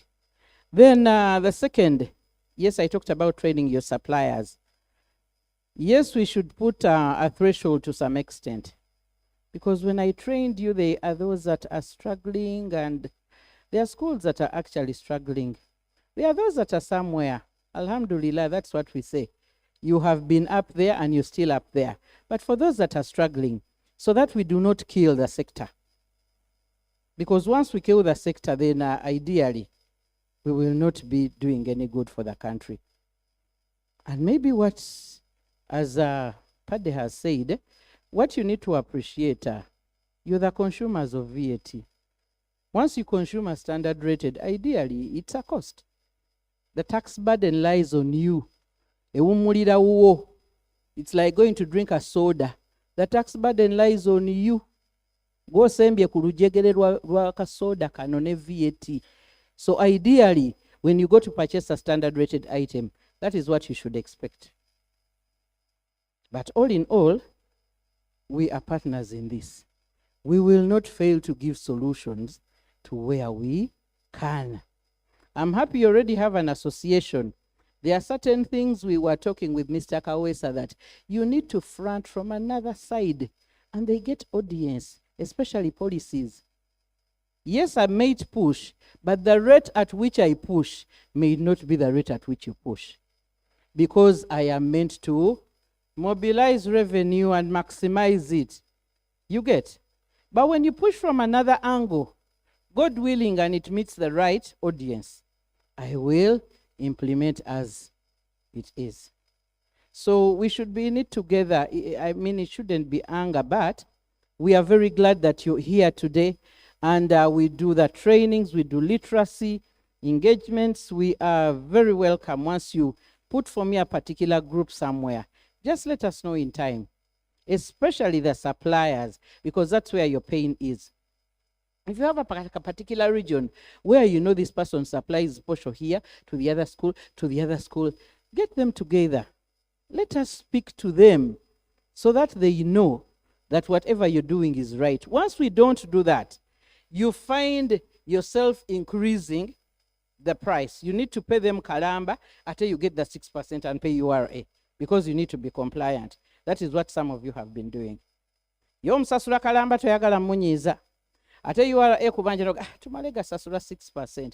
It is wrong. Ideally, the item is becoming expensive. But maybe, Pade, I don't know how we are going to do this. What I got from the engagements when I engaged them, the August return, our awareness came a little late. They hadn't withheld on some payments, and the mechanism was new to some of them.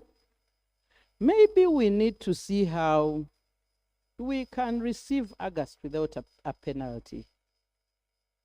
Because whatever it is, Hajati, if it's holidays, once you are not supplied, kindly there is nothing you're going to give me.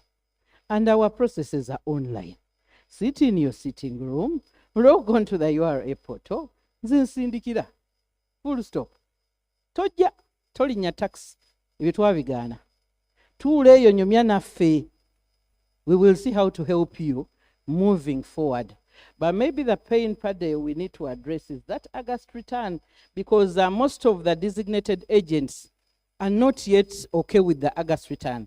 Some have a payment plan where they pay at the beginning of the month.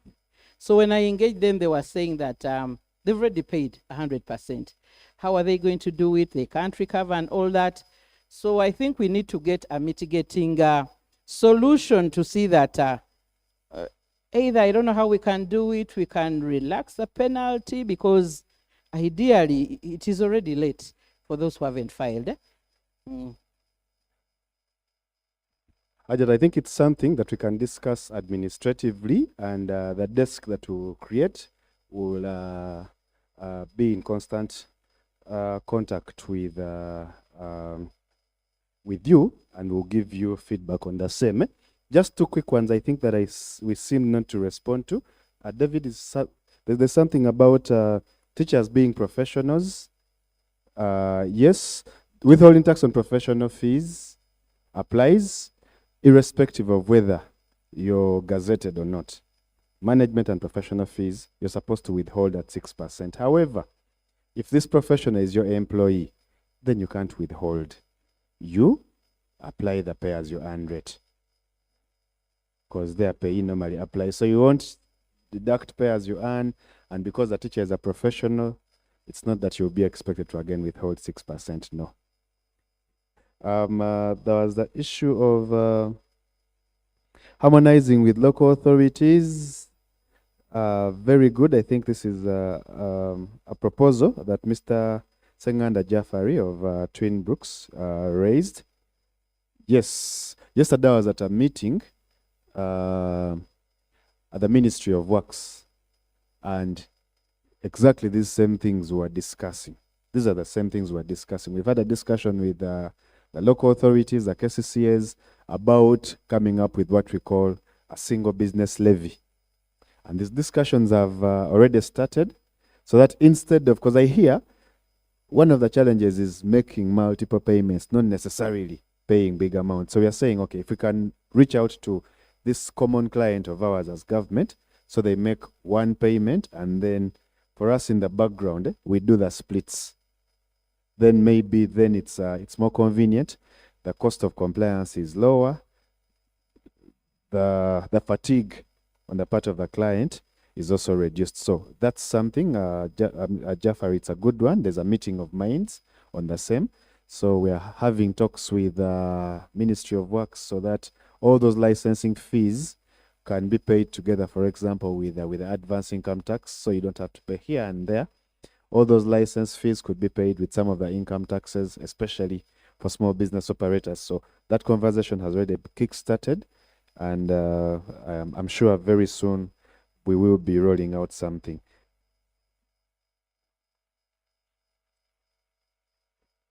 Yes. Okay. David, you had something that you wanted to respond to? Thank you, SC. Members, thank you for really listening to us, and after here, we are still going to be here. Some of you have other things. We are going to listen to you. I want us to continue coming to especially the people that administer, especially in the tax districts. I wanted to address Hajati. My nature, I talk while I'm smiling. Our staff, there is no reason why a staff should come and be rude. Of course, some of them are in that militant mode, but communicate to us. Maybe we have a toll-free line, we have services at URA. Kindly use them. The other thing is consult. But as you go back, many of you don't know what is happening in your accounts. Go and see your ledger. Go and, the way you are passionate about educating, kindly educate yourself on also some tax issues, and then consult us. Consult us. All of us are available. We are teaching, me and Hajat here, we are teaching every day. We have actually come to deal with some of your suppliers. Some schools have called us after, especially this, the withholding tax trainings that we had. We taught 10,000 people. But even of the 10,000, maybe let me tell Hafsa. Hafsa, when we whenever we would call people, people wouldn't come. Taxation is not a very simple. How many would come? Just give a percentage. About 20%. Yes.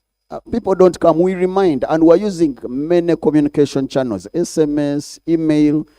Some would call, and my number was there. I would call him. I would get a minimum of 10 calls a day. I can't log in, I can't what, and would put you on the next. So we are trying, but the response, we need more oomph. that is energy from you. Kindly, we want to engage. We want to engage. We want to engage. My AC here is responsible for client service. If you're not getting a good service, if you feel someone has been, we have a toll-free line. Call in. Call in, we will get someone else if someone is being biased to deal with you. So on the issue of services, kindly get back to us. We can address that in order to deal with the real issues. But I think my AC has talked a lot about, yes, someone talked about a tin without a NIN. There are other ways of applying for a tin if you don't have a NIN. And if you have a passport, if you have a voter's card, if you have these other identifications, there are fewer because someone can create an ID at Nkuruma Road, but they are the ones that are acceptable. Please, let's use them. Bring all the teachers in the Payee. That is also increasing on the register. While we are doing 6%, we need all the teachers on the Payee. Just to add on what my AC said, while you incur VAT and you're the final consumer, you expense all your expenditure. So get those invoices and create your ledgers and expend in your profit and loss account. And all that is taken off before you pay tax. Meaning there are a lot of, you can claim back all that because eventually you don't pay it. Eventually the burden, because under income tax, you'll find you've expended it. And yes, there's some of you who are still in loss position, like he said. And we are not complaining, but maybe to add, some of you will get assessments because you bring down the wrong brought forward figures. You get those, what we call, we have a compliance improvement plan here. There are some people who hide things in the balance sheet. There are some people who overstate and do things. Get competent people, like he said, understand, and then we start we start knowing what exactly is happening in the sector. I think that is it for me. Thank you very much. Hajati, Essie? Yes, the tin I have. We can get you a tin and your individuals, especially your staff who don't have NINs. We still have other ways of getting you a tin and we can help you. Thank you. Asante sana. Distinguished guests, everywhere we have had similar engagements, we realize that we can actually go a day, 2 days, because the issues are actually endless. And because my senior colleague has also, I think, alluded to this, we're going to create a program. This is just the beginning. We're going to alter we usually have a training program, actually. We do have a training program. We do a training program for the year, and it can only change based on emergency issues and so on. The engagement here has just shown that there is a lot of work for us to do with you, and I think we should be able to come up with a plan for the next 3 months. We come up for the next 3 months. By the time we are done within a year, we shall have covered at least a lot of bases, a lot of individuals, and probably even become more friendlier that people can call us in the night. Because I think we can get there. The other aspect I think we also need to make clear, this attendance we have today, I am doubtful that we would have had it, Mr. Pade, if we had made the invitations by ourselves. I mean, we call people for these engagements, okay? But we have to be honest here that actually the proprietors reached out to us. They actually did write and request for this engagement. And they have come and they have delivered on their bit. Our job was basically to work behind the scenes to make sure that we fulfill. Because once the letter came, I saw a copy where the Commissioner General had written, "I will attend." It is just unfortunate that in person he was not able to be here, but I saw that copy of the letter. So we really want to thank you for the insight, for you to see that we needed to have this kind of discussion, for us to be candid, for us also to know that there are certain pains out there that probably we may not have been duly focused on. We have heard and at least identified that there are gaps, especially in information, in interaction, even in process, that we need to be able to work on simply because of this engagement. So we want to thank you, the leadership of the proprietors, and all you distinguished guests for finding the time and accepting to share candidly. The learning here, I'm sure, is both ways, both on our part and probably whatever we had to share, and it is not going to stop. So with consultation, we wanted to bring this to a close. And the secretariat, the desk that will be created on our part, is going to be working very closely with you. One, to create a program. The presentations that were made here will definitely be circulated to you. And it will also be a desk that can give us more frequent feedback. Because as we continue, we need to be able to know there are things we mention here, there are commitments we may make here or have made here. Are they actually happening? It is one thing to say, and it is quite another to do. So it is important that we can still continue getting some feedback on what is happening right, what is not going right. I know we have a mountain when it comes for us to influence, especially things on policy. They take time, they take a lot of involvement. When I meet people like you who can, I always tell them, it is easier, it is wiser, and I think cunning when you have your thoughts put on paper in form of a petition, and you subject to us, because all of a sudden it becomes like a formal document. It's incumbent on whoever receives this to act on it. And people will have to say, okay, this one so-and-so will act on that, so-and-so. And at some point, some people become measurable on that.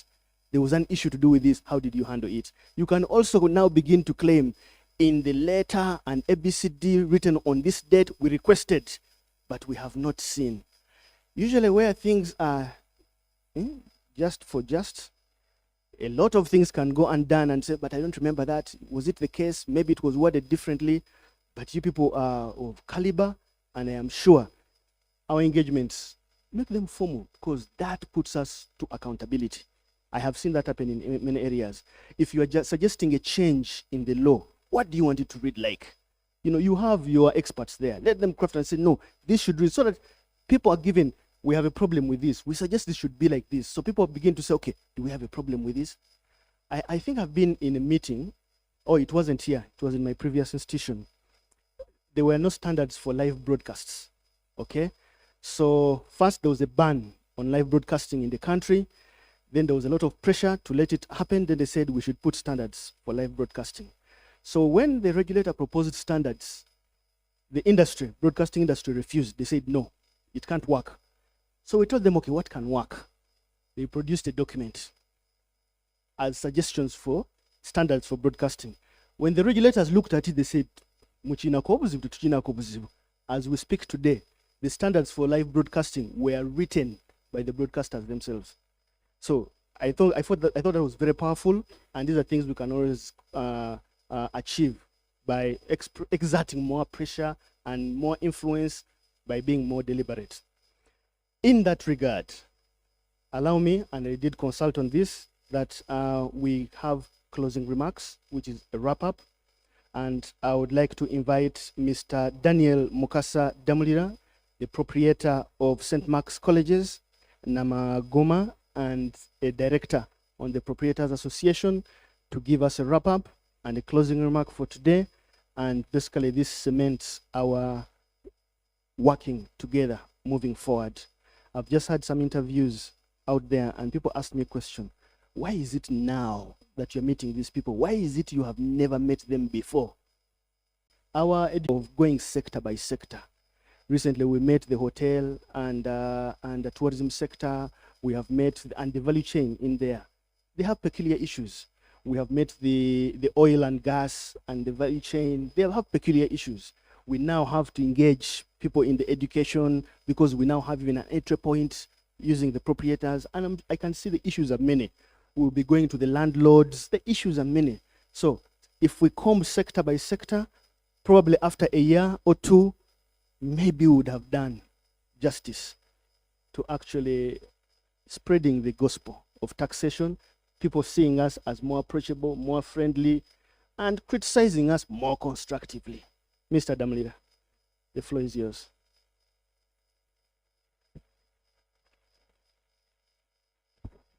Thank you so much, Mr. Ibra. My name again, Daniel Mukasa Damlira, and I'm proud to be one of those people who started up with Payee not so long ago. And as he has clarified, this engagement was an initiative of the Payee, which is Association for Private School Owners. And it was in reaction to a cry of many of the people, of the members here, that each one of them were dying quietly in their own space, not knowing what to do in the wake of the recent tax reforms that we are seeing. And we decided to have one. And I'm glad that the Revenue Authority has come up to fund this and to make it approachable. First of all is to thank members for coming. When we were mobilizing, we had members concerned that how do you take yourself to the tax collector? You are creating problems for yourself. You rather wait and they come to you. But we thought that's not the way to do it. And as teachers or people in education, we know it, that the most stubborn child is the one you befriend. And you become friends, you get a lot of information from them, and you work out a better relationship. So we are here just to create that bond with the Uganda Revenue Authority that we have created with other institutions. And we think we have got some takeaway. If we have a desk created for private schools, I think that's an important takeaway. We would have loved perhaps more, like one was whispering to me, perhaps if this withholding tax is delayed for another 1 year for better education, that would have been another good takeaway, but that is something we leave them to consider. I think the important thing we need to come up as proprietors of schools, and which has been exemplified before, is the trust that when we come to URA and raise our issues, these are going to be addressed to some level of satisfaction. Like one member, when we said, if you don't answer our questions, you dodge them, we shall ask them again. If we develop that trust between URA and our sector, I think that would be the most important thing. That we come here, we raise our issues, and they become addressed. One of the debates, and which I think we all need to think about as Ugandans, is the cost of education. And as URA mission is, I can see national development. I just want to quote Mandela here when he said, no country can really develop unless its citizens are educated. In light of all what we do, we must make sure that education is affordable. In many countries, in many states, if you go to a public school, it's almost free. If you go to America, in some states, you pay $200, you get a terms education. You go to a private school, it is $10,000 or something like that. So those countries have decided that education should be affordable by all. In light where the government of Uganda is not able to provide that much, and to tell you honestly, Ugandans will produce as much. It's not going to be so easy. So the private sector is going to remain playing a major role in providing the education services. And I think the biggest issue here, as revenue people, as policy people, is how can we make education affordable? The truth is, whatever taxes I pay, somebody finally has to pay through fees. And I think if I'm going to go to a bank and borrow at 22%, I must incorporate those costs and address them to the children. So if we're talking of national development, I think this is where the issue comes in. We want to appreciate URA, and here I saw a sort of a conflict of interest at some level. because URA is supposed to be collecting taxes, and they are judged on how much they have collected. And when we come here and say, please advocate for us, remove of taxes, I think some bit of conflict. But I know they can address the policymakers, and we can join hands for some very key issues. If we are going to develop the nation together, education must be affordable to the majority of the citizens. I want to thank the presenters of what we have picked today here. One of the things that has come out clear is that education is important. Tax education is very necessary to all of us.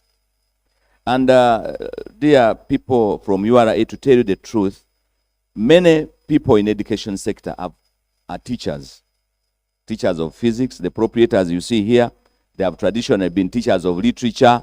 And when you talk of numbers, they get goose, I don't know, how do they call it? Goose, goose pimple, something like that.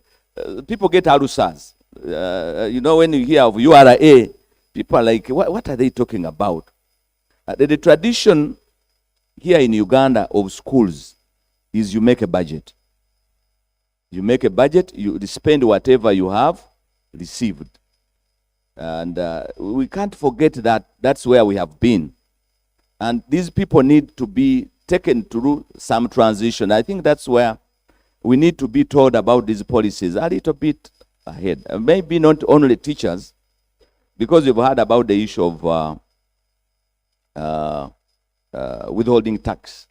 The people we are supposed to charge, they are very outrageous because they don't know they are supposed to pay this tax.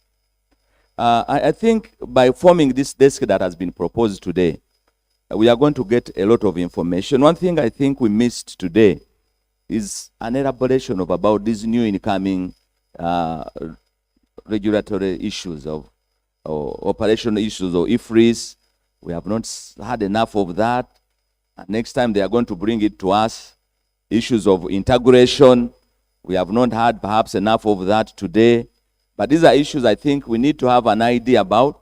We go out and educate ourselves about them so that when they come, at least they are not entirely new to us.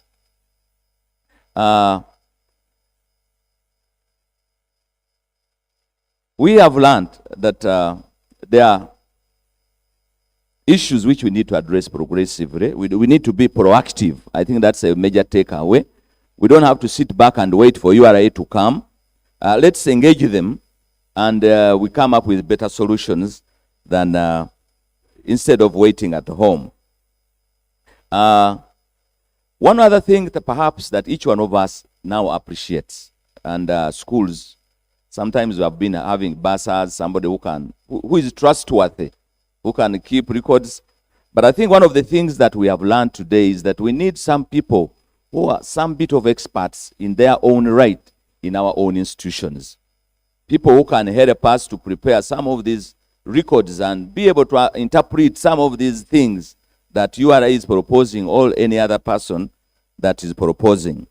So I think one of the things that we need to do is to try to get people who are conversant with some of these terminologies of taxation in our space, so that when we talk, and I'm glad I've had many people coming here from different schools, from the finance departments, to be able to understand and implement some of the things at home. One of our presenters talked about the huge level of legal framework that we are supposed to know. Indeed, there are lots of things. At one time for me, I was doing a course in finance and accounting. And one of the things that really bothered me was the law and the legal aspects of it. Taxation is law in practice, really. And we need to enlighten ourselves about the different legal frameworks that they are, and where we can benefit from some of these things. As members of the private schools, we need to be able to look for those areas, those VAT, whatever schedules and whatever legal framework issues. We need to be able to understand them. We are glad to learn that there is no withholding tax on agricultural products. I think that's a very important thing to know. because most of our costs in schools, I think I got it that right, we are not supposed to withhold from potato suppliers. It's a mixed thing. No, I think maybe they will need to clarify at some time, but I heard it was agricultural products, we don't pay withholding tax, or we don't retain it. So some of those classifications are important to go with by here. Perhaps one other thing that we need to know, we have heard about the communication lines, but if you get these arbitrary sort of classifications, where do we appeal to? If your turnover is 2 billion and you are put in the large taxpayers department, to whom do you appeal to? Because some members here don't meet that criteria of 30 billion, but they have been receiving emails of that category being transferred to other departments. So those are issues I think that we need to have our desk clarifying when it's put in place. I don't want to spend much more time here, but I want to thank the response that we have got, and especially that one of having a URA desk for schools. When we got one in education, the life didn't become the same. At one time, we had issues with the Ministry of Education, and we got a private schools desk. And it worked a lot to help us understand and create the relationship between the ministry and the private schools. And I hope this forum that is being created will go on and on. I want to thank you all for coming. I want to thank you all for not fearing to come to the taxpayer.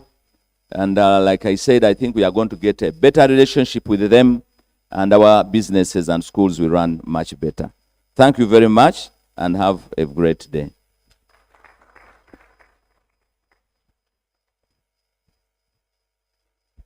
Asante sana.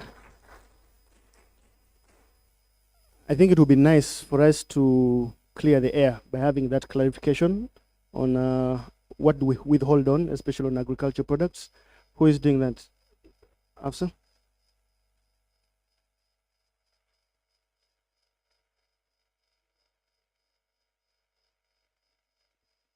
Thank you very much. Once again, we are looking at what we basically get from our suppliers. As in a school, I would expect the beans, right? The peanuts, right? Rice, posho. Posho, once this agricultural supply has been processed, anti togenda kufumba mpeke ya kasoli. Baka kuba, that is a process. That means it has jumped out of the loop of an agricultural supply. Owobuungo ino mujako 6% tagenda nazo. Because the law tells me once you fail to withhold, I come to you to recover. It will force you to look for that supplier to pay yourself. Firewood is not agriculture. Ebijanjalo bino bayanika Congo fumba binyewa. It is okay. Kawo, Dumonde, it's the same. Hey. But wogattako muwendo muwogo n'omukubamu obuwunga. Awo nga tujja. So we need to be very clear, and once we are starting up a desk, kindly ask so that you don't fall in fault. Because I will come to you to recover. You said we didn't talk about IFRIS. Let me give you a little bit of IFRIS. Ideally, when we rolled out IFRIS on the 1st of July 2020 in COVID, it was designed for the gazetted clients. And the gazetted clients are the VAT registered, where you do not fall. So I don't expect an education institution to talk about IFRIS. Where I expect the conversation is mugenda tukwatira komutia. Supplier, bulirwa ku invoicing anakugamba mulimu VAT. Musabe physicalized invoice. Ask for a fiscalized invoice. Don't pay the supplier on an invoice that is not fiscalized, because it's one that has gone through the IFRIS platform. It has 3 features. It has an FDN, your invoice number, verification code, nebeera ne QR code. QR code are the normal QR codes ezibeera ku documents. I don't know, a QR code looks like that. So ideally, awe mugendo tukwatirako. Saagala akuggyeko VAT, don't pay VAT when you're not sure that it is going to reach the authority. That is a control, as simple as that. Do not pay when the invoice is VAT inclusive or without a fiscalized document, as simple as that. Mugambe genda olete fiscalized invoice. Onolaba bw'atagirete, they need payment. They will bring it. In one way, you would have helped us so that we can get them this side. That is where we got the slogan. If all of us pay a little, then nobody will pay a lot. Naya sasule. Now sasule. We will be there. I think that's where we had not given you a clear direction. But for IFRIS, you don't need to be on IFRIS. It's not there. Nobody should deceive you that you have to be there. The only catching point is mutukwati deko. Once you're paying for stationery, there is value addition. There is something is added there. The books, the what. So you will need to ask for a fiscalized document on our behalf so that you pay the supplier. And once it exceeds $1 million, kindly withhold the 6%. If you're designated, if we didn't designate you, unless it's professional fees, but if we didn't designate you, kindly do not. Thank you very much.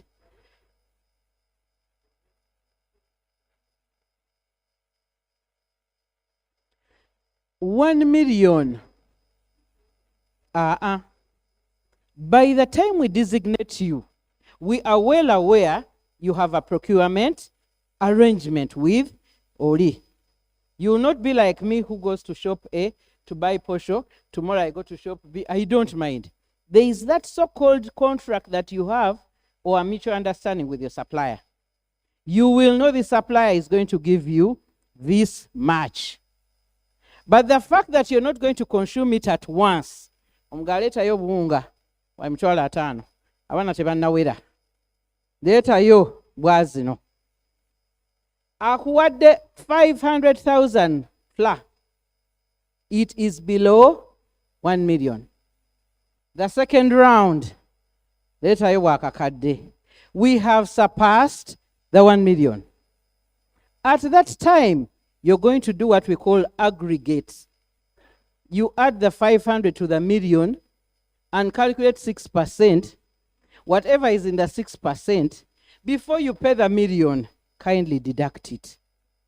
Because this is a contract that you know so-and-so is going to give me the fla. It does not have a period, but we know that you have suppliers. So ideally, that is what we expect you to help us do. Sebo, oina katale keka because I thought we are going for lunch. I just want clarification because the definition, when we read, we are teachers. Let's speak louder. It says any payment. When you make a payment of 1 million and above, without mentioning the category of products. So here we are saying that for potatoes or for what? We told you in section 118E, initially we were withholding 1% from agricultural supplies. Then it was repealed. That means we no longer do it. And neither was it translated to 6%. So ideally, whatever qualifies to be an agricultural supply, you do not withhold, irrespective of the amount. That's what we were trying to define here. But what does not fall there is where you need to withhold. So whatever payment you're making for a good or service that exceeds the 1 million and is not an agricultural supply, kindly withhold. And ensure that you file that return before the 15th.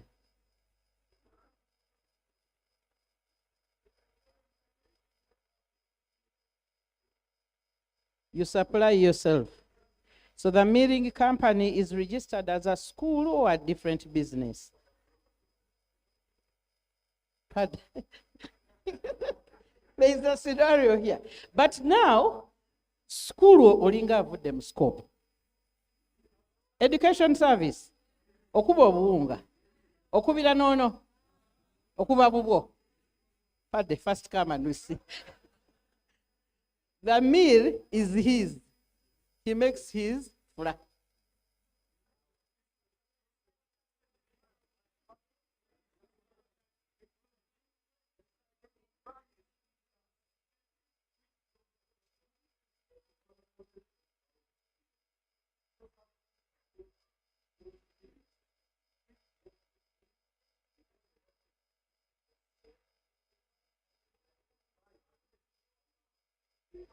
Okay. Okay, there may be about 2 or 3 scenarios. There could be a scenario where the school has a farm, it also has a milling machine, and it is a model that has been designed to cut down on the cost. So there is no supply. And as such, withholding tax does not apply. However, in the second scenario is where the school has a milling machine, but they get supplies of maize. So if they get supplies of maize, question is, should withholding tax apply? Then we test, is the maize in Mpeke form agricultural supply? Yes. Then withholding tax does not apply, because that would be the equivalent of what she was explaining, where you buy potatoes, they've supplied them to you, but the value addition is not there, and as such, it's still in its raw form, and it's an agricultural supply, and withholding tax doesn't apply. Now, where there is value addition, and you've bought posho itself, it now ceases to be an agricultural supply. There, withholding tax applies, because there you would stretch it and say, even milk is from a cow. So it's just the level of value addition that excludes that supply from the category of an agricultural supply. Yeah.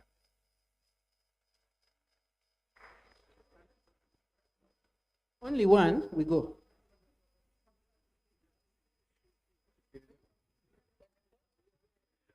I am inquiring, what if somebody pays posho as a compensation of school fees? How do you withhold?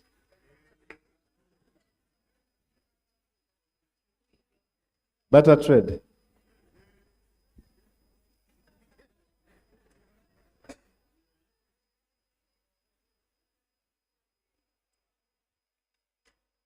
If it's barter trade, we need to examine it closely.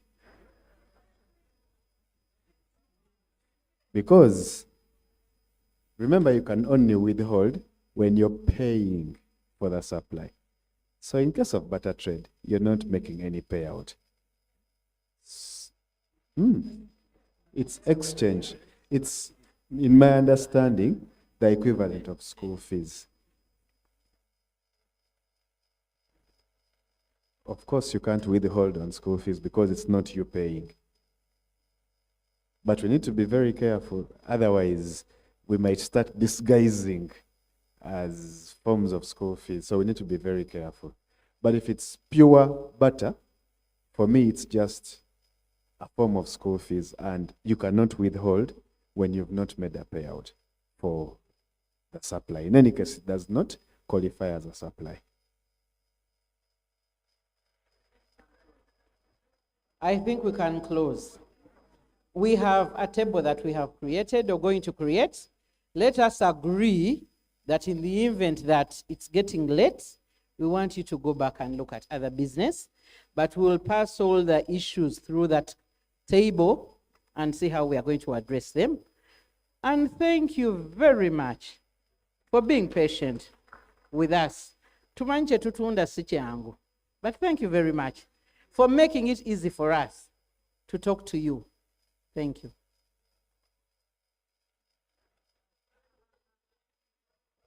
May we stand for the anthems, ladies and gentlemen.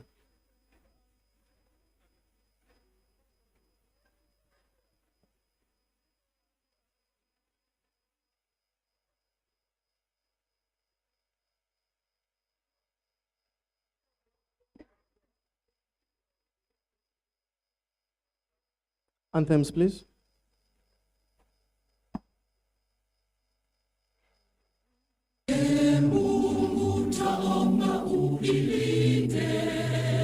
Jumuiya Afrika Mashariki, tuwezeshe kuishi kwa amani, tutimize na malengo yetu. Jumuiya yetu sote tuilinde, tuajibike, tuimarike, umoja wetu ni nguzo yetu, idumu jumuiya yetu. Uzalendo pia mshikamano viwe msingi wa umoja wetu, na tulinde uhuru na amani, mila zetu na desturi zetu. Jumuiya yetu sote tuilinde, tuajibike, tuimarike, umoja wetu ni nguzo yetu, idumu jumuiya yetu. Viwandani na hata mashambani, tufanye kazi sote kwa makini, tujitoe kwa hali na mali, tuijenge jumuiya bora. Jumuiya yetu sote tuilinde, tuajibike, tuimarike, umoja wetu ni nguzo yetu, idumu.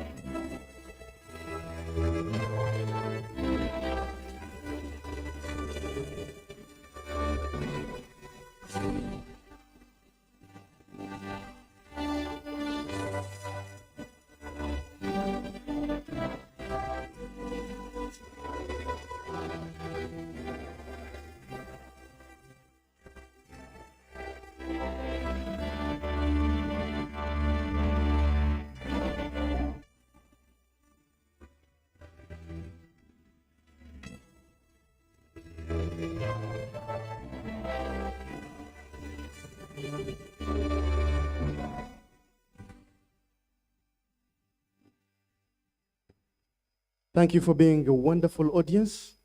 I would like to introduce you to the URA TV. Because we now have some contacts, we always run webinars, basically on tax education and many other things. I think we shall create some specific programs that speak to your area to dissect more of these issues. Links will be sent to you. You can either watch it live, even contribute, or you can use a link to, usually the recorded programs are on YouTube. So even if you are not able to listen, at your convenience, you can see what the recording is. We may invite some of you just to spice up the discussion, because we always do the webinars in form of like a talk show. We are educating, but somebody needs to be, teasing out the issues and concerns as our people cover the bases. They're interesting programs, and we use them a lot also for tax education purposes. But we will be rolling out at least a program that is physical. We'll do it regionally through the desk.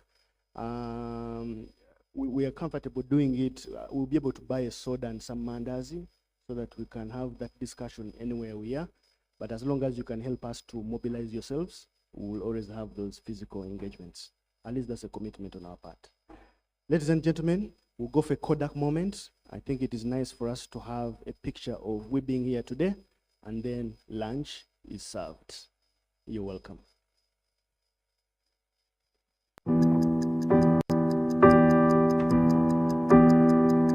In chess, the small one can become the big one. It's the same here.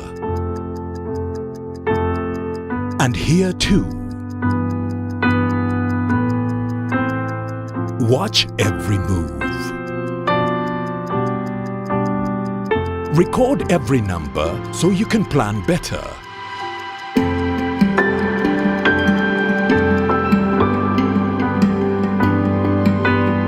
No matter the size of your dream, tomorrow's success belongs to those who keep today's records clean.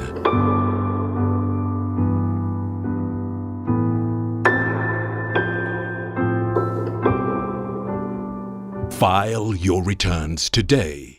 Uganda Revenue Authority, developing Uganda